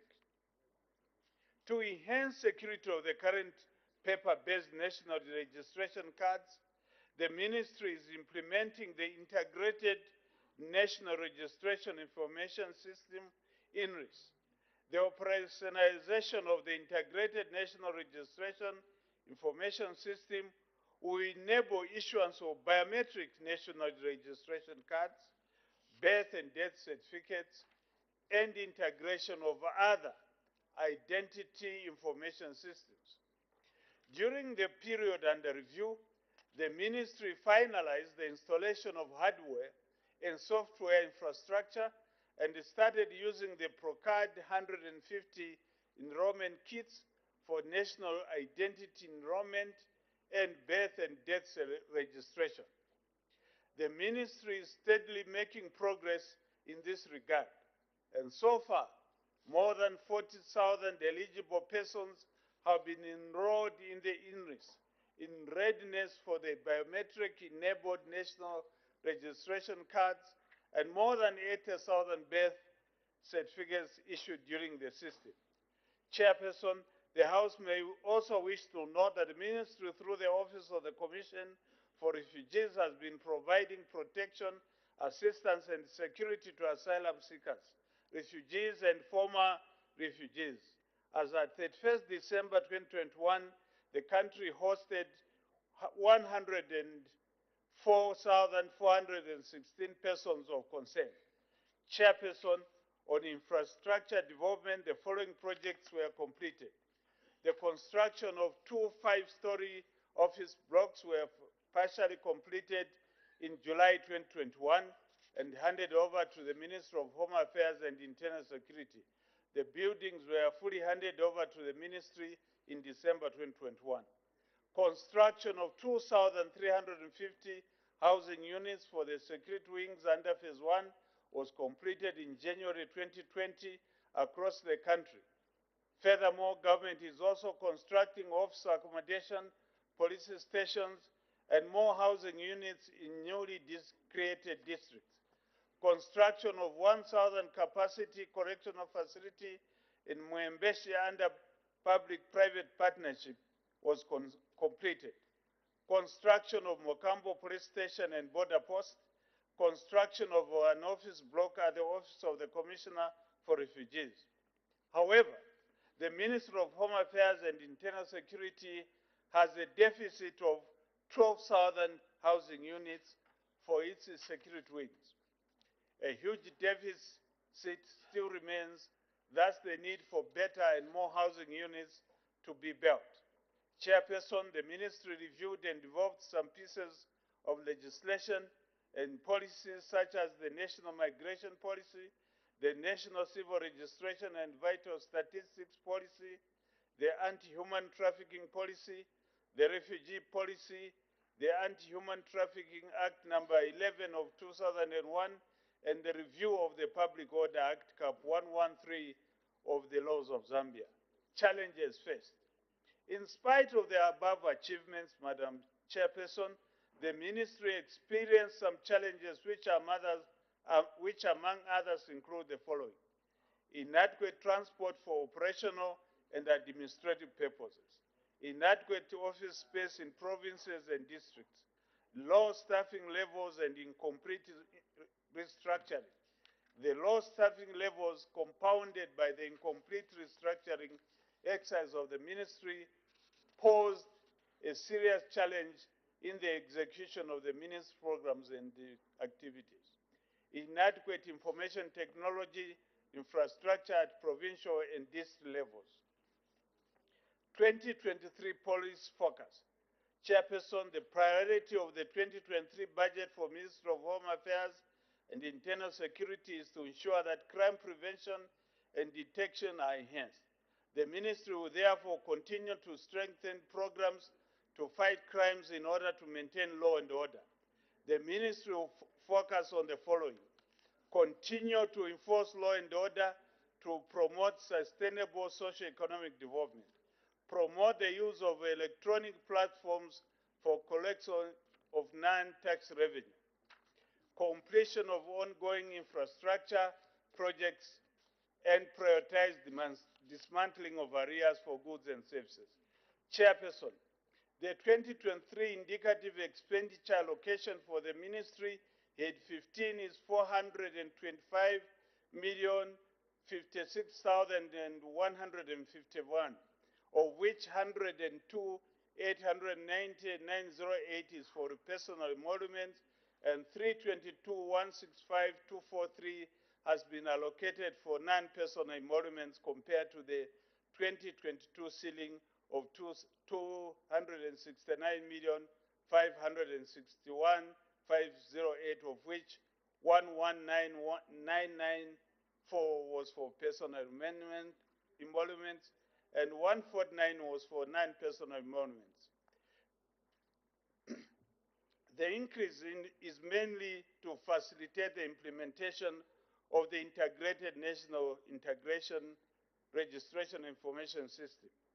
Chairperson, the summary of the proposed allocation for programs in the 2023 budget is broken down as follows: legal identity, civil registration, and citizenship 275,526.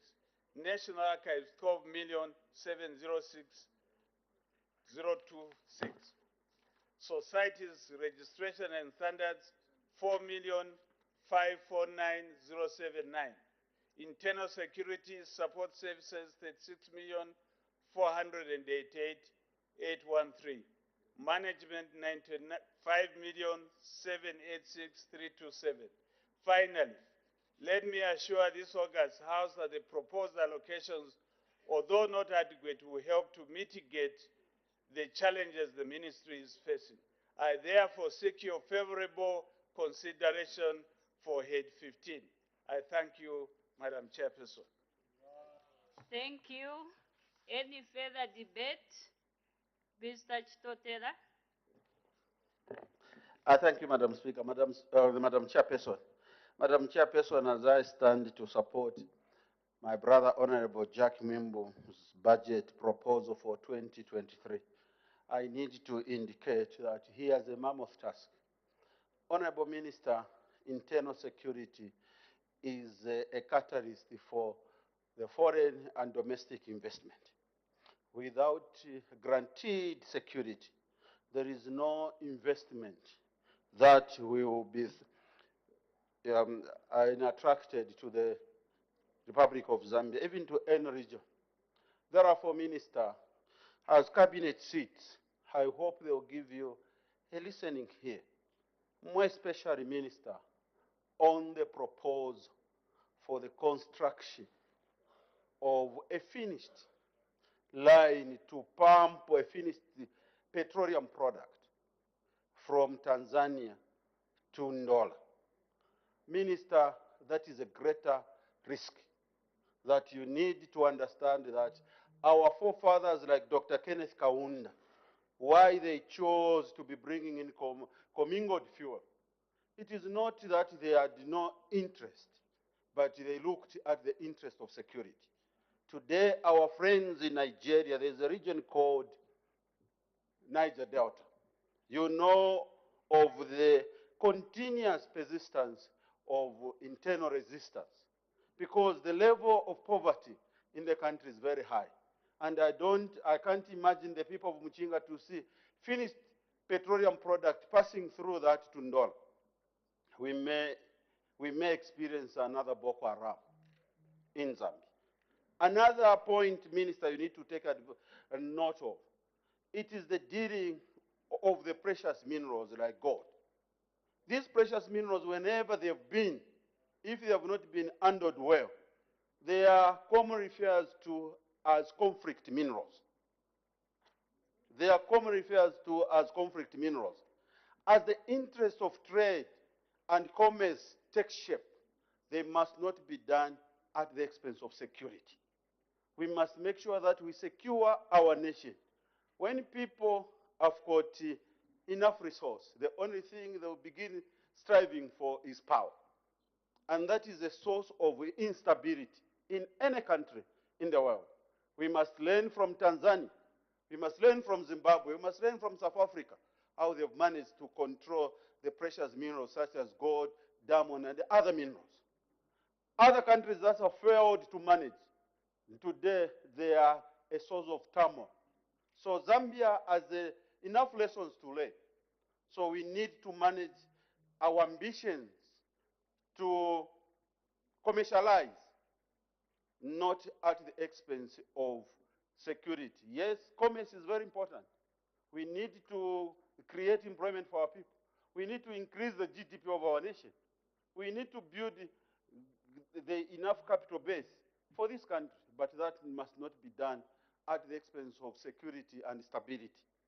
I was very happy, Minister, when you were appointed, because I'm a firm believer that lawyers are defenders of human rights. Minister, when you talk of your ministry is going to embark on internal security to make sure that the rights of the people are protected and guaranteed. I know we shall debate the Zambia Police Service, but this falls under your jurisdiction. Minister, today, if Zambians can run to the police station, you are reporting the matter, and then cadres follow you at the police station, and the police run away from the police station. Where will the Zambian report to them? If you have not experienced it, yes, you can, mama. This is a case that happened in Mwense, Minister. I believe you are aware. I believe, Minister, you are aware. The security of the nation must be guaranteed. I'm speaking with passion because I know then Jackie Mwimbu, leader of opposition, is standing there. And his passion for the respect to human rights, for the protection of fundamental human rights. The role that you have is to protect property and to preserve life. That is a solemn responsibility the Zambian people have invested in you. And we must bear in mind, the Minister, that you are in executive and you carry a heavy load. You carry heavy load whenever there's been bloodshed in Africa and across the globe. It is leadership that are inducted for criminal crimes that are committed by their subordinates. It is leadership that appear before Hague. So the responsibility for you to protect property and to preserve human life, it is heavy on you, my friends, more especially those of you who are carrying executive function. So you must make sure that our friends, as much as they may be excited, they may not be responsible to appear before Hague. It is the leadership that will appear. So we must, you may not understand because you might not have been in the executive, but I know the Minister of Home Affairs knows the responsibilities and the duty that he has. He must be able to hold strongly and protect every Zambian. What is happening, Minister, today, it is something that if it happened in the past, maybe I never experienced it. But today, I can tell you, Minister, it's a bad thing. You are a lawyer, and lawyers are defenders of human rights.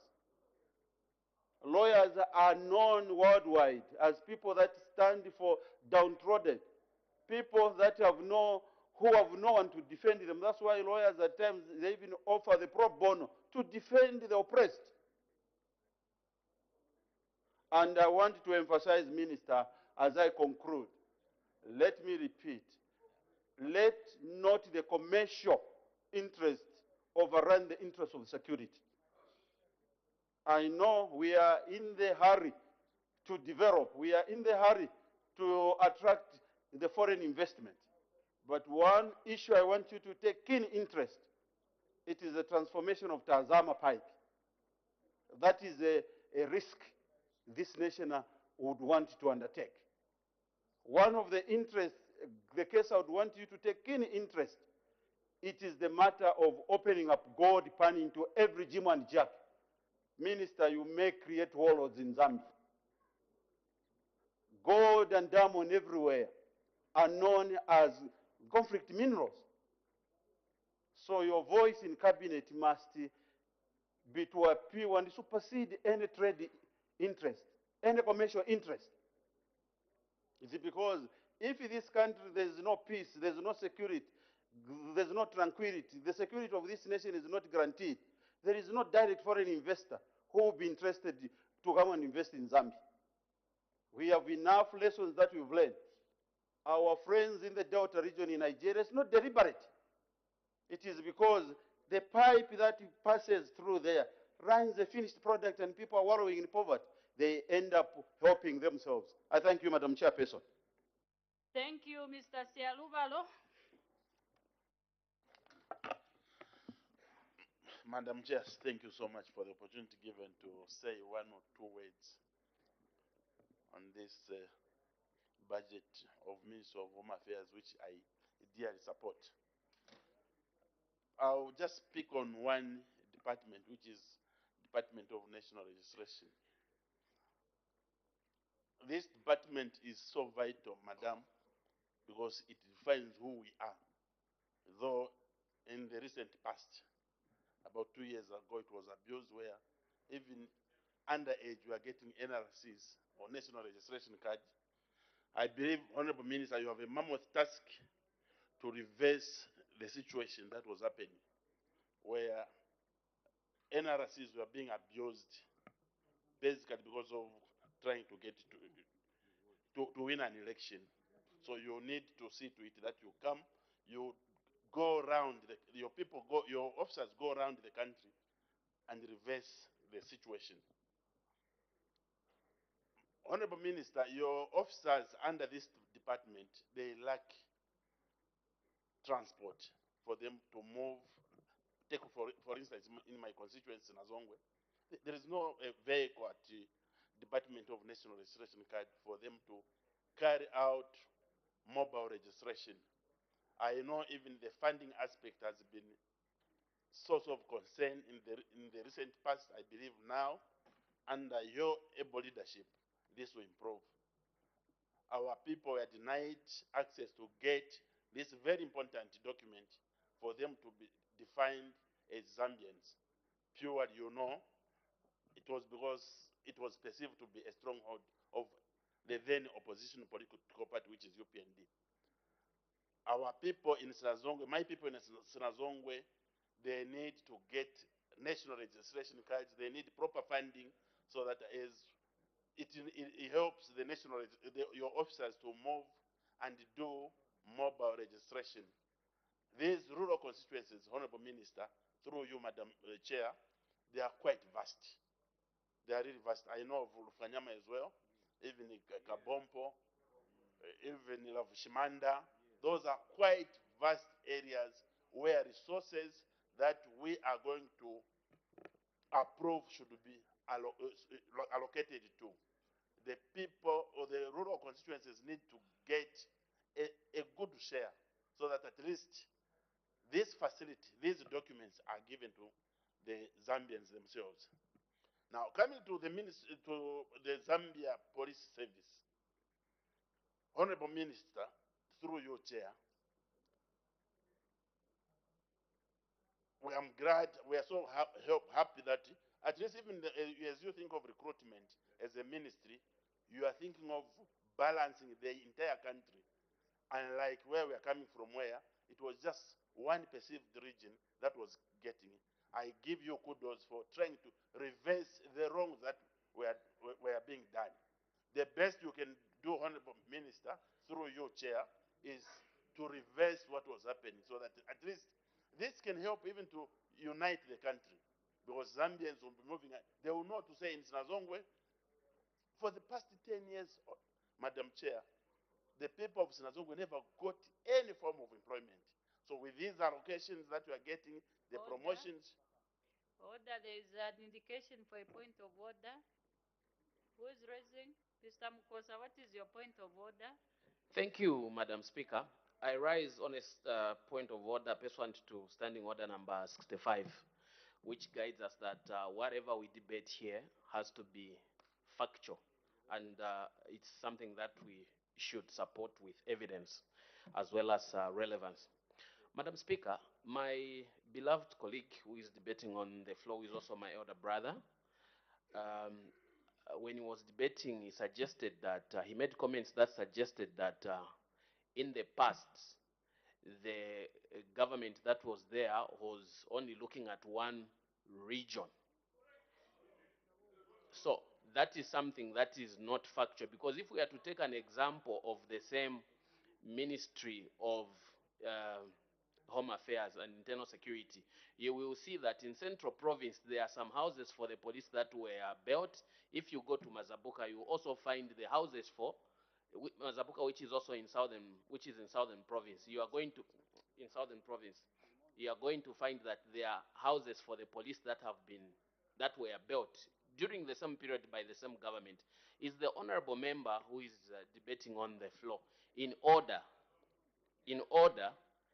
to mislead this August House and the listeners that the previous government was only looking at one region, and that information was misleading? Madam Speaker, Madam Chairperson, is the honorable member in order for making such misleading statements? I thank you. Thank you. Can we please be focused? And let's talk about things that have got evidence. With that example that you've given, that there were some housing units that were built in Southern Province, Central Province, I don't know the other area that you mentioned, it shows that those houses were not built in one region. They were built in three different places. Unless if the honorable member was referring to something else, not the housing units. However, if he was referring to something else, he is supposed to lay evidence on the table. The honorable member, you may continue, but please, can you be very factual in your debate? Thank you so much, Madam Chair. I don't remember mentioning about housing units. And when you talk of a region, Sinazongo is a different region to Mazabuka. So I never said a province. It was basically a region. So, because when you talk of Sinazongo, Madam Chair, our people never got an opportunity to be employed in the past 10 years. There is no single police officer who can stand here in Zambia to say, I come from Sinazongo, I was employed. There was nothing like that. So I'm here to speak for my people. And urging the minister to say, what was happening, he shouldn't do it. Because if he does it, we shall, as the people of Sinazongo, we are going to rise against him. Okay, so in that case, we are not talking about regions, but we are talking about constituencies. Please. You may continue. Thank you so much. So basically, that's what I was trying to say. And also promotion, Honorable Minister, and also the officer accommodation. Think of, apart from the CDF, think of allocating funds to continue the housing projects. In Sinazongwe, our officers are still occupying houses that were built under UNIP government. We've been neglected for quite long. Our officers, they need to work, they need decent accommodation. That is part of a service, a good service to your officers. Let allocate some vehicles. I have 3 departments there that you need to consider to allocate houses. Even a vehicle that is broken, we can have them repaired. We need, there is a lot of carabinas in Sinazongwe, which has come from Western Province. So we can only fight carabinas when we have transport. So with those few words, Madam Chair, I wish to thank you and support the budget. Thank you, Mr. Chibuye. Thank you very much, Madam Chairperson, for giving me an opportunity to add a voice to this side. And I stand, Madam Chairperson, to support the allocation of 425.1 million to this allocation of Ministry of Home Affairs and Internal Security. Chairperson, I want to narrow down on two issues as I contribute, and this is on infrastructure for the Zambia Police Service. The Minister of Home Affairs and Internal Security alluded to the shortage of 12,000 housing units for his department, for his ministry, which is a mammoth task, Madam Chairperson. And I stand here as a sad person because in my constituency, Honorable Minister, and I remember I did raise this issue some time back, officers at Ron Police Station are living like naughty officers. These are the officers, Madam Chairperson, who are contributing immensely to ensure that as we are sleeping, they protect our properties and indeed they protect our lives. The same officers in Ron Township does not have a vehicle, Honorable Minister, and they are the people who are actually protecting the investors that are in our constituency, who are the mining investors, Luansha Copper Mines. Chairperson, I want to urge the Minister that, Honorable Minister, as you embark on looking at this 12,000 shortfall of housing units, Honorable Minister, please remember that also in Ron constituency, we need to have a share of these housing units. We cannot have a situation, Honorable Minister, where the officer in charge is living outside the camp. We cannot have a situation where the CIO and other senior officers are living outside the camp. In case of forming up, it becomes a challenge, Madam Chairperson. Also, I want to narrow down, Honorable Minister, on the issue of equipment and assets. It is sad, Chairperson, that in most police stations, our officers squat or sit on outdated or broken down furniture, which makes their job very difficult, Honorable Minister. And we hope as you look at this in terms of asset procurement, we should look at procuring some furniture for the officers in various stations throughout the country. I want to appeal strongly that the same police station, Patamato, I think now you've started debating the police service. Because when we come to that head, I wonder what people will be talking about. If we can please restrict ourselves to the Ministry of Home Affairs and Internal Security. Leave the police issues aside because that head is coming very soon. You can continue. Well guided, Madam Chairperson. They are too close, these issues. In that course, with your guidance, Madam Chairperson, I also want to just make mention here that it has become a trend. Of course, we should not blame our officers who are so hardworking that each time you go to the police station, Honorable Minister, to report a case, most of the time they will tell you to go and do photocopyings, they will tell you to go and do this, which I believe should be an issue that should be handled by the ministry. Honorable Chairperson. Order. There is a point of order. Thank you, Madam Chairperson. Madam Chairperson, I rise again on Standing Order number 65, which talks about the relevance of debate in this House. You were just from guiding that the head that the honorable member who is on the floor is debating is not what we are debating on the floor right now. We are debating the Ministry of Home Affairs and Internal Security, and he is debating Zambia Police. So is the honorable member, in order to continue debating in a manner that is irrelevant to the debate that is on the floor? I thank you, Madam Chairperson. Thank you. The honorable member on the floor, I've already guided. Can you please shift from where you are and go back to the Ministry of Home Affairs and Internal Security so that we make progress? If there is nothing to talk about, then you can wait for the head on Zambia Police Service. You can continue, Mr. Chibuye. Madam, well guided, I'll shift from where I am, and I'll stay to contribute later on the Zambia Police Service Commission. I thank you, Madam Chairperson.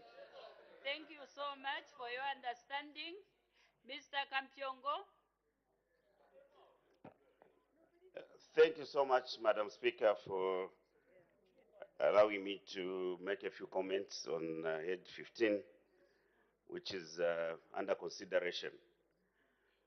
Madam Speaker, I would like to start by acknowledging the policy statement that the minister has delivered. And in his policy statement, he highlighted a number of very important programs under his ministry. And I'll start with the DNRPC, the Department of National Registration, Passport and Citizenship. Madam Speaker, under this department, the minister highlighted one very important program, which is the Integrated National Registration Information System, INRIS, which will then see the migration of the identity card regime of our citizens from the ordinary ones that we have had to the biometric ones. And this work, I think, has progressed. Of a bit of concern, Madam Chairperson, to you, Honorable Minister, is the number of enrollments that you have done thus far. 40,000 is not enough. And I was looking at the resources that you have allocated to this important program. They don't seem to you don't seem to have so much resources, because going forward, we would want to see the migration done in good time, so that we don't have a time where we could be using both the biometric and ordinary cards. And this should be enrolled to the provinces and eventually to the district, so that my people of Shwangandu can quickly be put on the new law, which is digital. So my plea is that continue seeking for more resources to this project. I know that there was support from the other stakeholders, which you can still look at and see how you can maximize on that. Away from that, Honorable Minister, you know that you have got a target to achieve as stipulated by ICAO, International Civil Aviation Organization, which then dictates on the issue of traveling documents. The passports that we are using now will become useless going to next year or beyond. So you need to make sure that you channel resources to this program of migrating our travel documents to digital as required by the international community, because these documents are non-negotiable. Once the benchmark is set, we have got no choice as a country but to make sure that we meet those targets. Otherwise, we'll get people traveling and able to be admitted in certain countries. And I've seen that you have the projected target of 33 million that you wanted to, that has been set for this year as the non-revenue resource of passports. I don't know whether this is a projection based on the digital passports that you are going to migrate to, or indeed it's the same current passport regime that you have used to make these projections. Further, I would like to just make sure that you scale up the program of birth registrations and issuance of birth certificates. Yes, the program has been rolled into the provinces, but we can do much more. Honorable Minister, under immigration, we have seen that the projected figure for non-revenue there has reduced from 8.2 million to 4 million. I think this is as a result of the waivers that you have given for on visa fees. But I want to say this, Honorable Minister, that the issue of visas, which is normally a reciprocal arrangement between member states, should not be viewed for the revenue aspect. It's also a security check.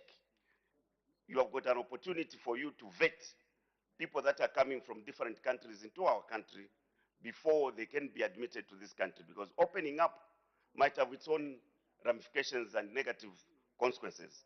So ensure that as we are foregoing the visa fees, you put tight measures and continue investing in the system that you have, that is already in place, my immigration system, which we need to configure as well to accommodate this new development. Honorable Minister, you need to put some funds into the registry of societies. You remember that when you were here, we have started the conversation of ensuring that we deal with the Register of Societies Act in order to accommodate the changes that have occurred in our democracy. You do recall that we couldn't proceed because we couldn't agree on a number of issues to come up with a new act that was going to change the way societies, political parties are registered and managed in this country. So try and push a bit of resources. These are departments that are very key, but sometimes they may be forgotten. I was looking at your budget, looking at the allocations you have pushed to National Archives. National Archives is a very strategic institution. It's a reservoir of history and statistics about this country, where this country is coming from and where it is going. This is a very strategic institution that you need to fund, because sometimes people might not understand and appreciate the role this institution plays under your ministry. Lastly, not the least, you talked about refugee management. Yes, Zambia has been a sanctuary of many who have been uprooted from their homes and who have ended up here as asylum seekers. Yes, we've got programs that are going on there which need counter funding. You may be getting funding from the UN systems, but it's important that as a host country, we also fund some of the programs, including the integration, local integration of the people that have been in this country for a long time, and they consider this country as their home. And these are people that could have run away from different countries as refugees and have overstayed in our communities. So with these few remarks, Madam Chairperson, I wish to support the estimates for Head 15. I thank you. Thank you, Mr. Msanje.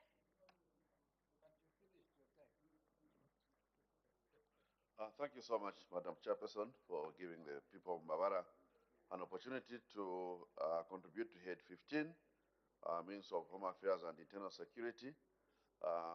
Madam Chairperson, I wish to support this head, considering especially the progress that has been made in the 2021 to 2022 activities that have been clearly outlined in the policy statement from the Minister, where we had a lot of wonderful successes and the professionalization of the ministry, coming from the background on loss of focus, where the ministry had degenerated to doing wrong things, such as giving national registration cards to children, which we saw widely in the country.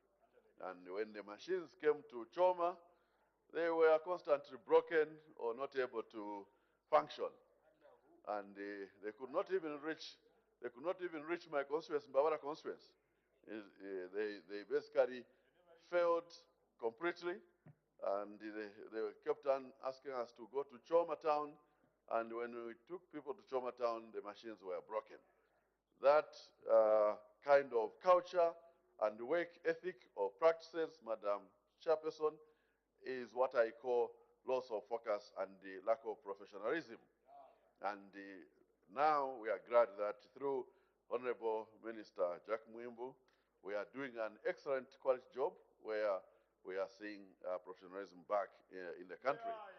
And these services, the pilot is on right now of giving NRCs, and we have already benefited in Mbabara, where some of the pilot has reached part of our constituency.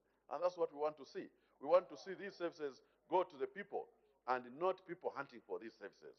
So, Madam Speaker, as I speak on the integrated national registration system, legal identity, and citizenship, we want to see these services to be available to citizens and not to be fought for by citizens the way it was in the past.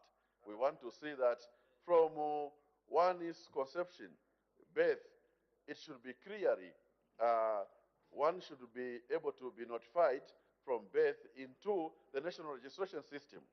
So the biometric system that we are talking about should be linked to the health services.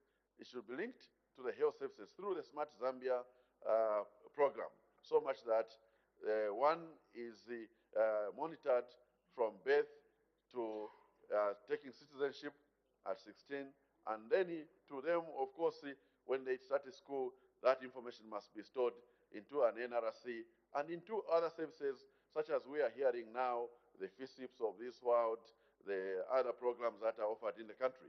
That information must all be linked from the time one is born.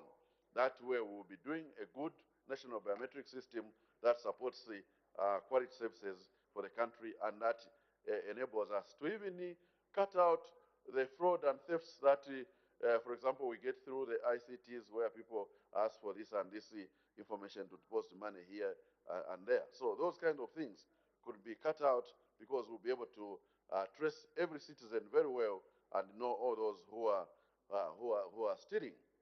Madam Chairperson, the issue of passports is also another issue which I want to say this also must be supported to reach the people much quicker than the current time it takes. However, I've been impressed so far with the turnaround. Of course, this time there was a shortage of booklets, but the turnaround time has been dealt with to around 5 to 14 days, which is good, and we must continue to increase on that efficiency and do well.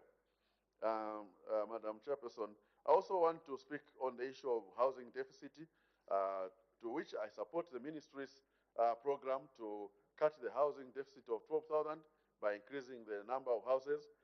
In Mbabara, through Constituency Development Fund, we are already constructing 2 police stations in the Mapanza Chiefdom at Chantambo and at Macha, as well as a police post at St. Mark's.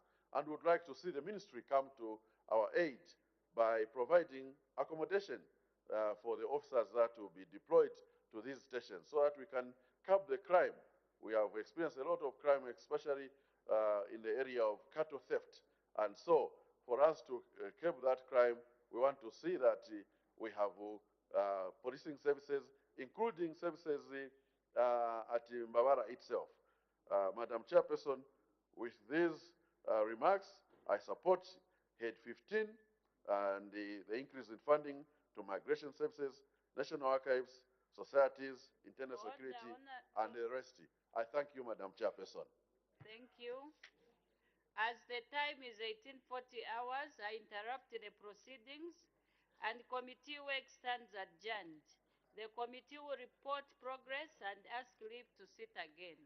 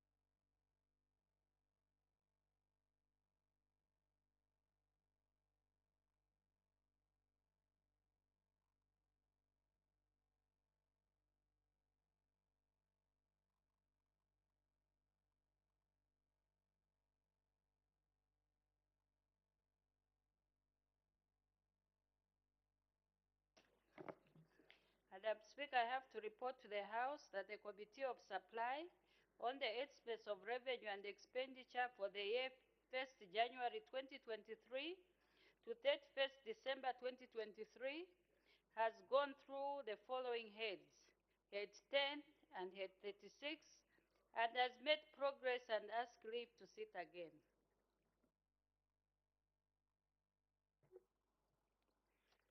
Day of resumption of committee work.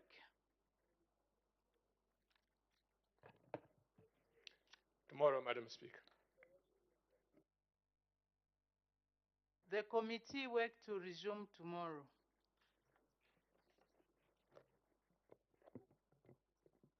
The House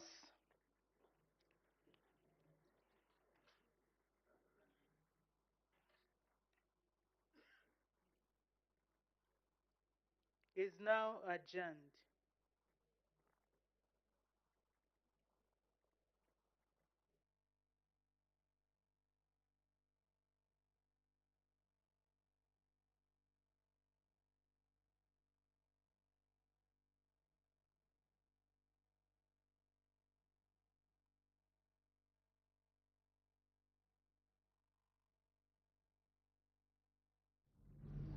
Good evening. That note brings us to the end of today's live parliamentary proceedings. Business continues tomorrow at 14:30 hours. Time now to look at business that was considered on the floor of the House today, Tuesday, 8th November 2022. Madam Speaker did make an announcement where she informed the House that she had received communication to the effect that in the absence of our honor, the Vice President, who is attending to other government business, the Honorable Minister of Defense, Honorable Ambrose Lufuma MP, will act as leader of government business in the House from today, Tuesday, 8th November 2022, until further notice. After that announcement, Madam Speaker did permit the Minister of Infrastructure, Housing and Urban Development, Honorable Milupi, to render a ministerial statement. Honorable Milupi did make a ministerial statement on the public-private partnership concession agreement signed for the design, financing, building, operations, maintenance and transfer of 35 kilometers of the T3 mining transportation channel of the Chingola to Kasumbalesa Road. And the minister did proceed by saying that in order to overcome the constraints imposed by limited financial resources, which impedes the development of public infrastructure, the government has embarked on construction and rehabilitation of a commercially viable road, transport or higher traffic roads using the public-private partnership financing model. This model is intended to provide relief to the Treasury by allowing the private sector to collaborate with the government by investing in public infrastructure and receiving compensation through collection of toll fees for a set period of time. So following the evaluation and negotiations of the proposal in line with the provisions of the Public-Private Partnership Act number 14 of 2009 as amended, government agreed with the bidder to enter into the concession agreement for the execution on the project for the design, finance, build, that is to build, maintain, operate and transfer basis. So maybe, possibly, we can now just look at the work that are expected to be carried on this particular project.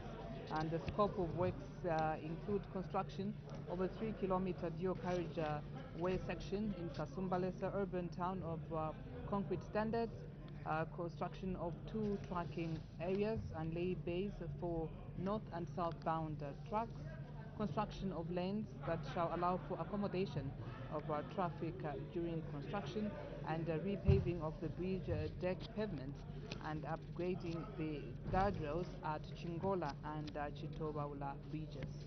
Others are construction of one toll plaza, construction of type 2 way bridge with in-motion weighing stations in accordance with SADC standard specification, which cost shall be shared by the concessionaire and the government. And the other one is land acquisition and compensation, relocation of services and utilities, operation and maintenance and subcontracting during the construction period and the operation and maintenance phase of the project.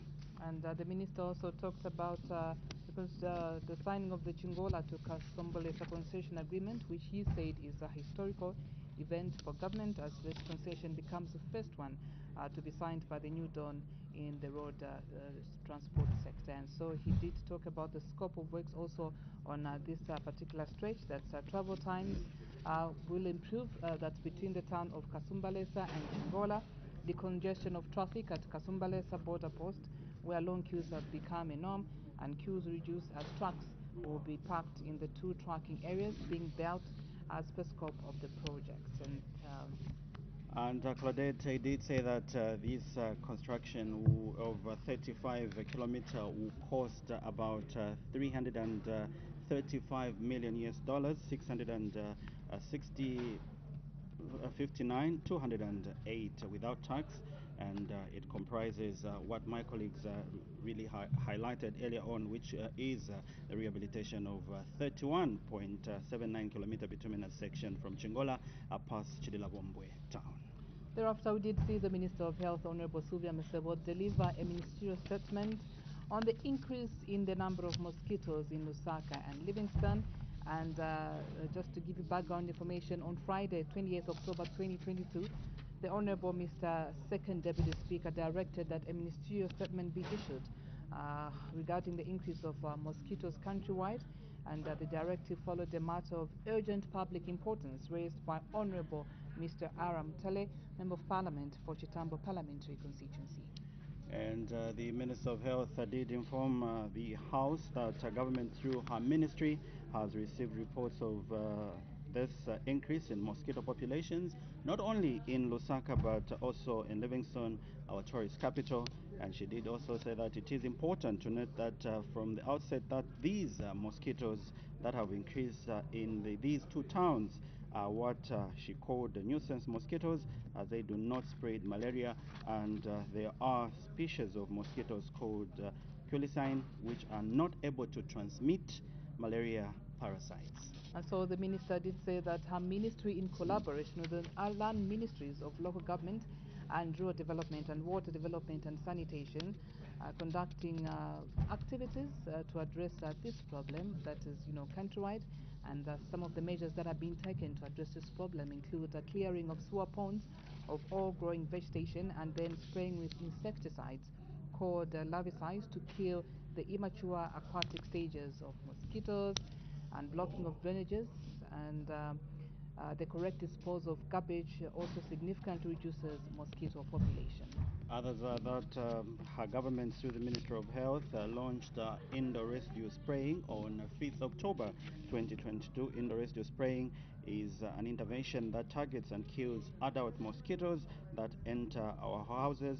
Currently, IRS is being carried out in all the districts of the country, and therefore appealing to all the residents to allow their houses to be sprayed and also encourage their neighbors to do the same. So those are the two ministerial statements that were considered on the floor of the House. Thereafter, the House was actually supposed to consider one question for oral answer, understanding order number 24. This question was supposed to come from Ms. Nyemba of Chifunabuli constituency, but the time that this question came up on the floor of the House, she was not in the House, meaning this question lapsed. It was not considered. After that, there was a consideration of the Zambia Development Agency Bill, National Assembly Bill number 19 of 2022, which came up at third reading, and it was the third time. It was read the third time. Thereafter, the House did resolve into Committee of Supply to consider estimates of revenue and expenditure, including capital and constitutional, and considered the following heads. That's head 10, that's the Zambia Police Service Commission, and the total amount that has been allocated to this particular head is 18,826,731. The other head was head 36, which is the Zambia Correctional Service Commissioner, and we did see the acting leader of government business, and this is the Minister of Defense, Honorable Ambrose Rufuma, giving or presenting a policy statement, and quite a number of members of Parliament did debate, and a total amounting to 9,397,698 was ordered to stand as part of the estimates. And at the time of adjournment, the House was considering Head 15, that's the Ministry of Home Affairs and Internal Security, and committee work stands adjourned. That's the business that has been considered on the floor of the House today, President.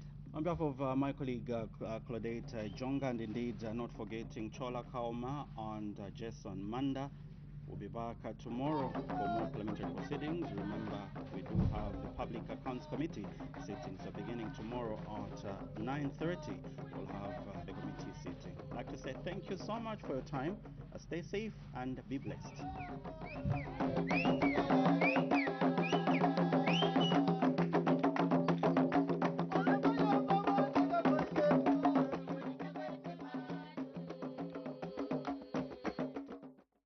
This is greatness on high rotation.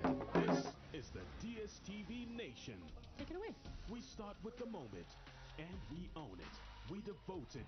We black and we proud. BET, and it's loud. The music, the magic, just fanatic. It's Illmatic. Then we amaze and we blaze with the craziest craze and the craziest kids that cook and create in the craziest vids, learning stuff that we King wish that we Katumba did. spices it up as he sets his sights on the villagers of Ubuntu. Then, secrets and hidden agendas are a melting pot for chaos in Pali. And we join our favorite hostesses who stir up a blend of exciting conversations. Then Sita's marriage ambition leaves everyone a little steamed. And music legends serve up their most exciting memories in music. And the royal clique turns up the heat and fires up the industry. We've got the recipe for the best local entertainment on Zambezi Magic. Channel 162 on DSTV, Channel 5 on GoTV. I have decided to name a new heir. I'm your heir. Dragons, a power man should never have trifled with. War is afoot. Knives will come out. Now they see you as you are.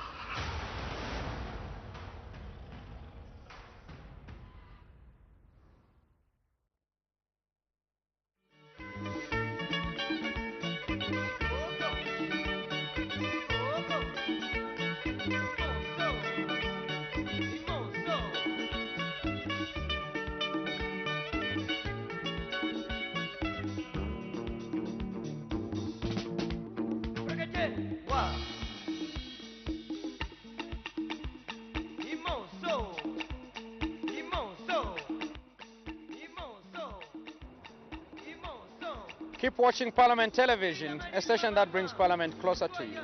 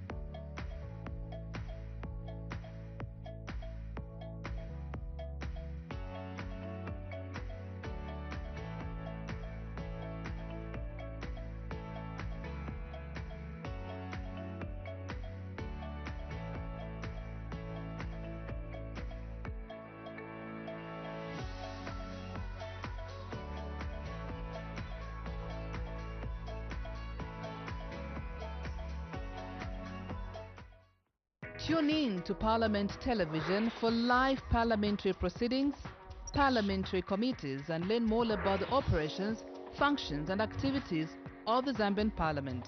Catch us live on DSTV channel 272, GoTV channel 100, Topstar channel 5, or visit the National Assembly of Zambia Facebook page. Parliament Television, bringing Parliament closer to you.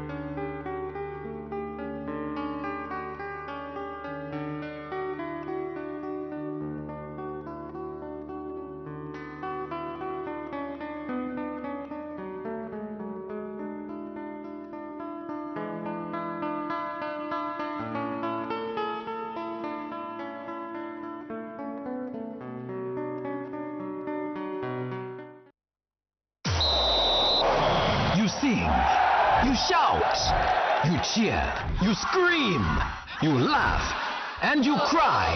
You do it all for the love of Bola. Catch the action, the drama, and much more of Bola Yapa Z on the home of local football. And get the best coverage, best commentary, and best analysis of local football. Watch it all as the top football teams in Zambia battle it out for top honors from only 165 kwacha per month. Bola Yapa Z on DSTV. Nianu.